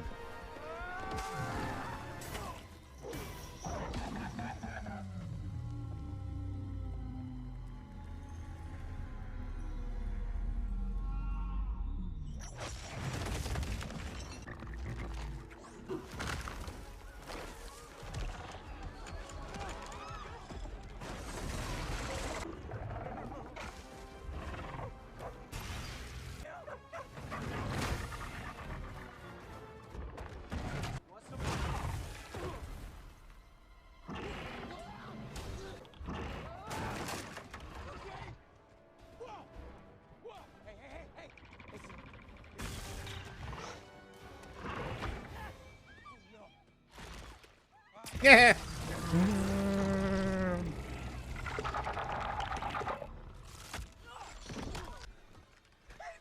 Amy, throw me the candy. I know where to kill it.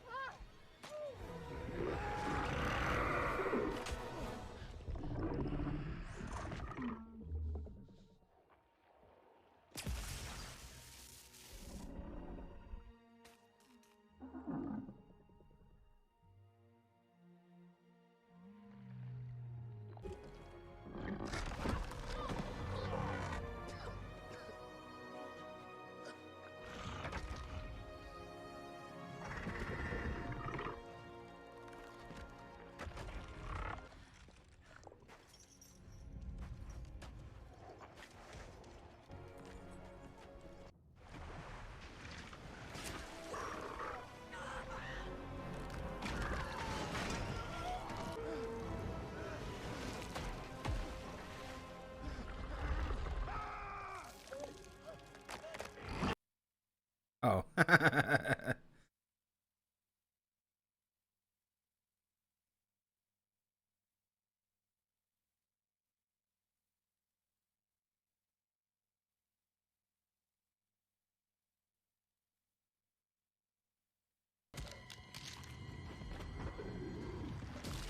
Oh, come on, man. We got 30 gigs downloaded. We need about another 30 gigs downloaded. 13 most powerful vampires of all time that are insanely dangerous. Vampires were never merely about the supernatural, nor were they only meant to suck blood. They have formed a part of pop culture and folklore for decades for an excellent reason. Vampire trope is exceptionally versatile and so rightfully comes way ahead of all the supernatural trendsetters that are coming up today. Whether it's dark, intense romance, depictions of revenge and redemption, outright horror and gore, Lost or Boys. destruction and action, vampires can fuse into any of these requirements, but vampires also come with distinctive characters and personalities. And isn't it a treat to go deeper into their individual stories? Well, this list is all about that, and we are taking up the most powerful and dangerous of them. Careful with the darkness around you. Before we go into our explanation, we have a very small request. If you like our content, please support. It means a lot. Thank you. Let's begin. Oh, they actually made a Bloody Rain movie? Ew.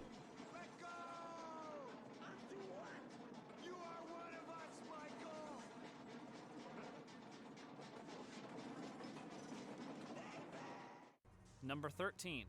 David, The Lost Boys. The town of Santa Carla is flooded with vampires.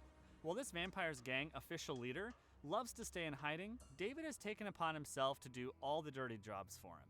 And there's a good reason he's taken over control, because he loves to be in control. Very cunning and manipulative, David is often repulsive and rebellious for his sheer love of authority. But he's not merely a barking dog, he means business. The movie portrays how gradually David gains a far deeper command over the gang than the original leader, Max. With a blonde mullet hairstyle, he looks like a biker hunk dressed entirely in black with a trench coat, gloves, jeans, and boots. Our vampire has blue eyes as well. Is it easy or effortless to fall for him? When he transforms into his vampire avatar, he has more defined facial structures, develops fangs, and his eyes seem to turn golden. That said, David is extremely sadistic, and he moves about the town getting into several situations that artistically depicts his swag. But if you hadn't already guessed, he also deals in a blood frenzy and fights ferociously. You see him losing the fight, but, well, you can't help but see his charm.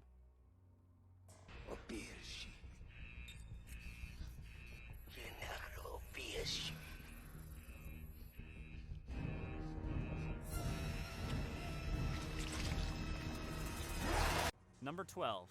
Nomak, Blade 2. Nomak belongs to a super breed of vampires called the Reapers. He was created when his creator Damaskinos fused the Reaper strain with Nomak's blood. As a result of this infusion, Nomak turns out to be more potent than the usual breed of vampires. Like vampires ought to feed on the human blood, the Reapers must do so more frequently to remain healthy and living. His heart is encased in bone to prevent getting killed if stabbed by enemies. When he hunts and feeds on a victim, it's a gory and horrifying sight to watch. Nomak's actions were guided by one principle. He was disgusted with the entire vampire fraternity and wanted to wipe them out entirely to create an entirely Reaper community. But it's not just combating capabilities and physical strengths that distinguishes Nomak. He can also organize the Reapers into a powerful, strategic unit mindfully. His character is the most heartbroken one in the Blade series, as he gets betrayed by his originator. Nomak is powerful, dangerous, and driven by intent. Put in a vampire character, he emerges as one of the most memorable creations in the horror genre. Yeah, true. Go on, Caleb. Pick her on foot.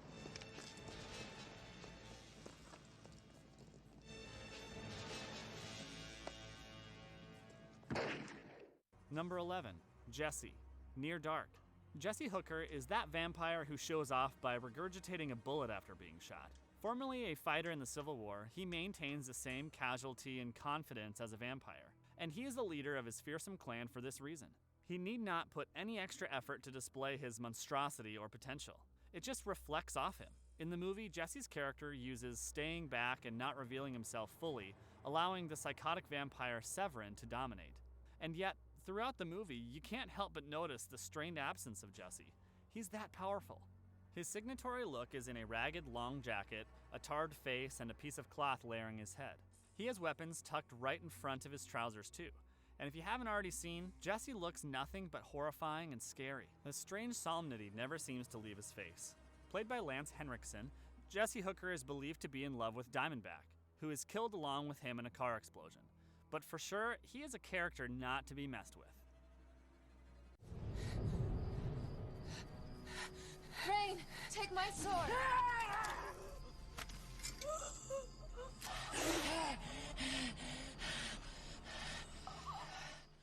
Number 10. Rain. Blood Rain. The half-human, half-vampire character of Rain belongs to the popular video game series Blood Rain. Being a Dhampir, she possesses certain unique powers like being immune to moving around in broad sunlight and holding cross symbols. Apart from these, she can also heal herself like other vampires, and is incredibly agile with her physical body combative skills. And if you are looking for the D word, yes, she is dangerous. But Rain has a similarity with the horrific Nomak we just saw. Rain also hates vampires and intends to kill her father. On her way of doing that, she preys on several other vampires whom That looks so cheesy. As an agent of the Brimstone Society, she also gets to meet other supernatural creatures. But guess what? Rain hates them as well and continues her plunder and bloody rampage with them as well. If it's not well established yet, more than anything, Rain is a brutal, heartless killing machine. She kills a bunch of Nazis. That was really fun.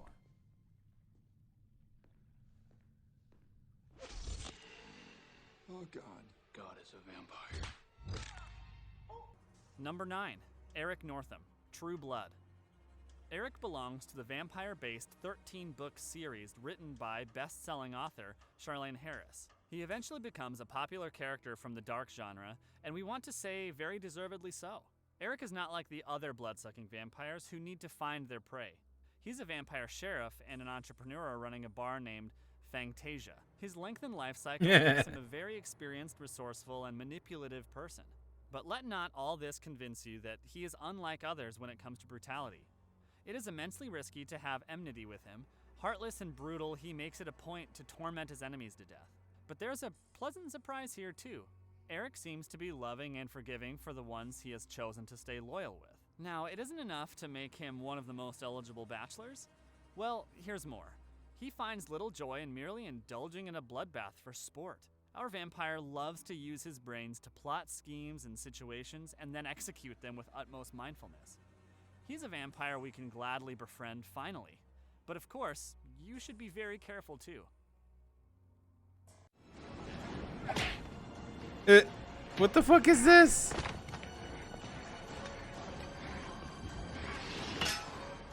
This is so cheese. Number 8. Vampirella, comic book character. Vampirella is a famous fictional superheroine created by Forrest J. Ackerman. The popularity of the horror comic series led to several character adaptations. Okay. Right on her fucking cooch is a freaking. Okay. Really? A bat right on her cooch? All right. Several character adaptations, leading to multiple interpretations relating to her origin. However, she was formerly the daughter of Lilith and consequently was born with vampire qualities. Oh, she was the daughter of Lilith. On Awesome. blood to survive. She had to come down to Earth from the vampiric realm when she came to know human veins could well be her source of food. But her Wait. However, she was formerly the daughter of Lilith and consequently was born with vampire qualities, including the necessity to feed on blood to survive. She had to come down to Earth from the vampiric realm when she came to know human veins could well be her source of food. But her God, that's so was not cheese. to wipe out humans per se, but specifically evil vampires. She can shapeshift into a bat and possesses other superhuman abilities, like blatant agility, immortality, and self-healing. Vampirella is a strong opponent for her enemies, because she has no weaknesses that make her prone to be harmed by other vampires. She has no problem with being under the sunlight, holding a cross, coming in touch with holy water or garlic, or any other conventional game spoilers for vampires. One of the best things about her is she does not seduce people for blood impulsively, except only when she has to. Very sweet, right?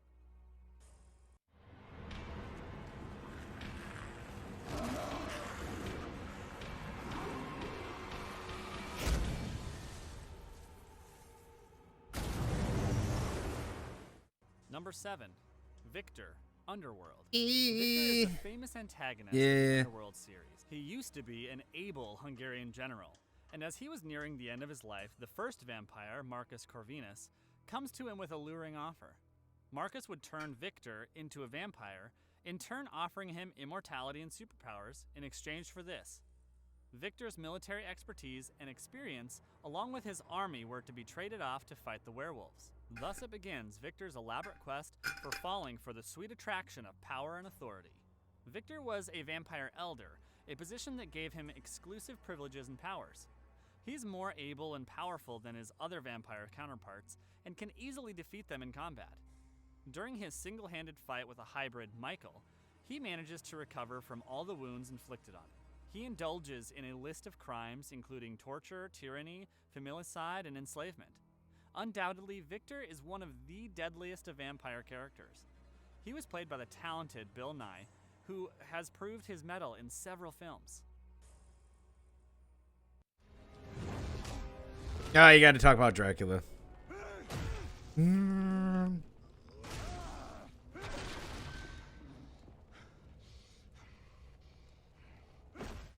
Number 6. Dracula, Castlevania, anime series. From the Castlevania series, Dracula is a character adaptation taken from the Bram Stoker's 1987 novel Dracula. Formerly, he used to be a man called Matthias Conquest, who could not handle his wife's death and eventually turned insane. Through the mysterious powers of the Crimson Stone, he was transformed into the ever-powerful and immortal Dracula. What? He used his exceptional powers to build a fierce army to protect their fortress, Castlevania. One of the prime sources of power that Dracula remained loyal to throughout this is the Crimson Stone he preserves with him until the end. He'd used it to gain the soul of a vampire lord called Walter Bernard. He had complete control over several monsters and demons from the malicious demon realm. During combat, Dracula can spawn fire in multiple forms like flame balls and burning meteors. He also possesses the power to dominate, by which he can absorb the soul of the fiercest monsters and demons and use their powers as his own. Dracula stands as the symbolism of the Helm of Horror. We can't say enough about this one because, well, the name is enough. I don't like this version. I'm sorry. I don't like that version of Dracula. I like the video game version where he was a holy warrior, one of the elite holy warriors who was sent on a mission to destroy the origins of both the vampires and the origin of werewolf. And then find the there was like three origins, like the undead, vampire, and this. Like, so he was supposed to kill Death, he's supposed to kill the vampire queen, and then the werewolf king, basically, like the origin of all these stuff. Then on his quest, he finds out that all three of these were also holy warriors, and they put on the mask and they were forsaken by God. Their soul went up to heaven while their body remained in earth and to torment humanity, basically, because God wills it. So basically God wills Dracula to live because his soul is in heaven. He actually ascended to heaven, his soul, most of his soul, but his form, Dracula's form, is forever meant to live in his own hell, which is earth, and feed off of God's sheep, which are humans. And it's actually really cool because you have Belmont, which is the name that's been said all throughout all of Castlevania, that the Belmont, there's a prophecy that Belmonts, or the descendants of Belmonts, will kill Dracula. So Dracula has a kid with, was it Beatrice or some lady? And that's his first child, which then they have children, and then you have the first Belmont in the first game that comes in with a whip, and then you have Alucard, which is his kid that he had with someone else. Gem. Oh yeah, the gem of Amara. Official sponsor of my killing you. Number 5. Spike, Buffy the Vampire Slayer. Let's talk about how an innocent face can become the very essence of fear and horror. Spike has the looks of punk personalities from the 90s. He wears a long leather duster, a remembrance he had kept with him from one of the vampire slayers that he killed. Spike is called the Vampire Slayer because he manages to kill not one but two powerful and dangerous vampire slayers. He has lost his soul, and this only makes him more ruthless and fearsome because he always does what he decides. Later, Spike also falls in love with the Slayer and remains dedicated to win her affection. To do this, he strategically plans a way to get back his soul to be worthy enough for her. Spike is one of the most well-developed vampire characters we know about. The best thing? He has humor. And he has occasional bouts of wisdom when he sounds oh so desirable. He takes his vampirism as a proud achievement, and we have to say, it does full justice to what he is. Physical strength aside, he has a great character strength, which he efficiently puts to use in all his vampiric endeavors. Also, in case you like sarcasm, Spike can be sarcastic too. You have to admit it, because we can smell some attraction cooking already. Mama. Oh, here we go. Heaven shall he like that sweet lady. Here we go. I was hoping they're going to talk about All but us. Do you want to frighten our little daughter? Number 4. Lestat de Lioncourt, Interview with a Vampire. Lestat de Lioncourt is yet another popular vampire character from the Vampire Chronicles. Here's a 6-foot blonde with a magnetic shine emanating from his face, suggesting the 18th century Paris's aristocrat vampire. One of the prominent highlights is his glass-like fingernails and the complacent look on his face that is strikingly evident. Here is a vampire who became literate in French and English after becoming a vampire and eventually developing a tremendous literary interest. In the previous parts, Lestat was also portrayed as a bisexual who would fall for anyone he felt attracted to. In many ways, Lestat's character rises the scope of the entire vampire trope, depicting the kind of variety and versatility that could be possible. He's exceptionally bold, enthusiastic, and could be very disobedient in certain situations. He also wonders a lot about philosophical concerns about good and evil, life and death, among others. Among the most remarkable powers he possesses are telepathy, mind reading, and instant healing. Lestat's character is undoubtedly one of the most underrated vampire creations. In the film adaptation to the original novel Interview with a Vampire, Lestat's character was among the most remarkable powers he possesses are telepathy, mind reading, and instant healing. Lestat's character is undoubtedly one of the most underrated vampire creations. In the film adaptation to the original novel Interview with a Vampire, Lestat's character was portrayed by Tom Cruise. Yeah. Then you have, well, you have Queen of the Damned, which is like if you've never seen Queen of the Damned, that's damn good. It's the same character. Same character, right? It's just a different actor.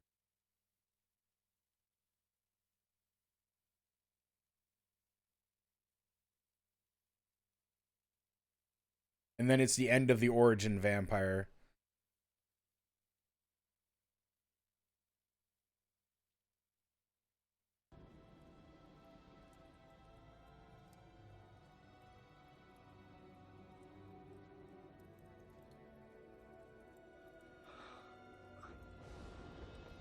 Lestat, welcome. Who are you?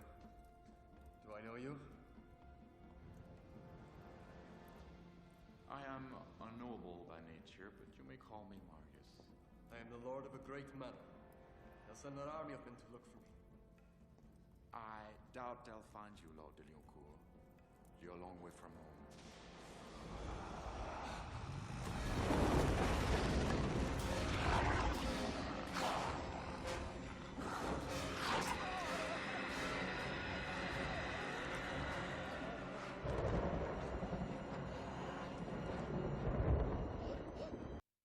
Near passing. Why a choice, my son?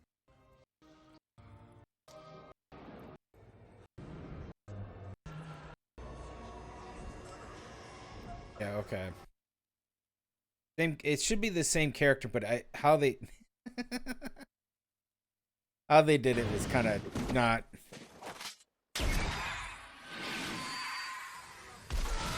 God, the Blade movies are so good.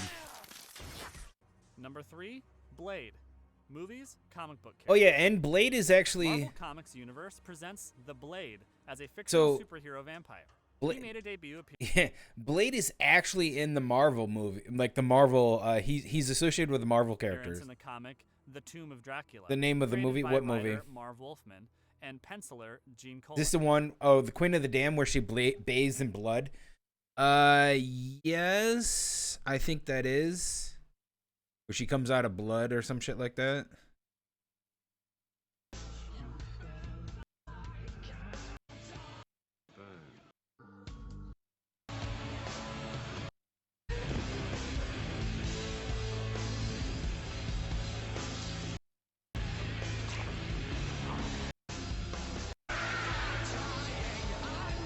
She also kills like everybody in this room because she thinks they're unworthy.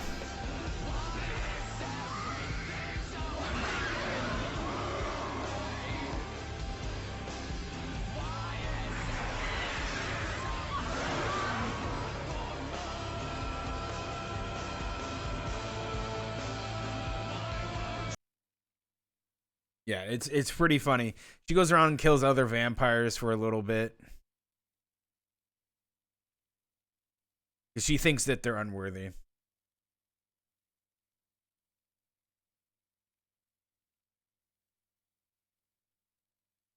Oh yeah, that's how he becomes way more powerful too.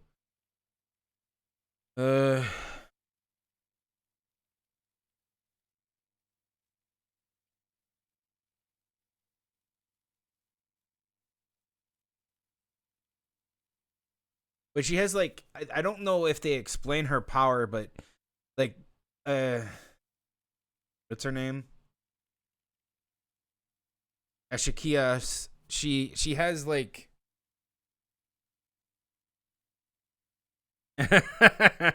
this is the one where like they don't really explain how she has power over other vampires to the point where she can just light them right on fire. She's supposed to be very ancient, but she's like I think she developed it or some shit like that. Irresistible vampire Lestat. A presence so powerful. Yeah. Well, the thing was, okay, so here's the thing. It has awakened an ancient. So the thing is that these two powerful vampires, Shakira and her husband, are frozen in stone. They decide to basically stop doing what they're doing, feeding and all this other shit, which I think she was a vampire first, then takes her husband and turns him into a vampire. So she's like the origin, and she's like stupidly powerful. She kills some of the court that she belongs to in ancient Egypt. They want to kill her, and she goes and like does something or some bullshit. There's something weird about it. And it turns out that she and her husband both want to turn to stone and live throughout time as stone and then come back later. So they'll stop being stone later or some shit like that. It's really fucked up and weird. So they both do that, but she kills her husband. She doesn't like her husband. Her husband is kind of like a weakling in her opinion. And again, like you have to remember that she comes from a time where survival of the fittest is like, if you can't survive, you know, you're fucking done. So she kills her court, she kills some other people and blah blah blah. So what happens is she's like very powerful, and I don't know how she can have like control the blood of other vampires and do that. But Lestat's already a vampire here when he bites into her arm, but she tempts him with her power because she's, you know, ancient evil. Whatever. And yes, she's technically evil because she does not think, like her philosophy is this. She comes from a time that means to conquer. So she's from a time to conquer. She is a conqueror at heart. She wants to take over. She is not going to conquer vampires. She wants to conquer all the world. She doesn't give a fuck about just vampires. She wants to bend everybody to her will, which means to take these sheep, these cattle that she feeds off of humans, and do that. But she does not think that if you are a complacent piece of shit vampire, you deserve to be a vampire. If you're going to be a vampire, you better be a goddamn fine vampire. It's not about sex and drugs and rock and roll and having a nightclub and fucking. That's why she went in there and killed everybody, because they're not doing what they're doing, which is basically go out and fucking conquer. Go take shit. You're the fucking apex predator. And so she thinks these people that are just hiding in this fucking hovel, making out and drinking each other's blood is fucking useless, and that's why she kills everybody there. Akasha, Queen of the Damned. She takes pleasure in only one thing: destroying life, human and immortal alike. Let her come. Come out, wherever you are. I've come to give you the world. We are the powerful. We should walk fearless in the open. So, however, she wants another husband. She always wants to rule with somebody else, which is her ultimate downfall, is that she wants to rule with a king. So she makes Lestat her new king by killing her old king, which she cuts him in half during that stuff and blah, blah, blah. Ultimately, she dies because whoever drinks the last drop of her blood will die horrendously. So you have the vampiric council who has come together to like protect humanity from not going extinct by drinking them dry. Akasha wants to basically drink them dry. You know, like basically bend them to the will and stuff like that. If you've never seen the movie, there's another great vampire movie with shit, what's the name of it? Fuck. It's really good.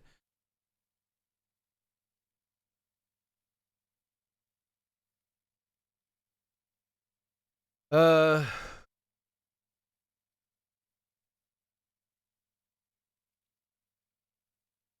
Lost Boys is a good one. It's basically around Daybreakers. Daybreakers is really, really good. It's under the concept that, like, if you look at what Akasha wanted to do, Daybreakers is what's going to happen.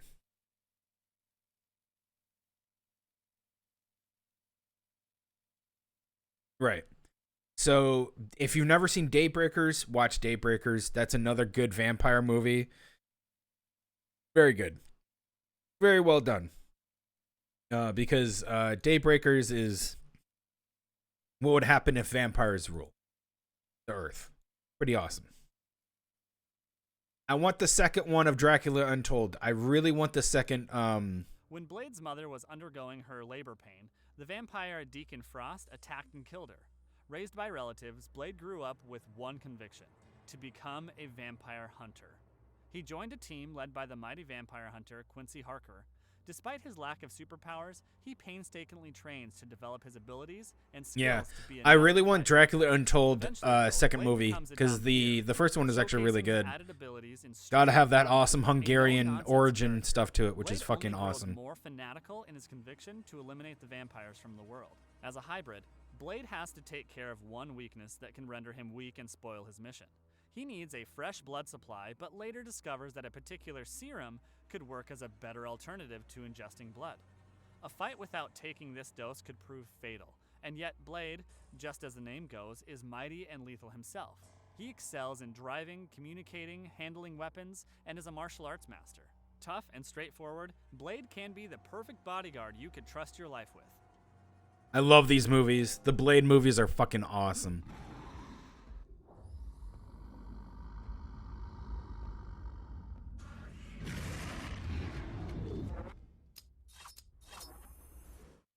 Number 2, Selene. Yeah. You're damn right. I was going to say, if you didn't mention Selene, fucking dumb. Judged based on that. She makes the whole thing about death and vampires look uber cool. She keeps getting involved. Seeing as she becomes like a super elder. Coming back for more. As if being a vampire Spoilers. is not even a thing. Extremely cold-hearted and seemingly stoic, she strictly means business. And one of them is to hunt down any werewolf she comes across. It follows that she is also very stubborn, not shying away from the task unless it's over. Celine lacks empathy, and especially when it comes to her enemies. No, she She is doesn't. someone you would not be interested to She mess with. loves But, well, everyone ultimately falls for Michael. someone. Celine's She- relationship yeah. with Michael is complicated on most levels. Oh, yeah. You realize that the stone-hearted Celine can also be expressive. She appears visibly tormented when she gets to know that enemies have killed Michael. Then she resolves to unleash her worst on them and avenge his death, ultimately killing one of the enemies by pulling his spine out of his body. Ugh, that isn't reassuring, we know. And we want you to remember this, because after all, you can't take Celine lightly. One of us. Oh, they're gonna talk about Alucard from the More than guns. to spare. Alucard.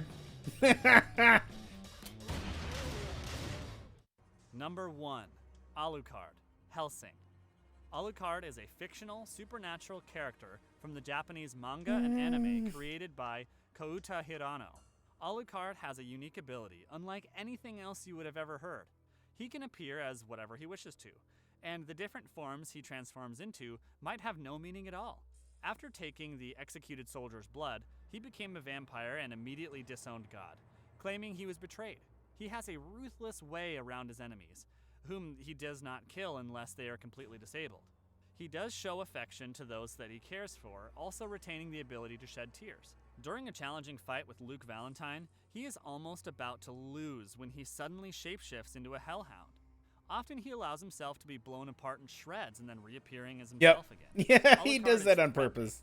But he is also one of the most versatile and maturely developed characters. A hint about his great brutality can be found in the backstory related to his name when he was raped as a prisoner and child soldier. Ultimately, Alucard develops the ability to exist everywhere I didn't know and that. nowhere, transforming into a near Oh. Okay, you fucking skipped like way too much, dude. when he was raped as a prisoner and child soldier. Ultimately, Alucard develops the ability to exist everywhere and nowhere, Yeah, transforming and he into gets a cat near ears. godlike figure. He is one such character that has often been explored thoroughly, but it is only due to the depth that he holds. We conclude our list with this omnipotent. I didn't know he was a child soldier. If you No, liked our content, I didn't know he was a child soldier, and that happened to him. I didn't know that happened to him. You didn't know either. Shut the fuck up.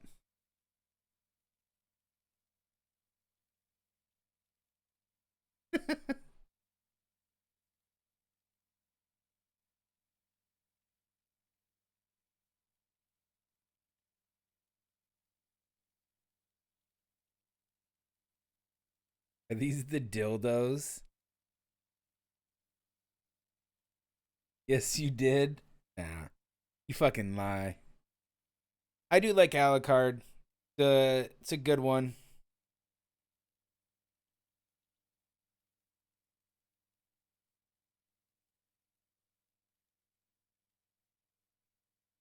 Alucard's story is really good. Now you pay attention, unlike me. Shut the fuck.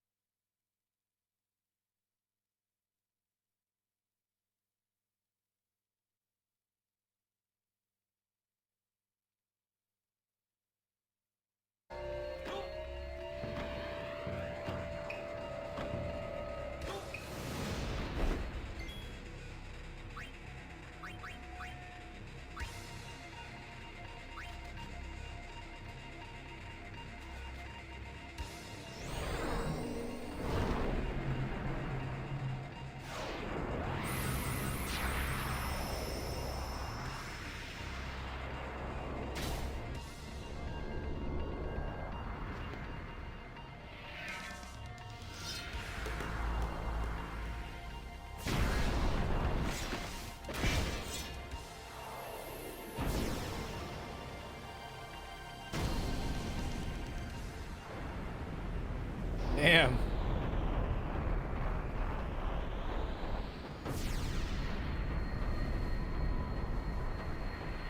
Okay, there's two games in the Final Fantasy genre they need a remake. After they do Final Fantasy VII. And I'm hoping I'm fucking hoping they do it. Final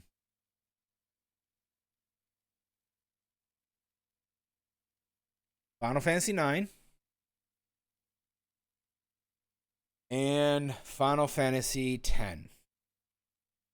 8 would be great, but I think 10 would be more the fuck. One rebel diesel against the U.S. nuclear navy. Come on. Sink shipping right here at the naval base in Norfolk. Come on, young fellas who follow the sea. Yo ho and blow the man down. It's time to be bathing Lieutenant Martin. You have a fun one, Dark. That's what I think. I honestly think that they should have. Chris Hemsworth took over a weekend weathercross. Beck. Hey, have a good one, loser. Absolutely no idea, as you can tell by our reaction. Let's go to Lauren Phillips. Well, welcome back to Weekend Today. Let's check your weekend weather now with Lauren Phillips. Hi, Loz. Hi, Beck. I am in Scone this morning. I've been telling you all morning, I'm in the horse capital of Australia, but I was yet to find a horse, so I thought I should hot-foot it up to one of the horse studs and check out the beautiful. I heard you talking about looking for some horses. There's a bunch down here, actually, which I've noticed in the paddock. What are you doing? Well, we're doing the weather for the Today Show, and I often get teased about not having the best presenting skills or pronunciation. You want to help me out? Yeah, let's mispronounce all of these. All right. Cairns, possible shower, 28. Townsville, sunny, good, 28 as well. Sunshine Coast, shower or two, 22. So maybe get a raincoat ready there. Brisbane, partly cloudy, 23. Gold Coast, partly cloudy too, 23 as well. Sydney, sunny, 22, fantastic. Canberra, partly cloudy, 19. No good for Melbourne again. No, Melbourne, rain increasing, 16. Having a shocker in Melbourne. What about a shout out to our friends in Melbourne who are locked down? Hello, all my friends in Melbourne. I'm from Melbourne. I'm a Victorian, but that rain get your brollies out as well, I reckon. What do you got here? Adelaide, rain at times. Can't tell you exactly what time. Yeah, now he left Hobart out. You know, he wanted to come back. He wanted to come back on Sunday, but I said, mate, Pathetic. you forget Hobart, you're done. Doesn't have a single talent, that guy. You're out. What a thrill that was! Thank you again. Awesome. Body Snatchers of Los Angeles. The fuck?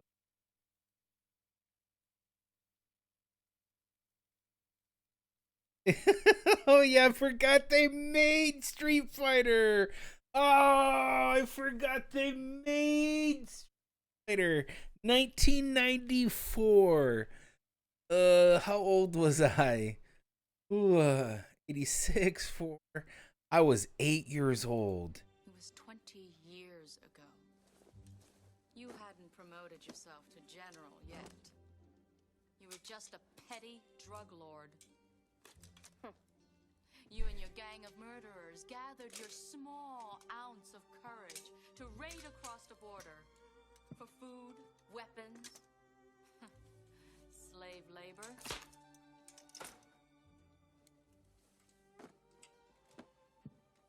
My father was the village magistrate. A simple man with a simple code, justice. He gathered the few people that he could to stand against you. You and your bullies were driven back by farmers with pitchforks. My father saved his village at the cost of his own life. You had him shot as you ran away. A hero. At 1,000 paces. I'm sorry. I don't remember any of it. You don't remember? For you, the day bison graced your village was the most important day of your life. But for me, it was Tuesday.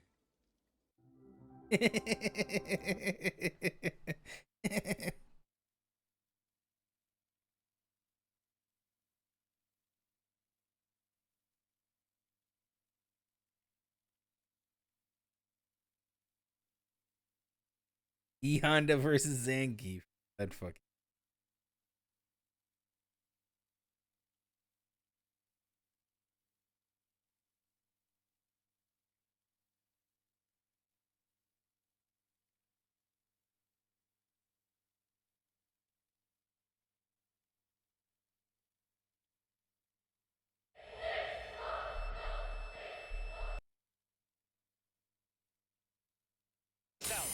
This is the collection agency, Bison.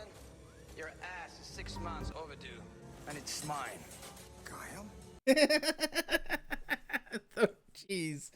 Oh my god. Your ass is overdue. Fine.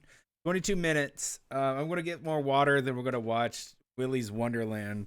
Apparently, this is something. I don't know. Be right back.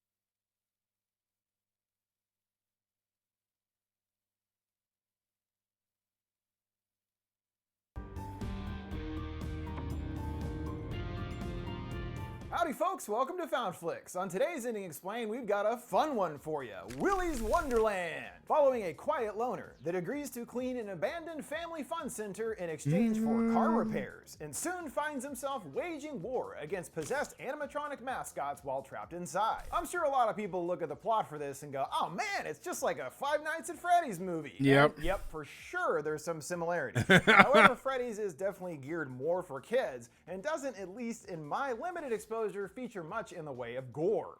Willy's, on the other hand, is a violent, blood-soaked thrill ride that never lets up over its brief runtime. It is admittedly very simple in execution, and I would say perhaps is a bit underwritten. For example, our teen characters are little more than robot fodder. It's also a bit strange to cast the great Nicolas Cage in a role where he never utters a word, not one, not even a final one-liner at the end or anything. So it's a very different kind of performance for him. Wait, what? Yet still works for me.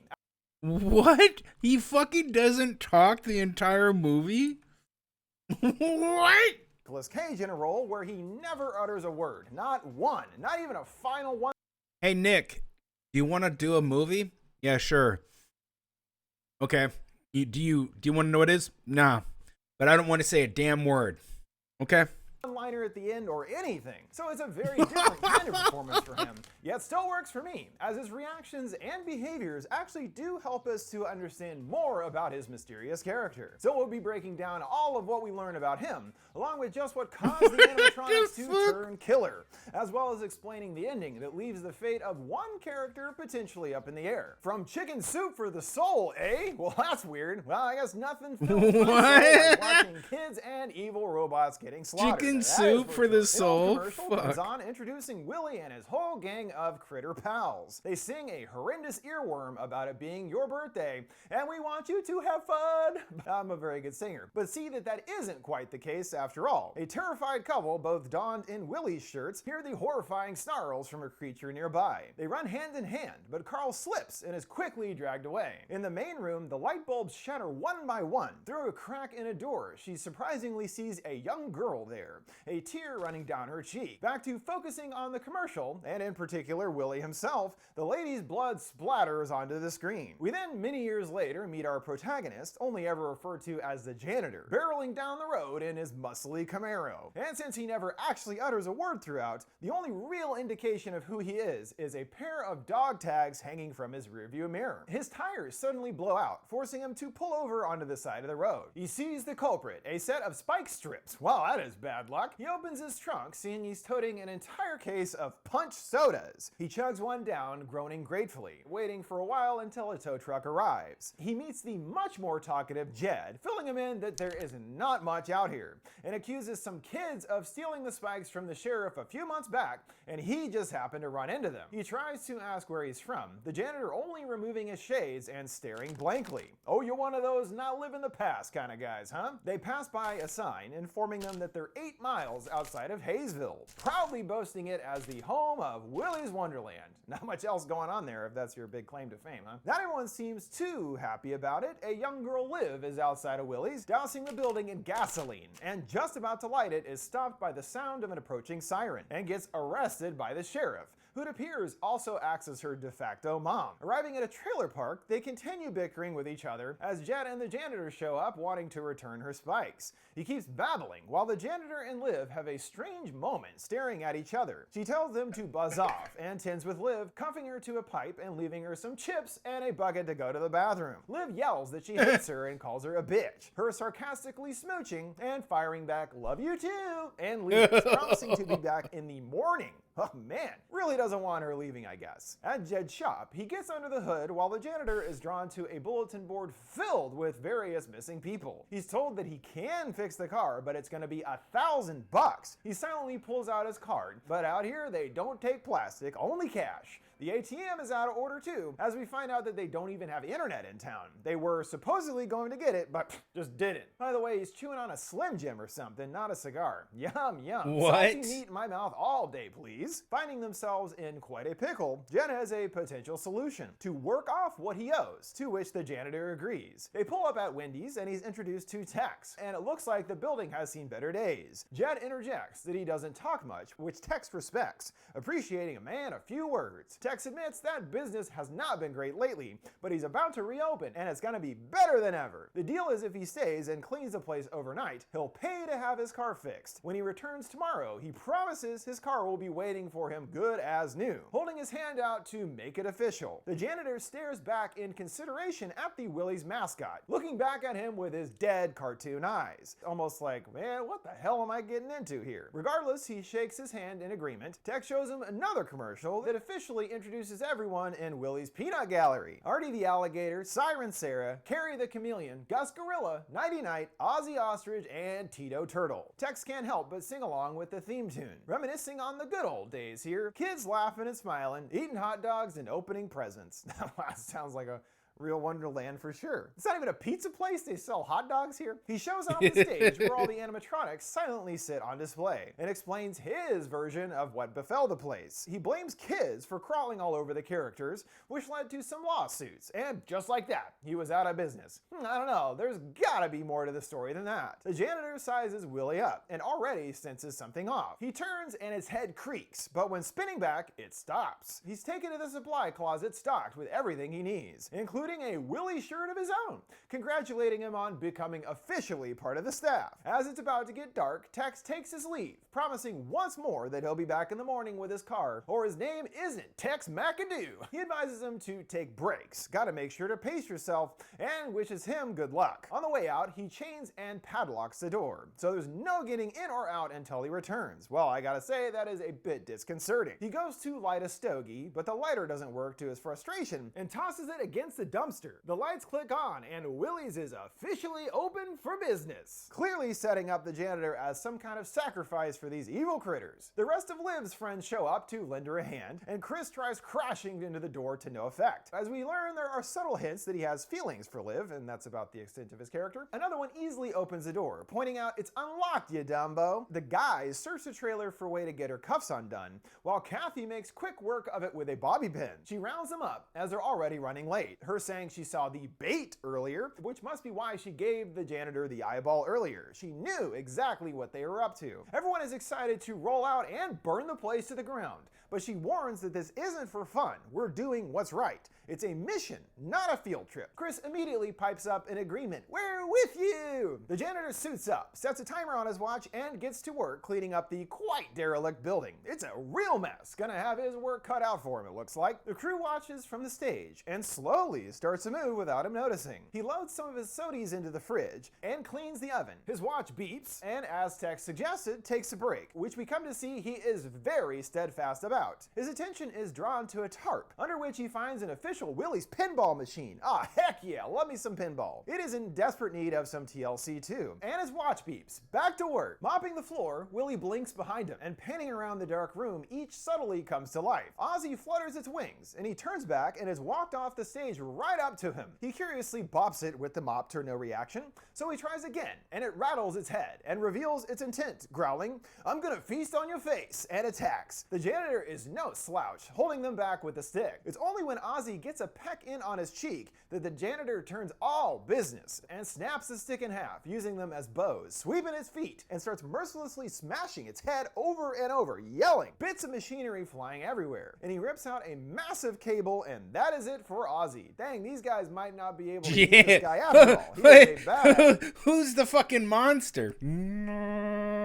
As it turns out, must have been special ops or something. He is also quite growling, "I'm gonna feast on your face," and attacks. The janitor is no slouch, holding them back with a stick. It's only when Ozzy gets a peck in on his cheek that the janitor turns all business and snaps the stick in half, using them as bows, sweeping its feet, and starts mercilessly smashing its head over and over, yelling, bits of machinery flying everywhere. And he rips out a massive cable, and that is it for Ozzy. Dang, these guys might not be able to eat this guy after all. He is a badass, it turns out. Must have been special ops or something. He is also quite dedicated to cleaning, going for something to get rid of the remains as well as donning a fresh tee. At the sheriff's office, it seems pretty dang slow. He's curious why exactly she requested backup for a curfew for a place the size of a postage stamp, but admits either way he doesn't mind the double overtime. As far as the evening's plan, Lund tells them that they're just gonna sit here and pray that that phone doesn't ring. During his next break, the janitor gets the rest of the pinball machine cleaned up, and next up is the men's room, which is disgusting as expected. Once he's done with it, it is sparkling clean though. Look at his room, which is disgusting as expected. Once he's done with it, it is sparkling clean though, looking like a place you might actually want to take a leak in. Man, killing, cleaning, what isn't this guy a whiz at? Distracted by chipper music, he finds the puppets alive, singing and dancing. We heard there's a B-Day boy in the audience, and the group launches into their signature birthday song. The janitor watching along unamused. He flips a switch, and they all sluggishly come to a stop. The door to the bathroom slams closed, and when returning to the restroom, finds a message written in blood on the mirror. "It's your birthday!" A voice calls out from the stall, wanting to play hide and seek, saying, "You'll never find me." They threaten to rip out his eyes and feast on his soul. He kicks the doors open one by one, the voice telling him that he's getting warmer. Yet the last stall also appears empty. Gus kicks down, offering him gorilla greetings, and grabs him, slamming him around. The janitor unleashes a flurry of punches, Gus laughing that it tickles. He throws him into the stall, proudly beating his chest. The janitor emerges with a plunger, jamming it over his mouth, smashing him into a mirror and the walls. He jams his head onto a urinal, Gus groaning, "But we're friends." He stomp kicks his head a few times. Oh my God! Liquid and into a mirror and the walls. He jams his head onto fucking a curb urinal, stomps Gus his fucking groaning, head. "But we're friends." He stomp Dumb kicks his head a bitch. few times, unleashing black liquid, and the gorilla is donezo. He uses more duct tape and wraps it around his injured midsection. Man, that stuff is really coming in handy. He stuffs its body into a trash bag and places it alongside the other. On stage, Willie is there, doused in a beam of light. The janitor suspiciously staring him down. Well, so much for that right now, it's break time. He gets the pinball up and running, but perhaps surprisingly doesn't do well at all, losing a ball to his frustration. Outside, the kids pull up, grabbing gas cans and lining up heroically out front. They pour gas onto the walls, but Aaron gives Chris shit for his gas pouring technique, and calls him out thinking that he also probably forgot the lighter. But haha, he did bring it. I guess these guys are just always giving each other shit. We really don't know anything else about them whatsoever beyond that. See what I don't know. I actually kind of like the fact that, like, you see Nicolas Cage beating the shit literally out of these fucking animatronic little bitches. Like, he's just like, just like beating the fuck out of them. I kind of like it. And they're basically I'm into this. Cutouts. About to light the place up, Liz stops them, reminding them that there is a guy still inside and wants to get him out first. She knocks on the window to get his attention and warns him that he's not safe. The janitor casually walking away in response. Yes, he doesn't ever speak, but his reactions speak volumes. He's already well aware of what is up at Willie's, but he has a job to do. That's how steadfast this dude is. Even though Bobby in particular is happy to let him burn, saying it's on him, Liv refuses to give up. Busy cleaning the stove, the janitor hears clattering above, and it's Liv making her way through some quite spacious AC ducts. Yeah, But she great isn't alone, spacious. spotting the gator lurking down the corridor. It inevitably attacks her with its deadly jaws, and Liv makes it to another grate, keeping them at bay with some kicks. She busts the grate open, making it down to safety. The gator still snapping at her and retreats for now. Suddenly, a fog starts shooting from the vents, Liv finding herself in a strange forested area that appears to be the Siren's home base. A voice calls out that she's waited so long for a girl to play with. She asks Liv to see her treehouse. Not today, girlfriend, she retorts, trying to punch at her, and Sarah vanishes, continuing to bop all around the room, beckoning Liv to come play with her. She surprises her with a lunge and takes her away. The others are growing worried, especially Chris, and wants to help her. Kathy decides to go first, and then everyone follows suit. The janitor enters the Siren's room and hears a branch snap. Liv emerges, jumping on him, glad that he's still alive, but worried as the bitch won't be gone for too long. He appears to have absolutely no interest, just walking out of the room, her following after yelling, "You hear what I said?" Meanwhile, on the roof, Chris is trying to hatch a plan to get her out, while Bobby is ready to bounce. Tensions flare, and Chris tackles him, sending both crashing through the shoddy roof and into a ball pit below. The rest of the roof collapses, sending the others unwittingly into the ball pit as well. Liv comes in, perturbed, asking what they're doing, as they were supposed to wait outside. They just crashed through the roof. It really wasn't on purpose, you know? But now, how are they gonna get out? The puppets come to life, and Liv pulls a knife on Sarah, just about to stab her. The janitor grabs her hand to stop her, to everyone's confusion. She yells she's trying to help you, dumbass, and he tosses her over his shoulder, her complaining to the others that he's refusing to listen. The reality is, he's most likely doing this to protect them. As another chump points out, wasn't there 8 of them? Now there's 2 less, and realizes the janitor must have destroyed them, calling it bad ass. Kathy is actually really enthralled with this whole thing, the puppets beckoning them to join them in the fun room, finding a sign pointing them right where to go. Liv explains what we have already picked up on here. He's here to be a human sacrifice to be eaten and killed by those things. Of course, they didn't count on him kicking so much ass, and she goes on to reveal the real backstory of Willie's. It started all the way back in '96, the brainchild of one Jerry Willis. Turns out old Jerry was one of the last century's most sick and demented serial killers, spending his time collecting others like him, the most depraved people that you could imagine. Jerry and his crew of killers would lure families into the super happy fun room where they were treated to birthday cake and even a private show from Willie himself, although the shows all tragically ended the same way, with Willie turning violent and murdering the families. After many missing persons reports and strange smells from the building, the law finally decided to investigate and stormed Willie's, although Willis and his gang were unwilling to surrender and rather elected to perform a satanic suicide ritual. The ritual was speculated to be some kind of katra transfer of energy, the memories and consciousness of the living relocated to non-living entities, meaning the killers essentially had their souls transferred into their respective animatronic critters, in the process turning the beloved robots supernaturally evil, and yep, still with murderous intentions at heart. Man, they really got satanic rituals for everything nowadays. Impressive. Yeah. After the suicide, Billy was shut down until 10 years later Tex bought it, and he did his best to keep its violent history under wraps. But things were already off from the start, with tales of the creatures moving on their own and saying things they weren't programmed to say. And see one example of this. A kid goes to grab Siren's boobs, and she fires back, "Wanna fuck, fatty?" Well, that's certainly not appropriate language for a children's hot dog and party emporium. Even worse was word of Willie killing and feasting on the kids, eventually having to shut its doors again. Yet Tex did not bulldoze it. But why? Because Willie, really the killer Willis, convinced Tex to make a deal with the devil himself, along with all the other hillbillies in town. Speaking of, they wonder what happened to Bobby and Cal.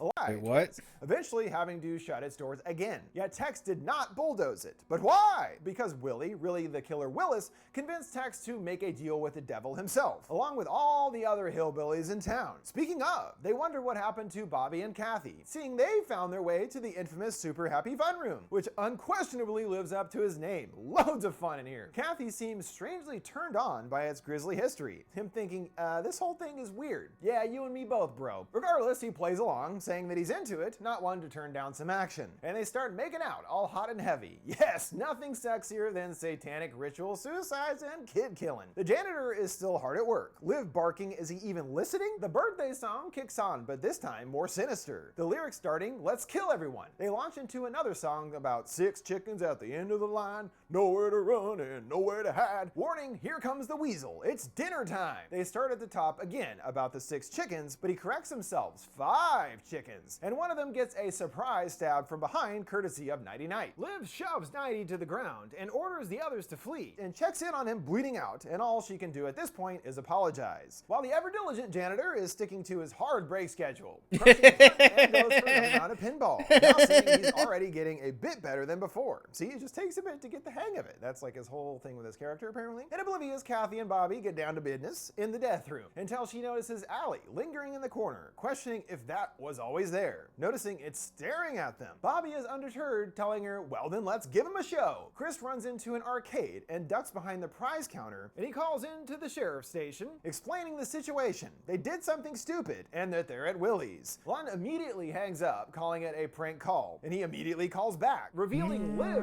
brought them here. Knowing at this point she has no choice, she tells Evan to get his balls on, son. They're going to Willie's, tossing him a shotgun. Real way with words there, Lund. Meanwhile, Tito and Sarah are messing with glasses, teleporting in the strobing lights, and she does a gymnastics moves, throwing him over his shoulders, then both climbing on top of him and chowing down. The janitor's watch beeps, beckoning him back to work. He rushes to Liv's aid, grabbing the sword, and slams him violently and repeatedly into the walls, leaving black goo all behind. He throws him to the floor and takes his sword, decapitating Nighty, sending black blood all over his face. And the bot glitches out for good. She's clearly impressed, staring at him in wonder, and he stares back like, this is who I am, baby. Kathy and Bobby are still banging. The gate stares back, and the bot glitches out for good. She's clearly impressed, staring at him in wonder, and he stares back like, this is who I am, baby. A killer. Kathy and Bobby are still banging. The gator's still there until it vanishes. It then appears on the other side of them and bites down hard on Bobby, tearing him to shreds. She gets to her feet but finds the door is locked, and yeah, they're both toast. Liv and the janitor round the corner hearing their screams, Liv pleading for his help. He kicks the door straight off its hinges, but it's too late,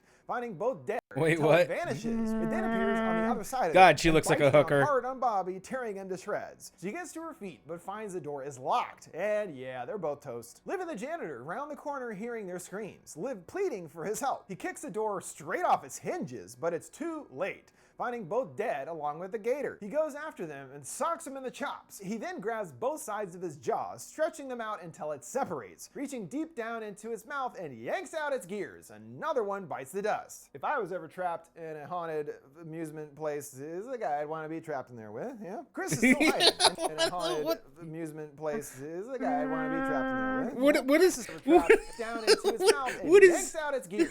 Another one bites the dust. Is he serious? In a haunted amusement place, this is the guy I'd want to be trapped in there with, yeah? Chris is still hiding, and Cammy enters, assuring that she's different than the others, saying that they all make fun of her for being different, asking him to not be afraid, though she doesn't expect him to believe her, grumping that she hoped he would be different. This seems to appeal to his emotions, and he foolishly reveals himself, telling Cammy his name. Trust me, Chris, you can feel my goodness, it appeals. He thinks if what she's saying is true, perhaps he can help her reach the other side, the next life. Cammy moans, it's true, evil has kept them here, and offers to answer any questions about the other side he has if he helps her. At least the cops are on their way, though it remains to be seen just how much help they'll be, especially as Evan reveals he's only used his sidearm in training. But what's the big deal? It's just some kids, right? Lund spills that it's not the kids, but Willie, him laughing it off, the dancing rat, thinking it all must be some kind of prank, clearly new around town. Lund fills him in on the rest of Willie's sordid history with the town side and its unseemly agreement they made with the haunted souls that inhabit the building. The town were fully aware that something supernatural was going on and reached out for help in every way they could, but no one believed them. Tex hired a demo crew to demolish the building, but a day prior, the contractor was found chewed to death along with his entire family. After this, no one was willing to take the demo job, and they had hoped to just let sleeping dogs lie, telling everyone in town to stay away and let willies rot. However, the spirits were left hungry and let loose into the town to feed their bellies,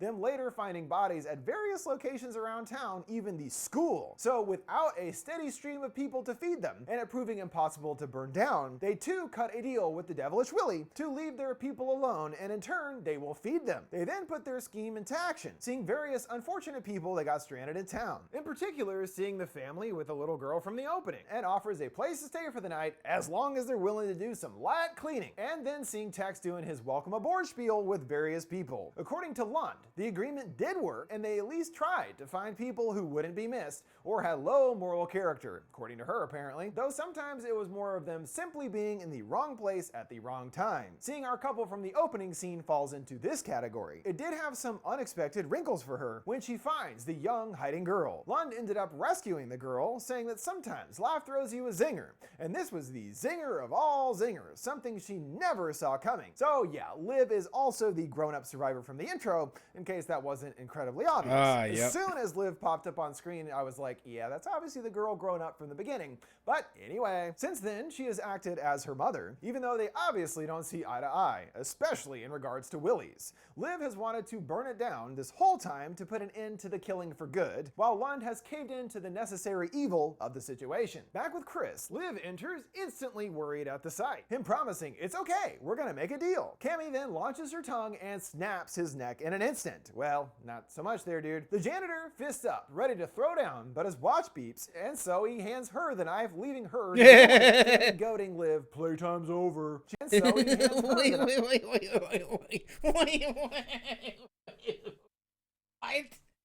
What? There, dude. The janitor fists up, ready to throw down, but his watch beeps, and so he hands her the knife, leaving her to deal with it. Goading Liv, playtime's over. She starts punching at her and gets her legs wrapped up with their deadly tongue as the on-his-own janitor is grooving to his tunes. But his moment is shattered once more by the beeps of duty. Liv gets the knife, stabbing her furiously in the gut, but is still overwhelmed until the janitor enters ready for battle. He's on duty now officially. He tosses Cammy into the arcade machines and throws Liv a towel to clean up, just like he always does. Gotta maintain some professional decorum here while I'm murdering robots. And it's also apparent that he is kind of training her in a way. He drags her down the hall, coming to more critters, and punches them both with an earth-shattering sound, easily moving by. Wait, what? It's also apparent that he is kind of training her in a way. He drags her down the hall, coming to more critters, and punches them both with an earth-shattering sound, easily moving Okay, that was a really loud door slam.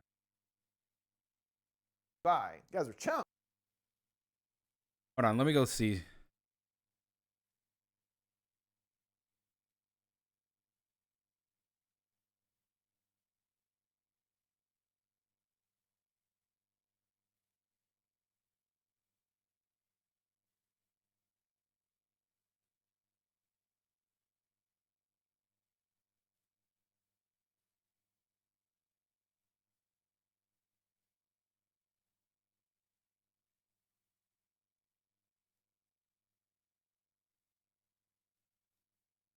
He comes to the front door, finding Lund there, needs some professional decorum here while I'm murdering robots. And it's also apparent that he is kind of training her in a way. He drags her down the hall, coming to more critters, and punches them both with an earth-shattering sound, easily moving by. You guys are chumps. He comes to the front door, finding Lund there, shotgun in hand, ordering him to drop the lizard. On his hands and knees, Lund apologizes to Willie and tells Liv to wait outside. Even Evan is impressed, noticing that he killed some of them, but Lund scoffs that will only make Willie angrier, and tells Evan to cuff him. If you don't, no one in town is safe, truly believing that she is helping her community. But at what cost? Evan grabs Liv's hand, not wanting to leave the janitor behind, pointing out that they got the wrong guy. He's not trapped in here with them, they're trapped in here with him. I mean, yeah, he's been kicking robo booty all night long, and I am not too worried about this cat. Lund offers a half-hearted "I'm sorry, son" when leaving, and he's nonplussed and disengaged as usual.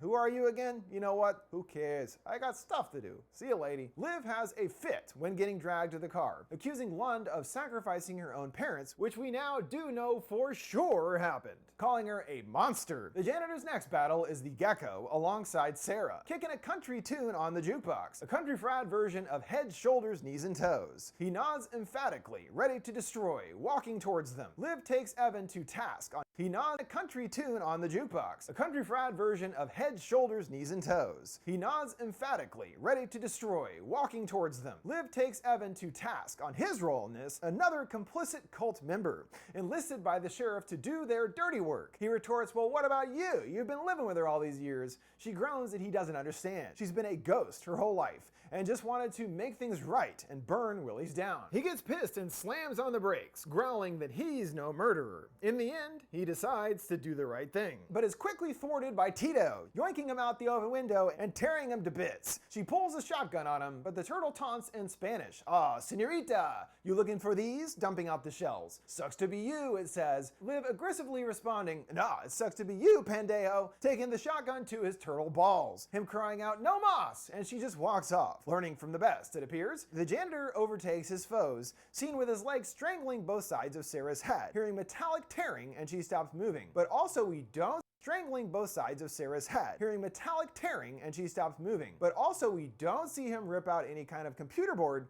as he appears to have destroyed with all of the others previously. He rips off his cuffs, turning his aggression toward the gecko, smashing the absolute shit out of it with almost no effort. But don't forget his aggression toward the gecko, smashing the absolute of the others previously. He rips off his cuffs, turning his aggression toward the gecko, smashing the absolute shit out of it with almost no effort. But don't forget, there's still old Willie. The janitor wipes his face and stuffs the pieces into a bag, putting on yet another fresh tea, and goes right into cleaning, including not just the bots, but all the poor slaughtered kids as well. Dedication. The room looks spick and span, not just a bag, putting on yet another fresh tea, and goes right into cleaning, including not just the bots, but all the poor slaughtered kids as well. Dedication. The room looks spick and span now. Again, this guy is good. Willie's standing all alone on stage. He approaches him again, staring him down, but Willie doesn't budge. And beep beep, time for another well-deserved break. He pops another punch and returns to pinball, really getting into it now and kicking major ass high score-wise. Man, this guy picks up on pinball really budge. And beep beep, time for another well-deserved break. He pops another punch and returns to pinball, really getting into it now and kicking major ass high score-wise. Man, this guy picks up on stuff pretty quick, which again seems to be the whole point of the character.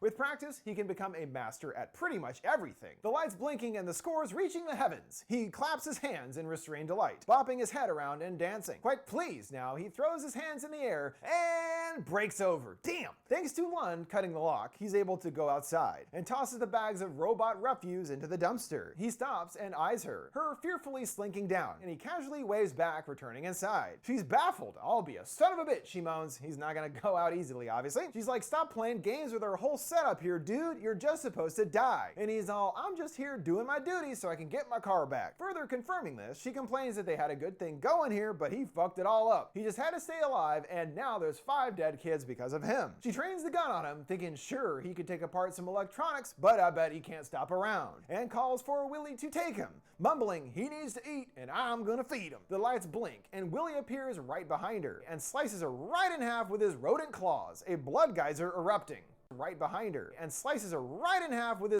I'm gonna feed him. The lights blink and Willie appears right behind her and slices her right in half with his rodent claws, a blood geyser erupting.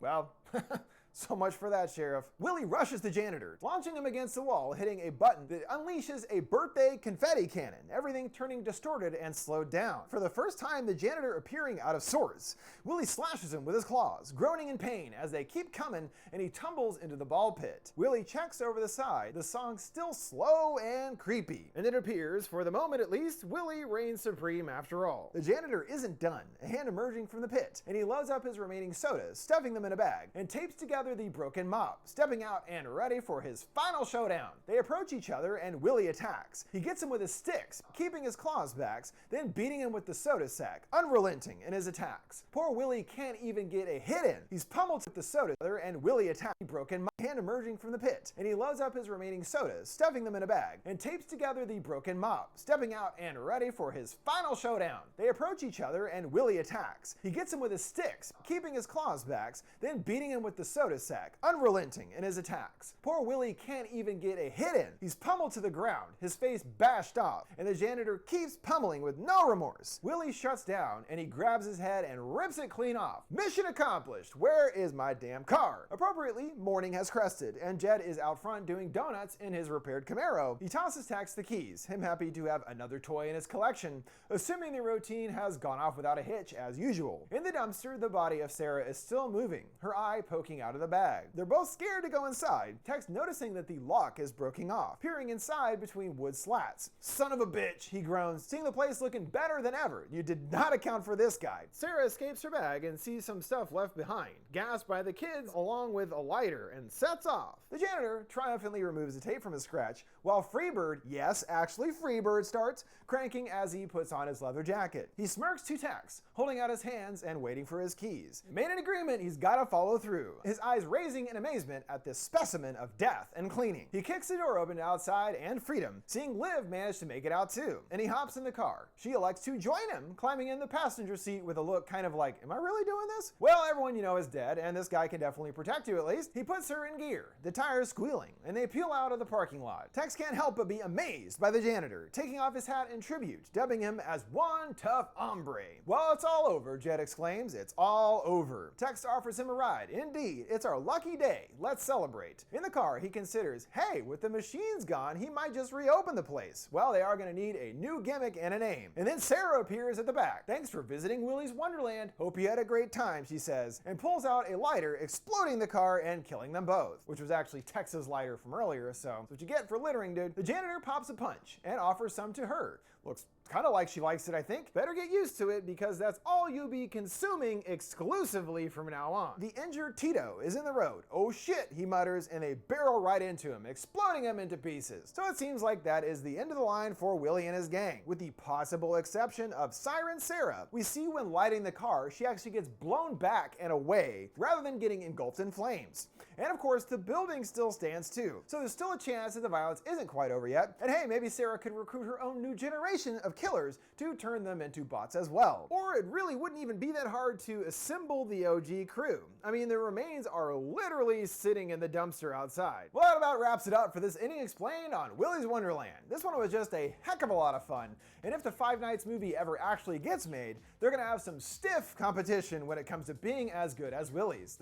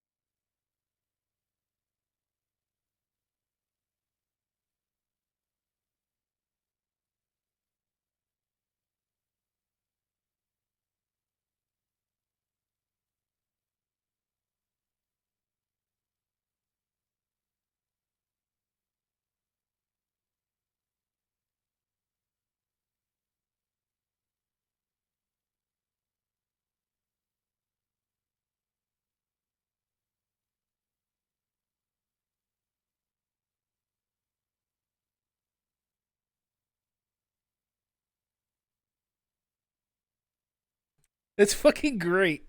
Oh my god. Oh my god.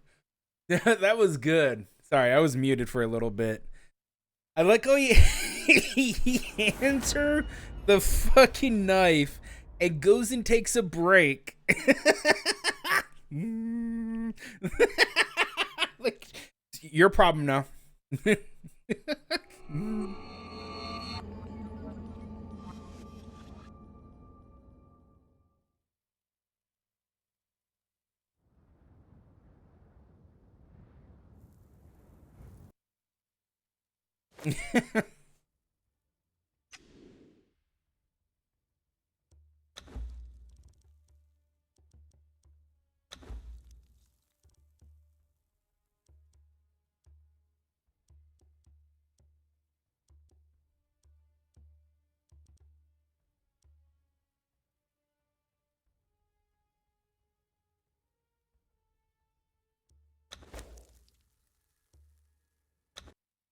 Okay. We'll restart the game. We're going to go into our own.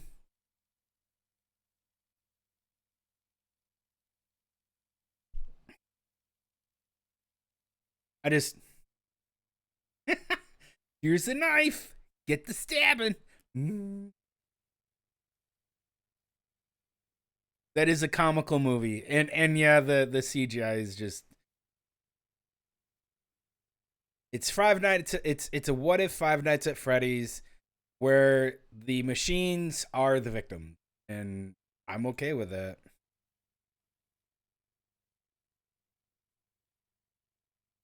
Restarting. Oh.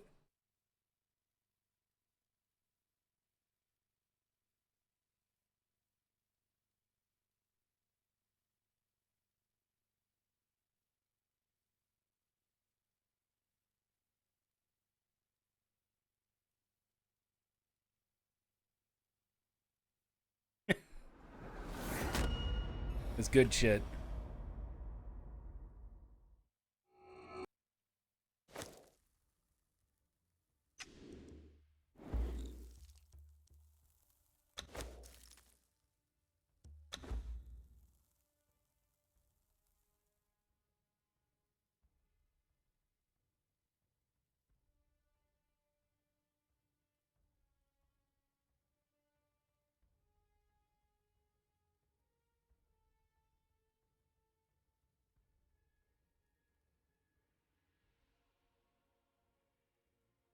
All right, so we'll find my world. Guess I push continue. And we're going to go back to my world and get the mods installed. Hopefully that works.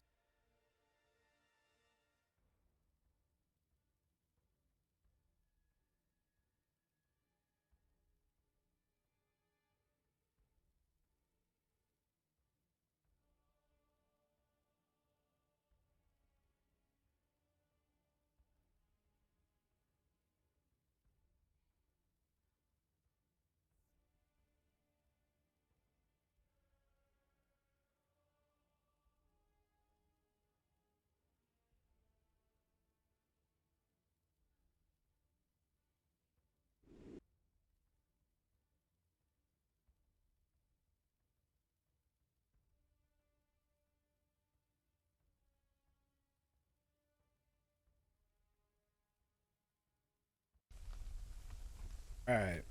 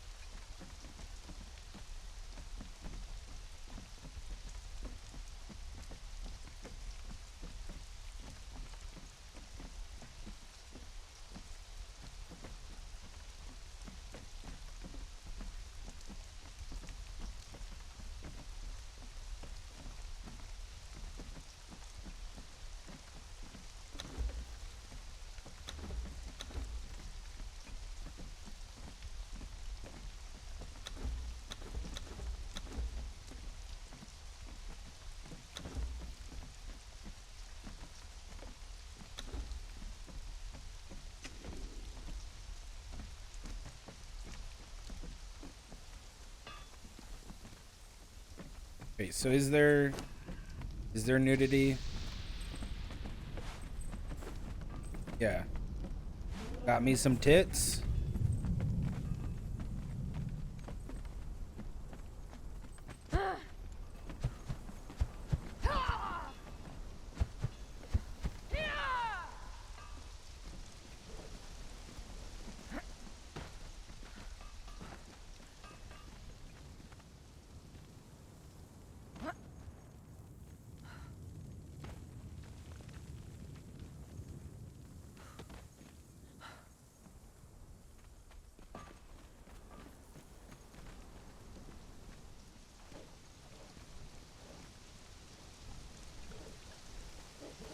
Yeah, I would like to build.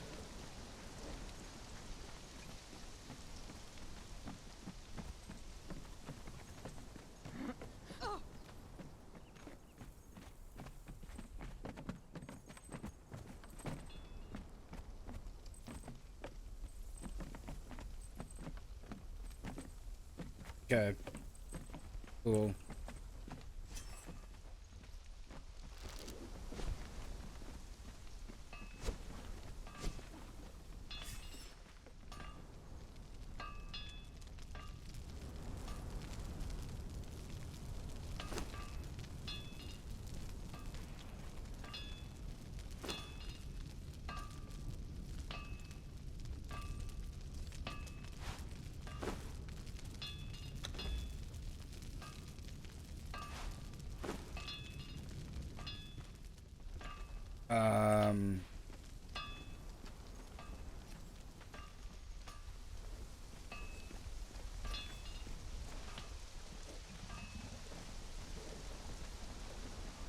How do I repair this?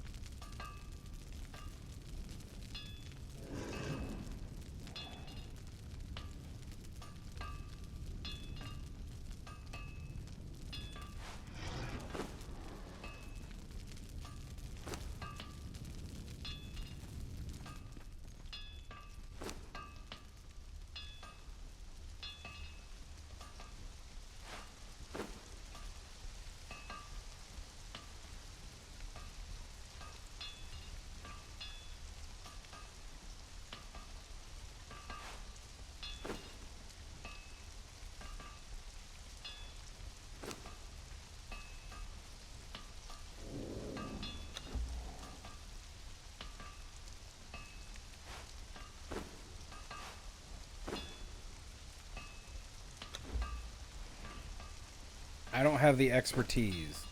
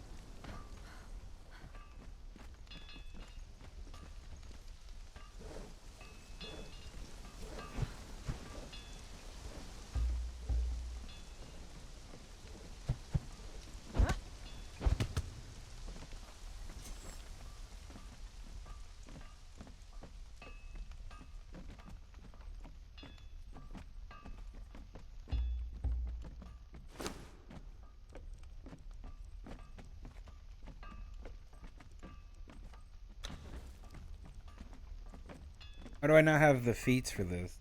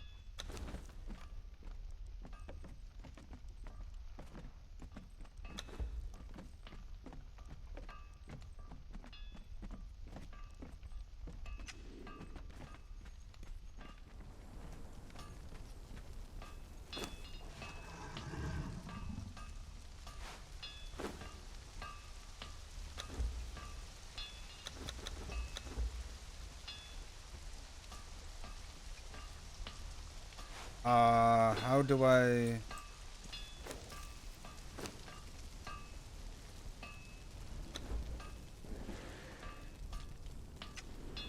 How do I repair it?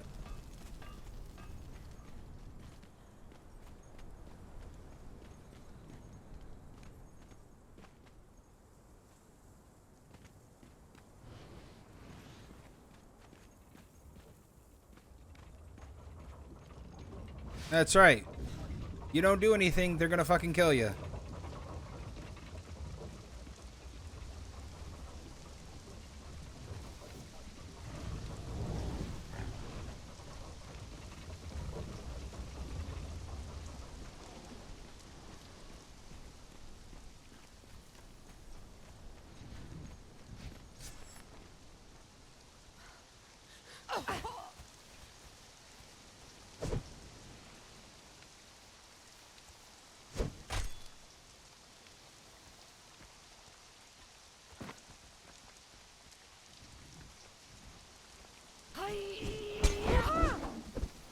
I never wanted to be here.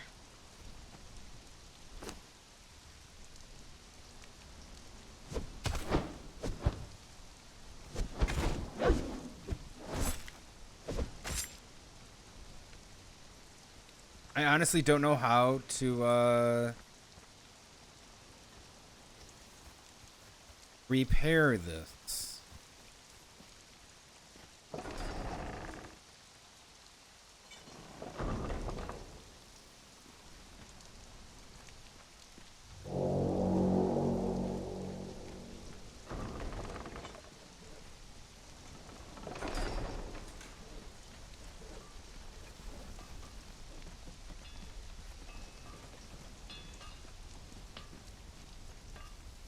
This is an improved blacksmith, right?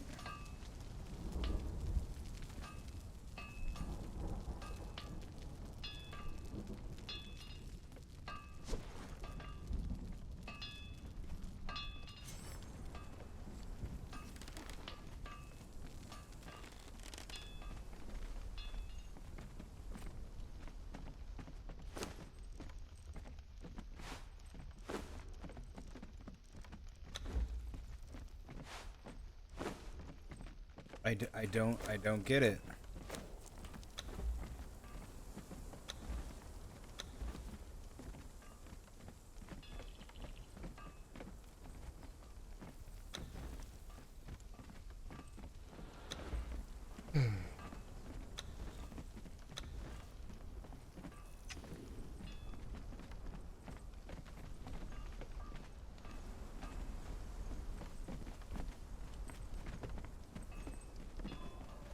I think I forgot how to do everything in this game.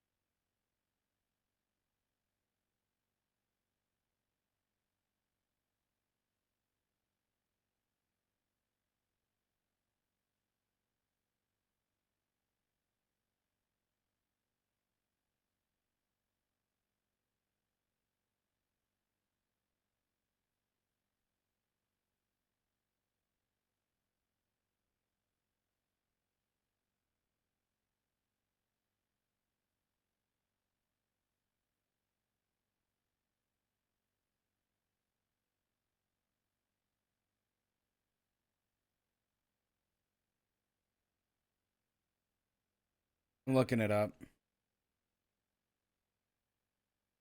Okay.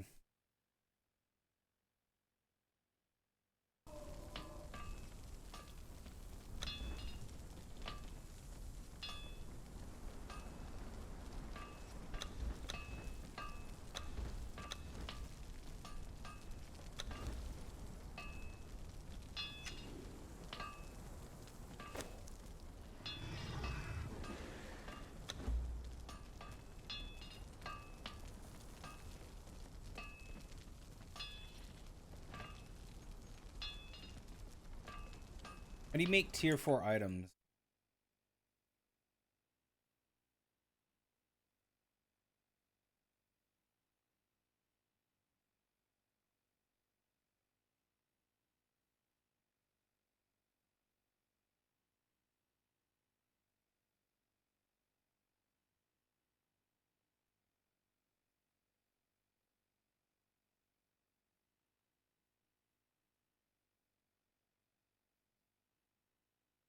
Hardened steel and shaped wood.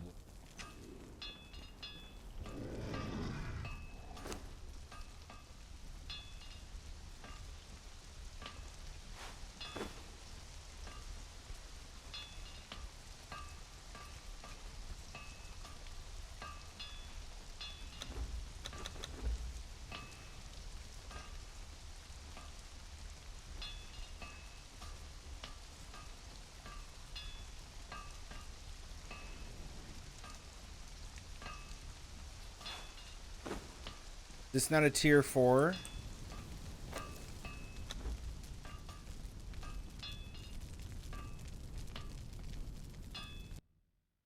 Where's a named blacksmith?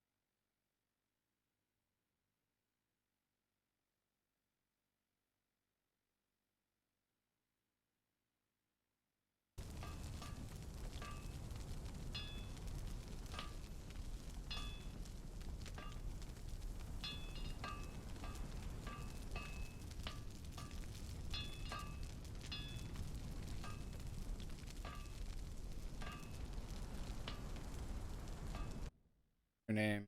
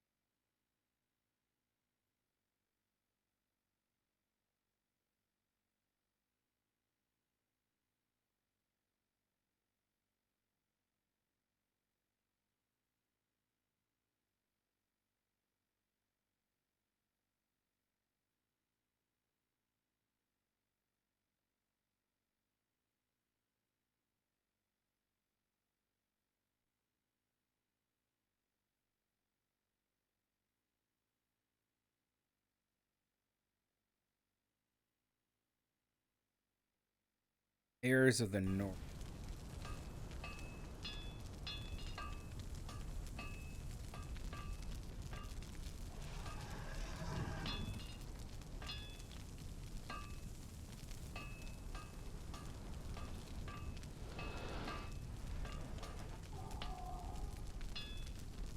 Blacksmith. Heirs of the North. Blacksmith 4th. Nordenmer.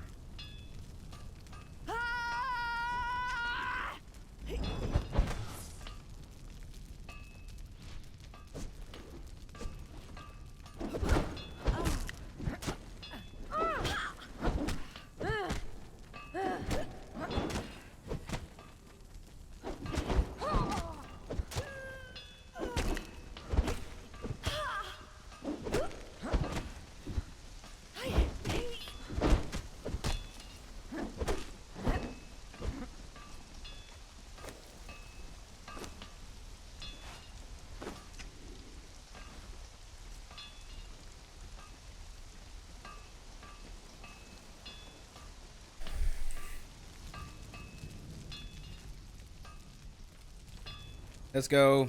Bitch, you're going in the wheel.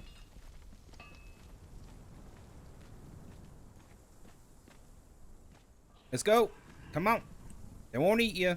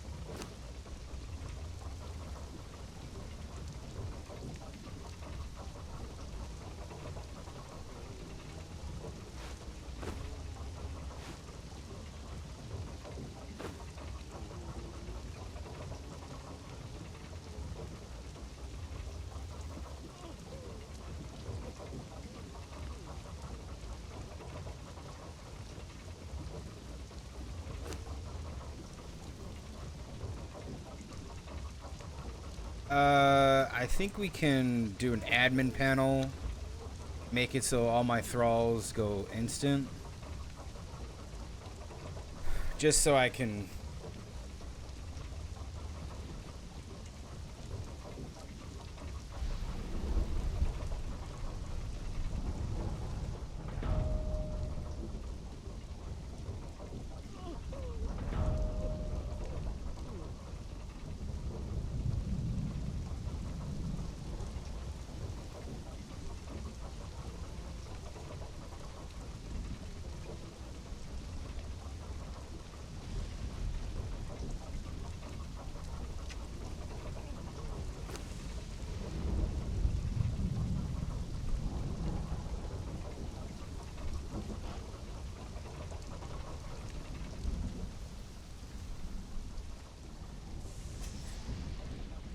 Thought I could.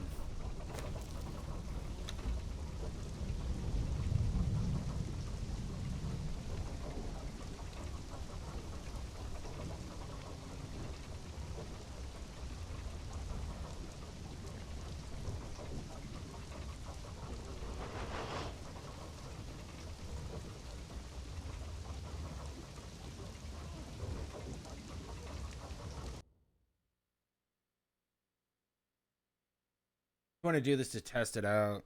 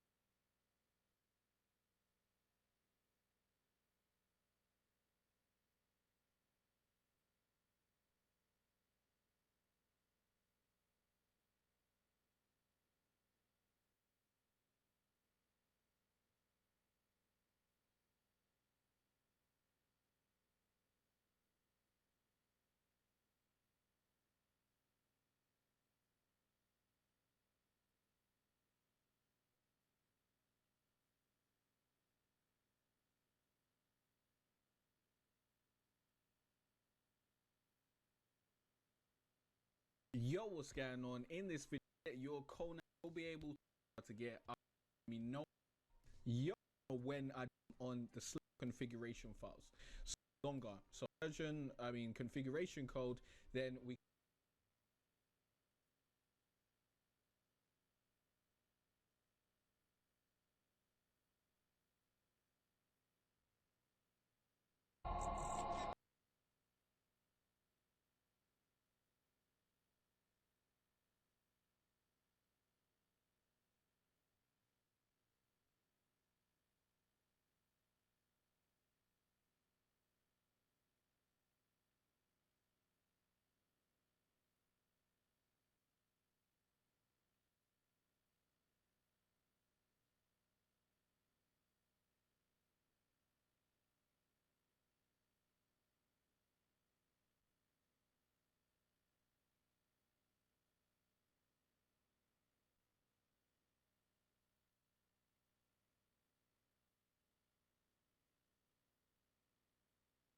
There's a way to actually make it so that you can like just instant break the thrall. I think that was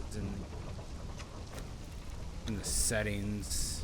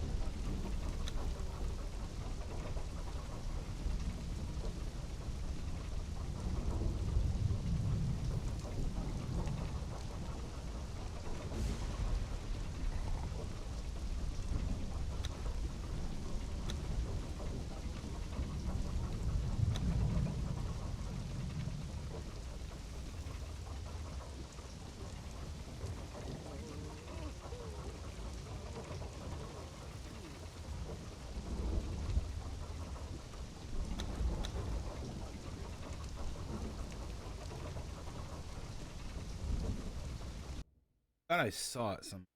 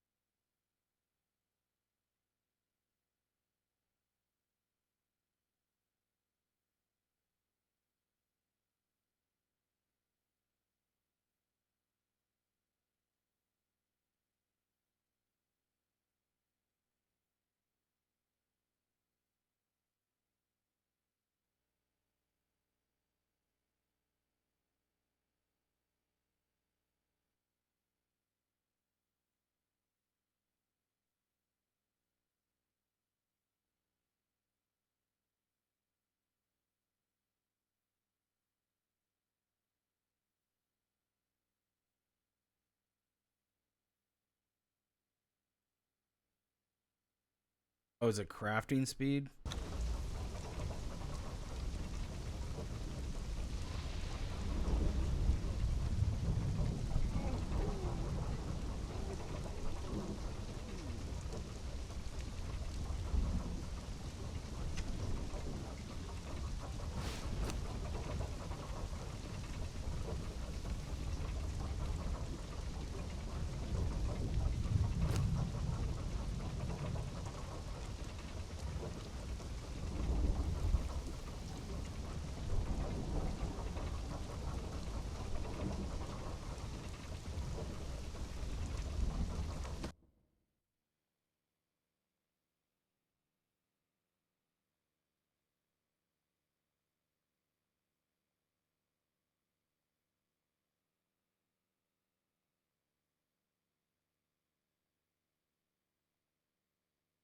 In the server options?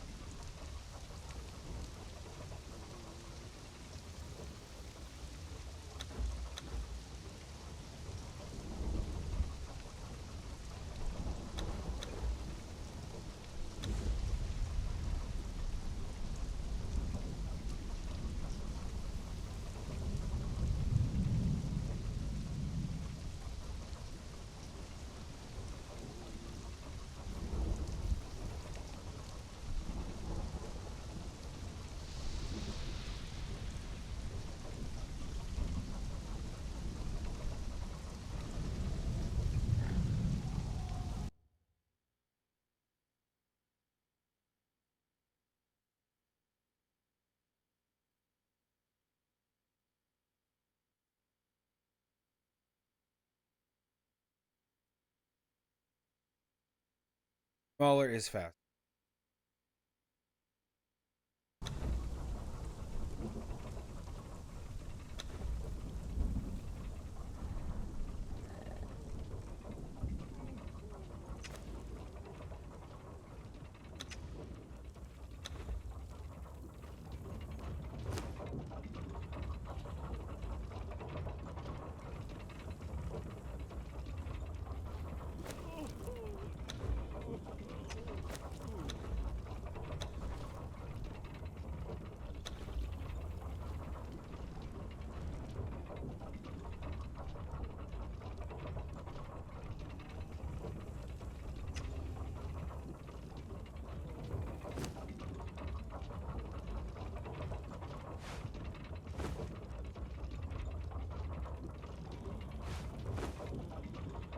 Okay, she's broke. Okay.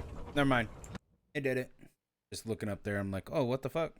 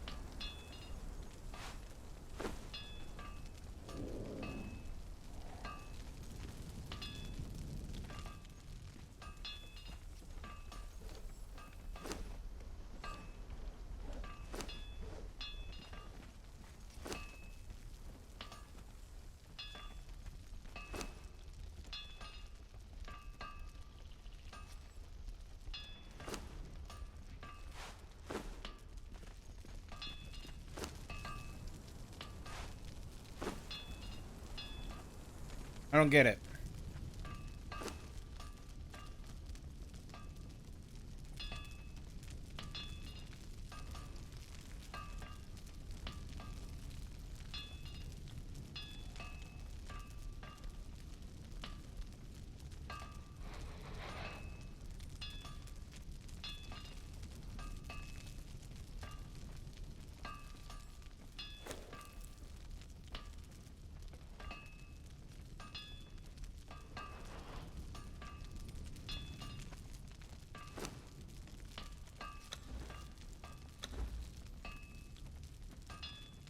And I have it?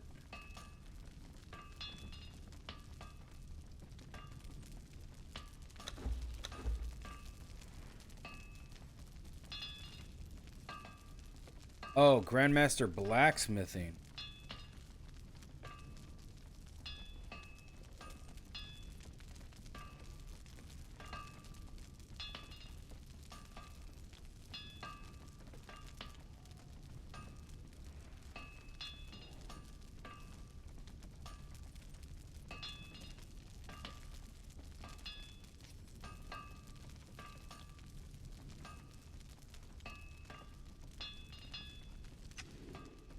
Hmm.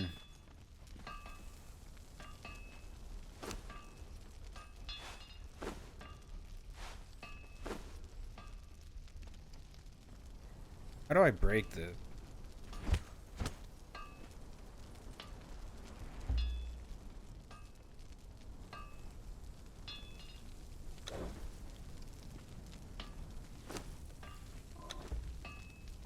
How do I craft?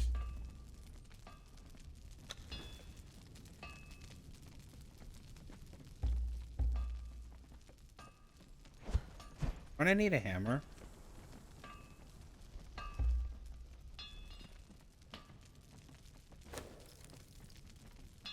How the fuck do you always come back here?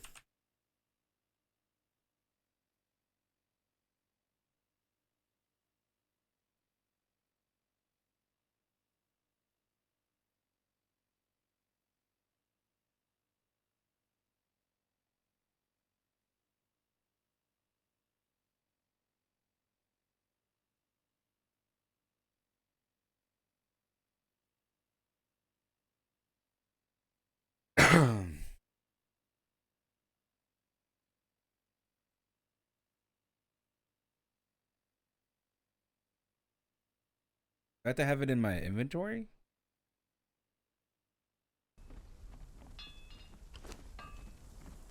Ah, here we go.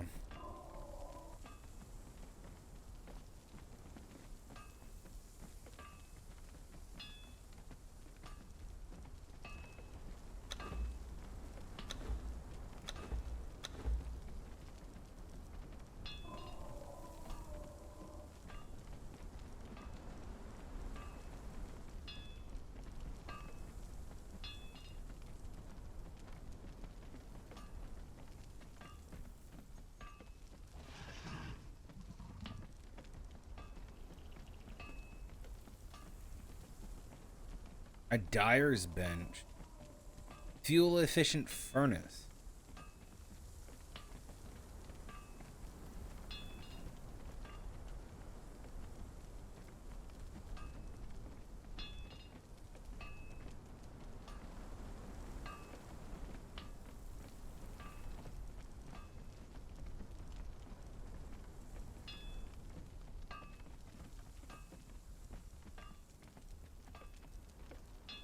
What was it called?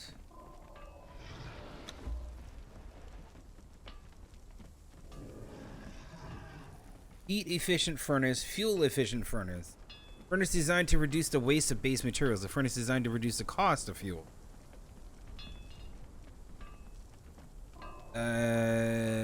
Campaign blacksmith bench.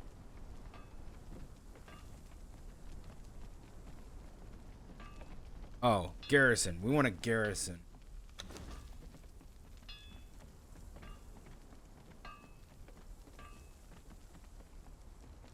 Hardened brick and insulated wood. Give me a sec.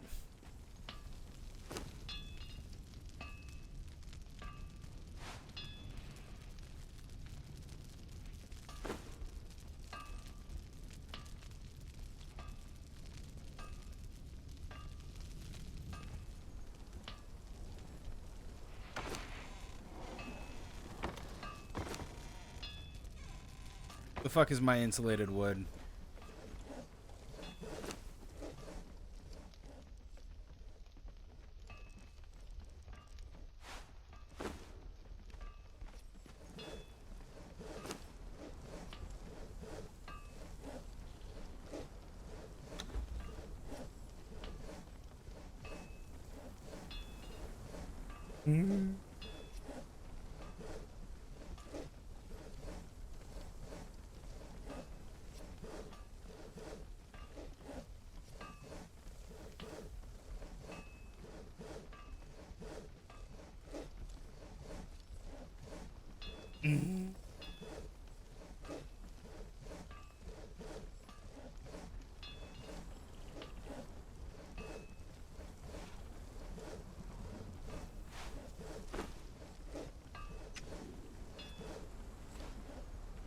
Alright. Here we go. That looks cool.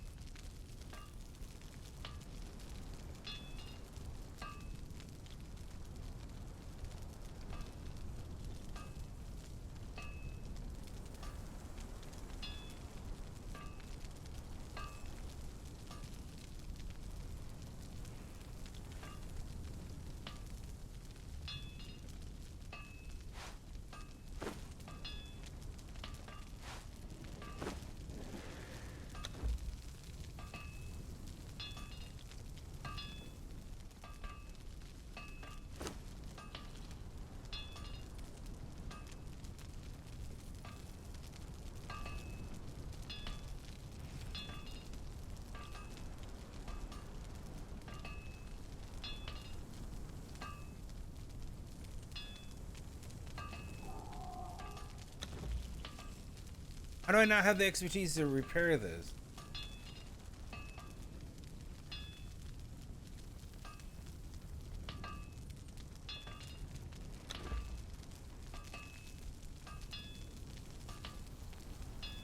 Still doesn't have the Turian Flawless items. I am confused. You are the best blacksmith.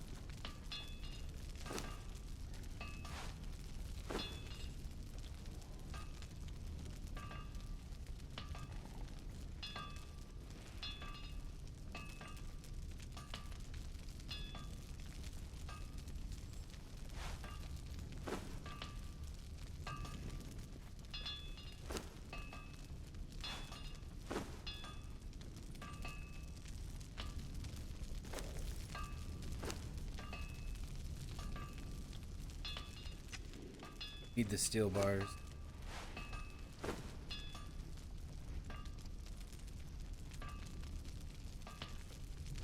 The real question is, how can I make...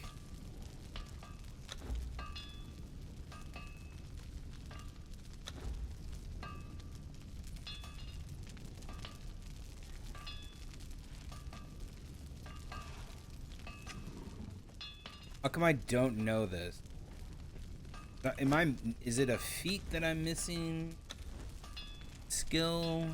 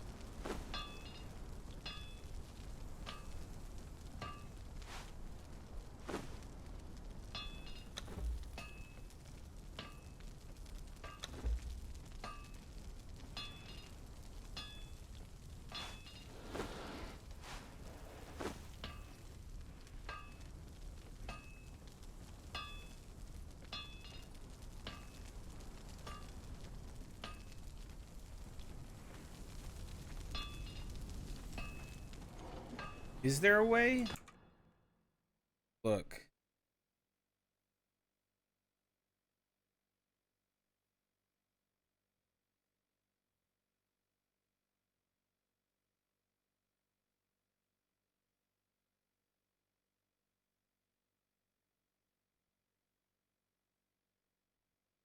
Is not the case. So if you have a stone armor or stone tools, you're going to want to have stone.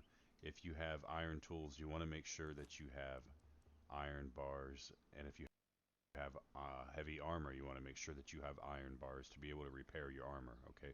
And this is how it's done. So when it comes to the tools, if you already have them in your wheel cog here, and if you look, let's say you look at my iron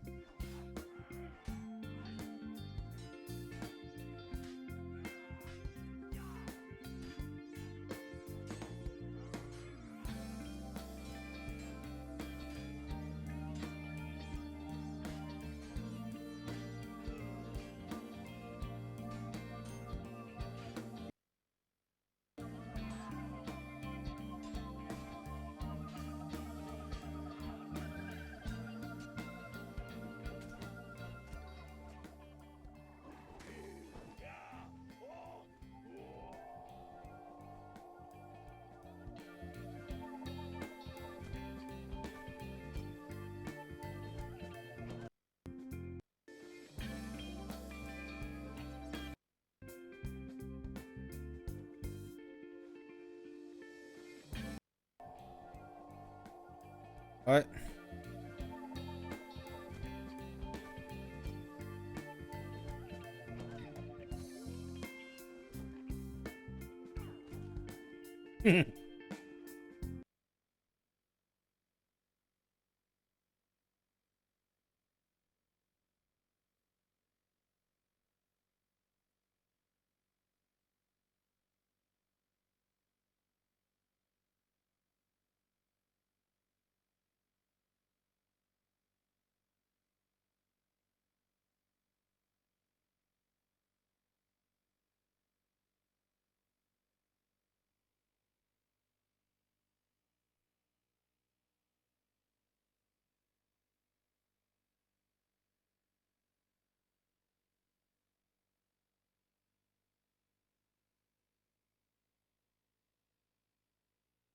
Yeah, but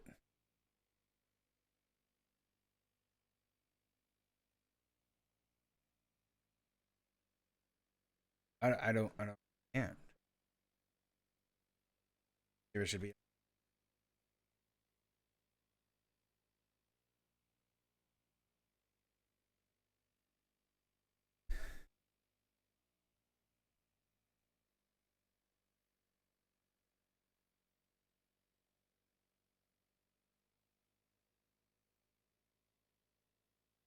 The Tinkerer.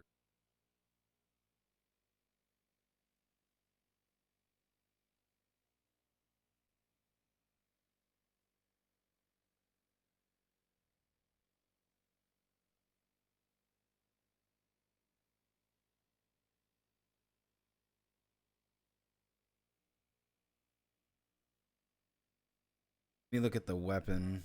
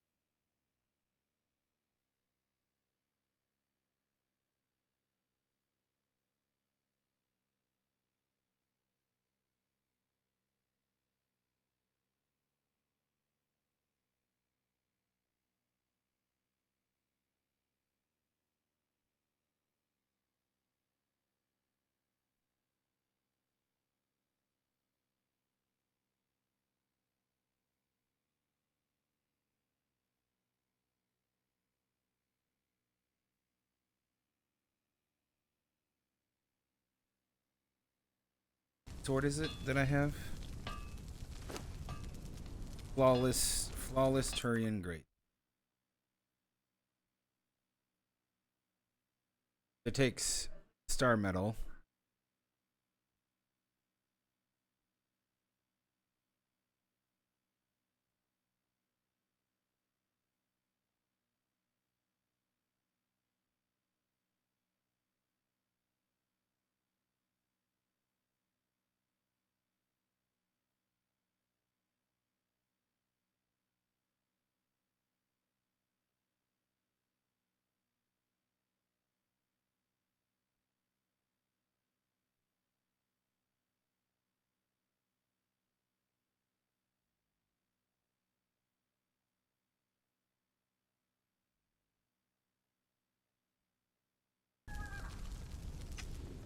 Because I don't have metal bar.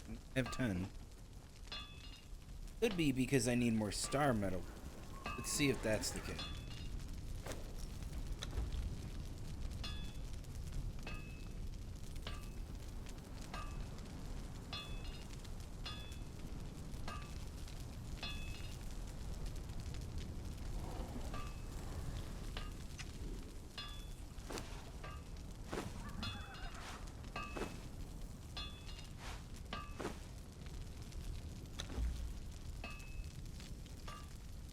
Okay.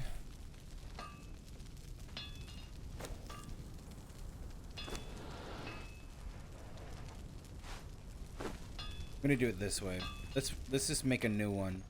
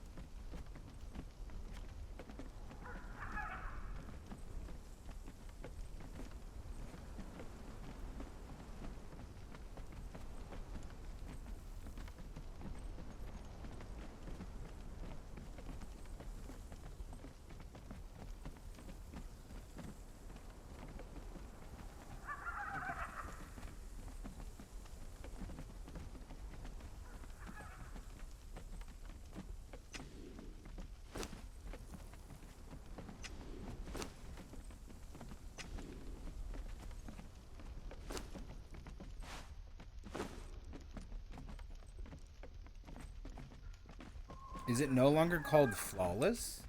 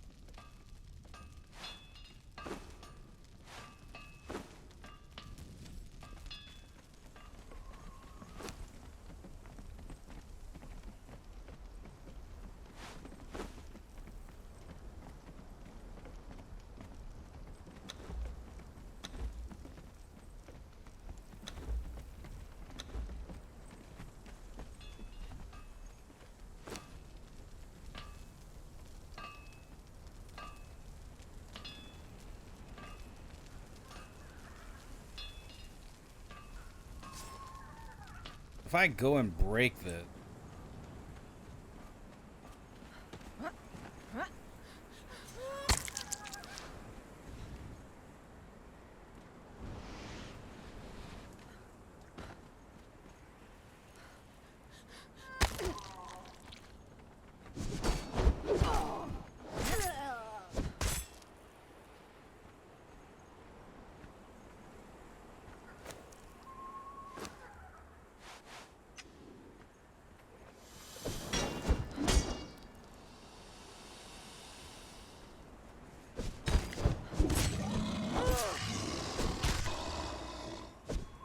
I need to break this thing.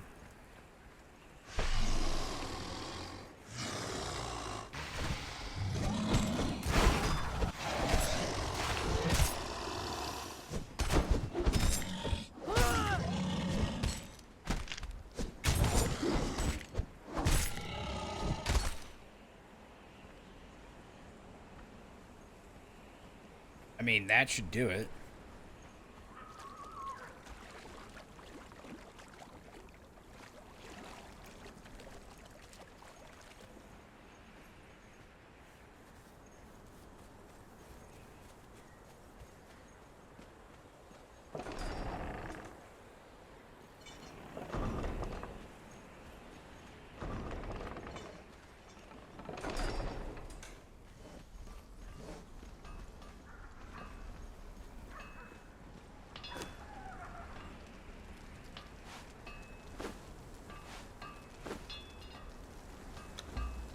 Yeah, okay.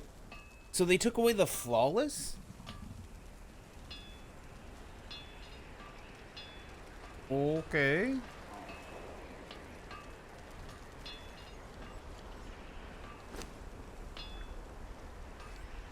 I guess. Wasn't there things I could put on?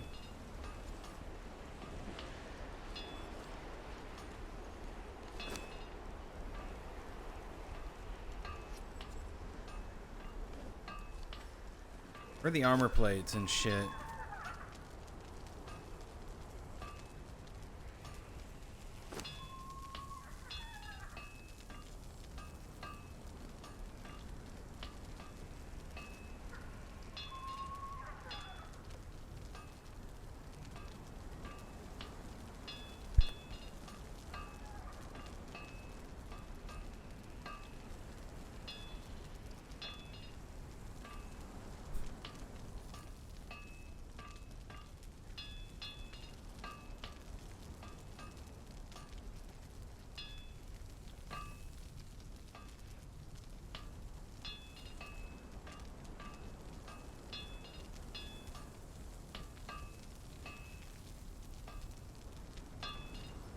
Casting table.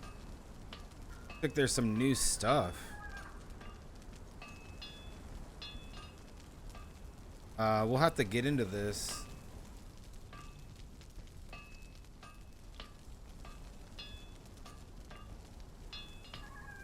I really want to get into this because I have no idea where to craft.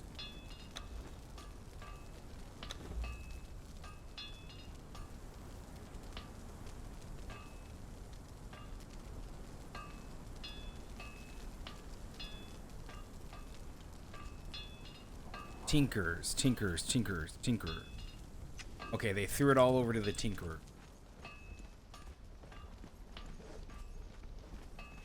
I don't have. Looks like I don't need this.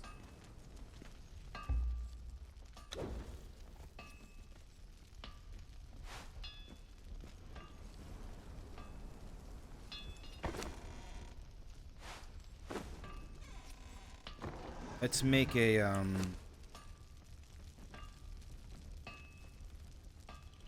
Tinkerers.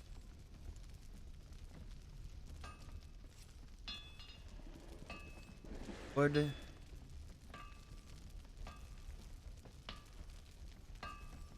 Wood and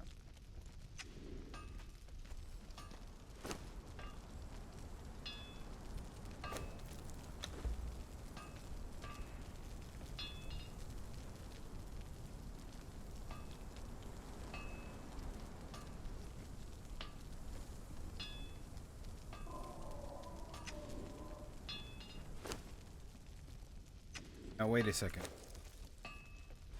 Was it in the feet? Dismantling bench. Master Tanner.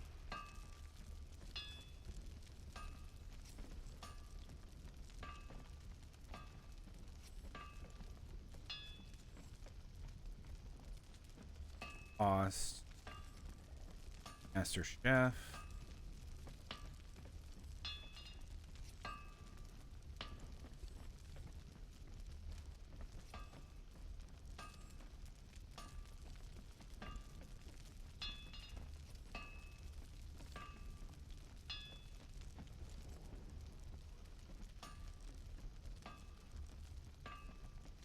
What would a casting table? What is a casting?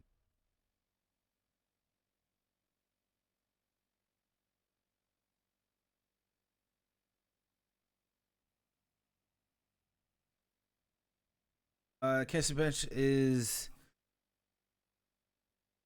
furnace of mold boxes and the vessels required to hold each liquid and crucibles.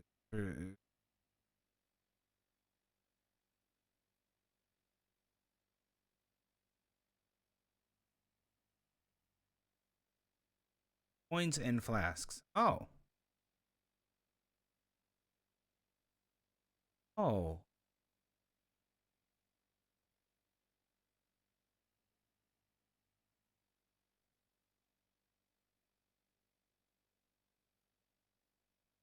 Cool.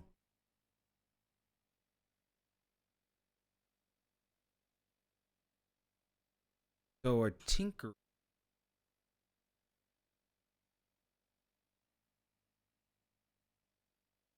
That do?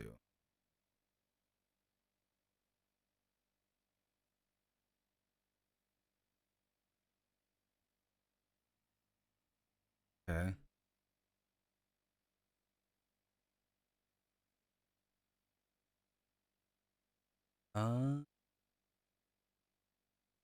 This is where you get this stuff. Okay, we need a tinker's. Make one.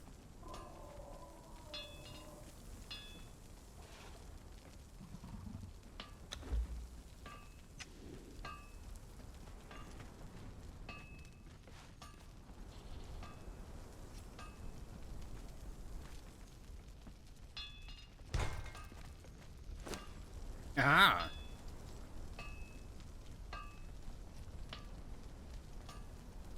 My great sword.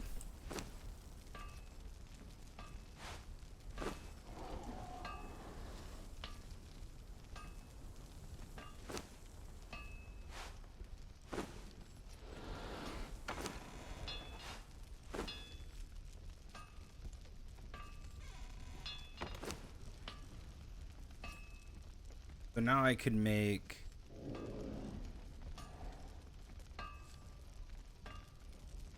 hardened steel and oil, iron, and wood.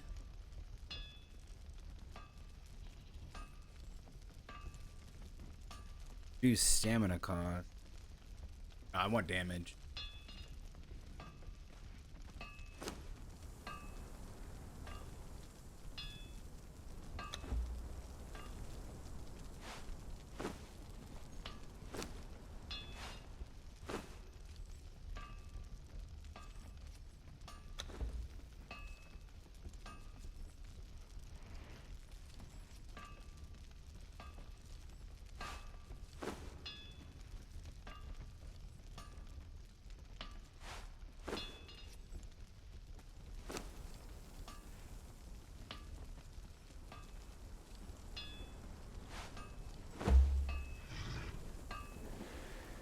Nice. Armor reduction, balance. Cool. Okay, this is where all that stuff is. And then if I get a you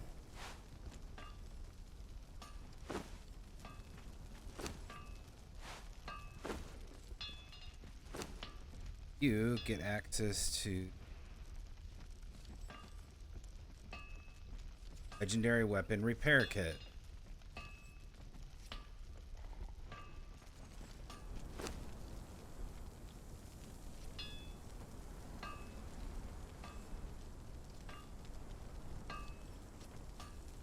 Did a 56? Don't you make a better one? I'm gonna have to take you.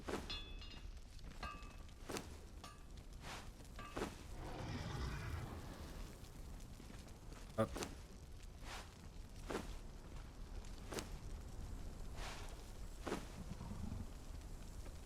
Okay. You make the same thing. It's just... Oh, can I put you over here?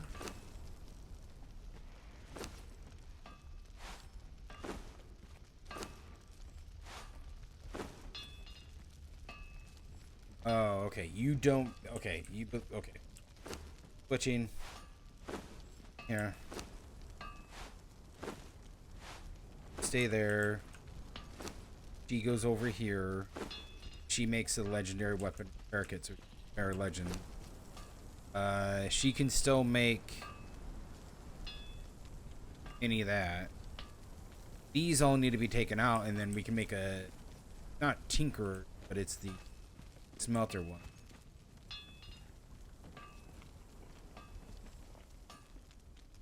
My...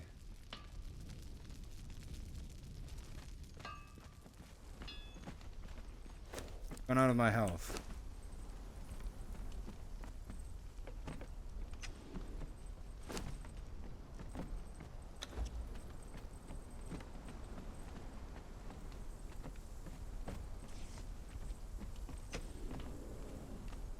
Alright, we'll play more of this.